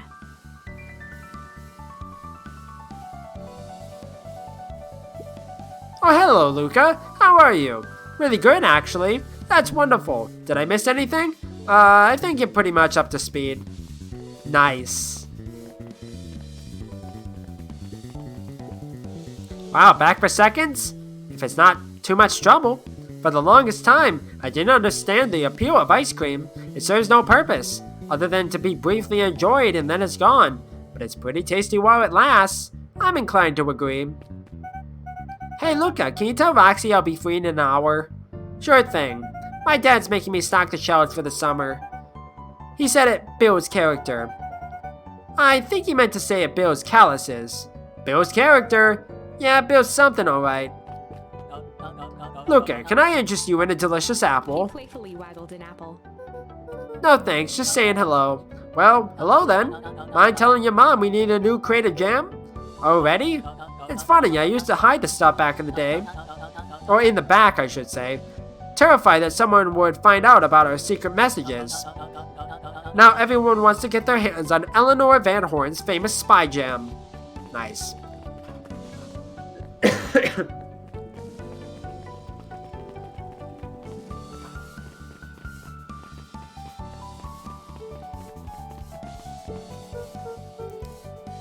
Hey, Mr. Nuncreed. I'm gonna go see my dad in a bit. Did you want to come with? Even after everything I did, you still... Mr. Nuncreed shook his head. You really are your father's son, aren't you? I don't think I'm ready for that yet. Well, you're always invited. I bet he'd love to hear from you. I'll visit Walt in my own time. You run along now. Okay. I almost forgot to go in here. There's more people to talk to. I can't believe it's over. Yeah, the town's really starting to turn a new leaf. The town? I was talking about Hank Atomic. I just finished the last issue. Wow, how was it? As great as always. Hank finally returned to Earth. But I just feel weird now. Weird can be cool. It just means you're ready for something new. Any suggestions? You could ask Miss Hatch about what she's always reading. She seems to really enjoy it. Huh, maybe I'll do that. Over the school year, Kato and Bert had become close friends. But did you know that when they covered up the source, they found a new species of fungus? Yup, and they are studying it in the new labs. Did you know that? Beacon Pines is now the smallest town in the county? Yep, close to the population before Perennial Harvest moved in. Typically went on like this for quite some time. Nice. Okay, talk with this person and then I'll go into the woods. Luca peeked over Piper's shoulder, laid stealthily inside a large volume of mathematics. Was the first issue of Hank Atomic. Piper, are you reading Hank Atomic? Do you mind not telling anyone? I've kinda got a reputation to uphold. Oh, it's nothing to be ashamed of. Just about every kid in town reads Hank Atomic. Honestly, I'm excited for you. What I'd give to start over fresh, to experience it again for the first time. I guess that's the downside of finishing something nice. At least now I can enjoy it again through you. Promise to tell me about it as you go? Sure thing. Aww, that's actually really sweet.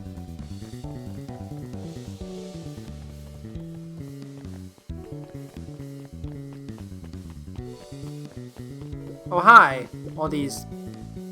Jeff's Wild Ride. With perennial harvest gone, the transportation tubes were left unused. Come on, come on. No one is too big, no one is too small. For Jeff's Wild Ride. Maybe not completely unused. Just one piece of candy for the ride of your life. Who's next? Me.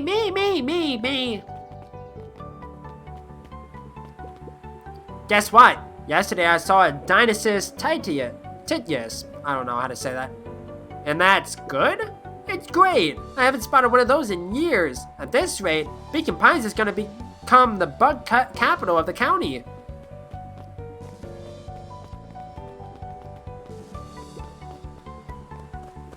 I don't know why I'm still able to grab that. Okay, there's nothing here.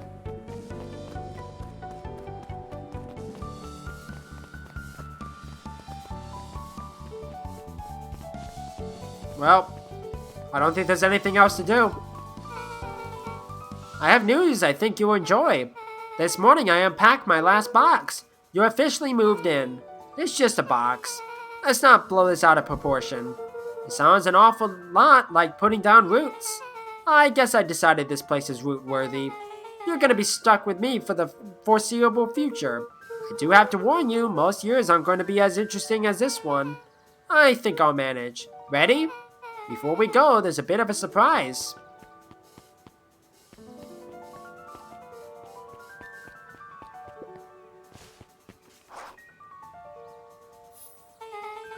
My mom prepared this tree especially for you.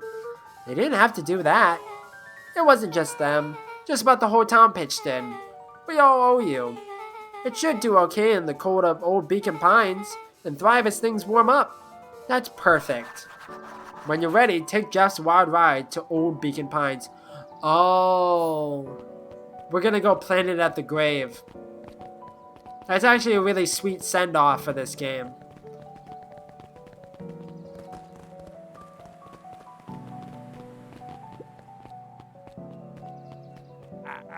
Ah, you got it. Now that's a good-looking tree. Being a special occasion and whatnot, the ride's on the house. You're gonna want to hang on tight to that little tree.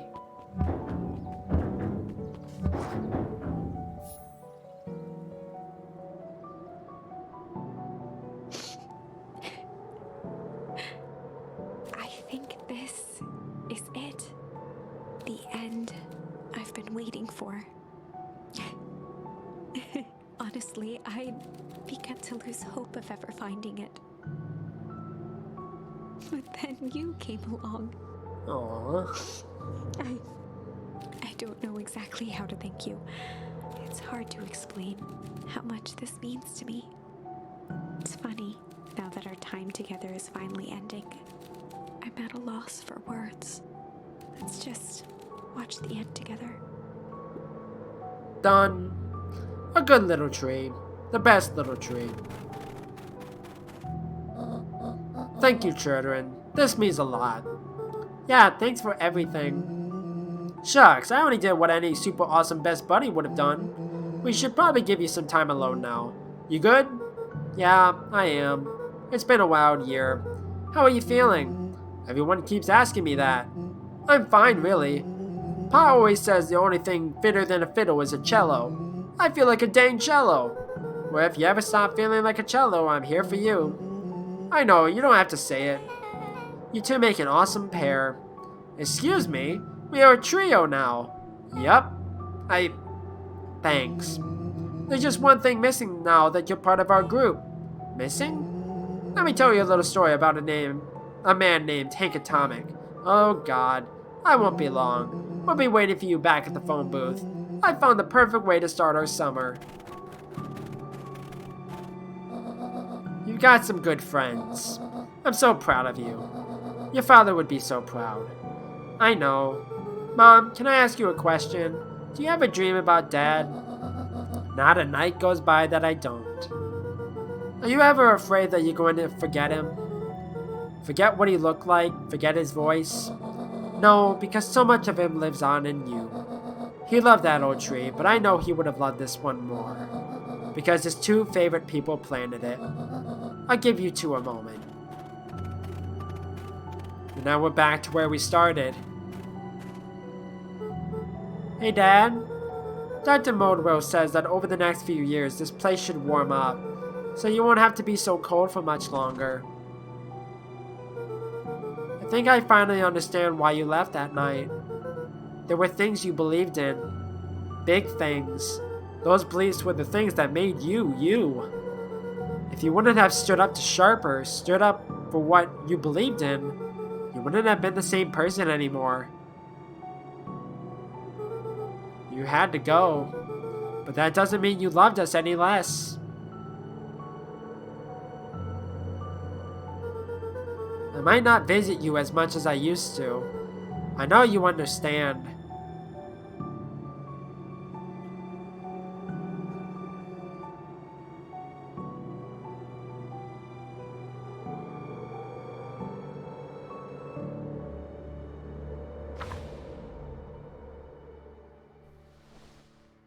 Oh.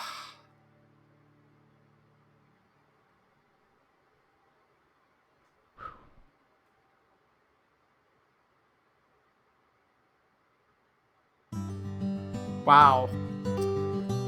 Wow. Like, I'm with the narrator. I'm at a loss for words. Like, I have not played a game that have me like this invested in a long, long time. Because the story was absolutely phenomenal. Matt Meyer did a really good job. Like, he did a lot of stuff. Holy crap. Like, look at all these people. Oh my god. Like, story, phenomenal. Art style, very, very, like, great. I loved it.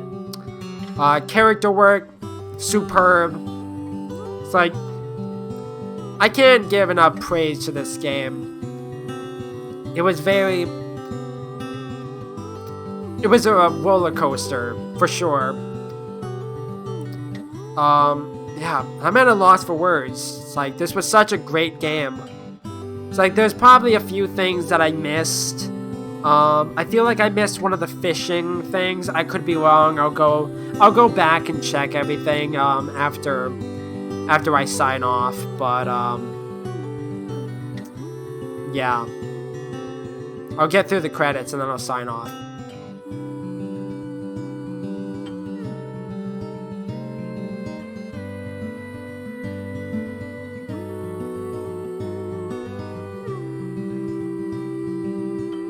Wow, that's a lot of backers. Jesus. I think this is more backers for a game than I've ever seen in like a credit scroll.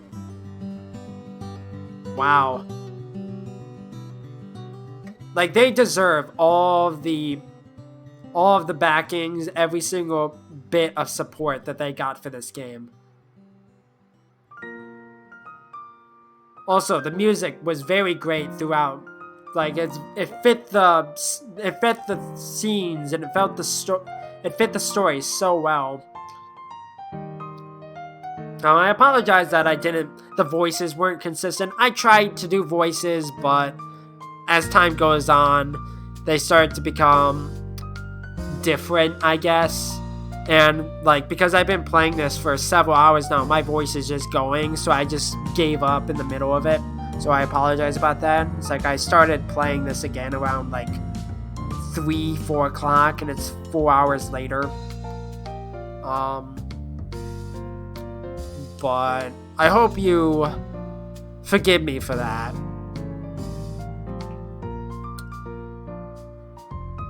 Man, this is a lot of people. It's like thousands and thousands of people. I don't even think like a lot of games even do this type of thing where it's like Yeah, it's like sometimes they like have like maybe like 1,000 people, but this seems like thousands and thousands and thousands of people. Holy crap. We're only in the S's. Hey, it's Morbin time. It's more Finn time, but still. The Creative Fun by Becker Kid. Okay. I don't think that's an actual thing, but who knows.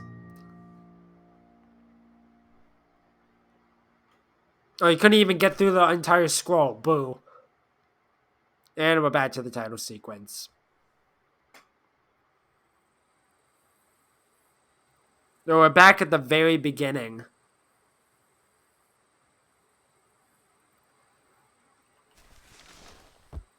Oh, okay. Yeah, so this is going to do it for Beacon Pines. I hope you all enjoyed this as much as I did. I have an inkling suspicion of what I'm going to play next, but I'll save that as a surprise. But in the meantime, thank you everyone for watching. I'm not good with outros, so I'll catch you in the next one. Bye-bye!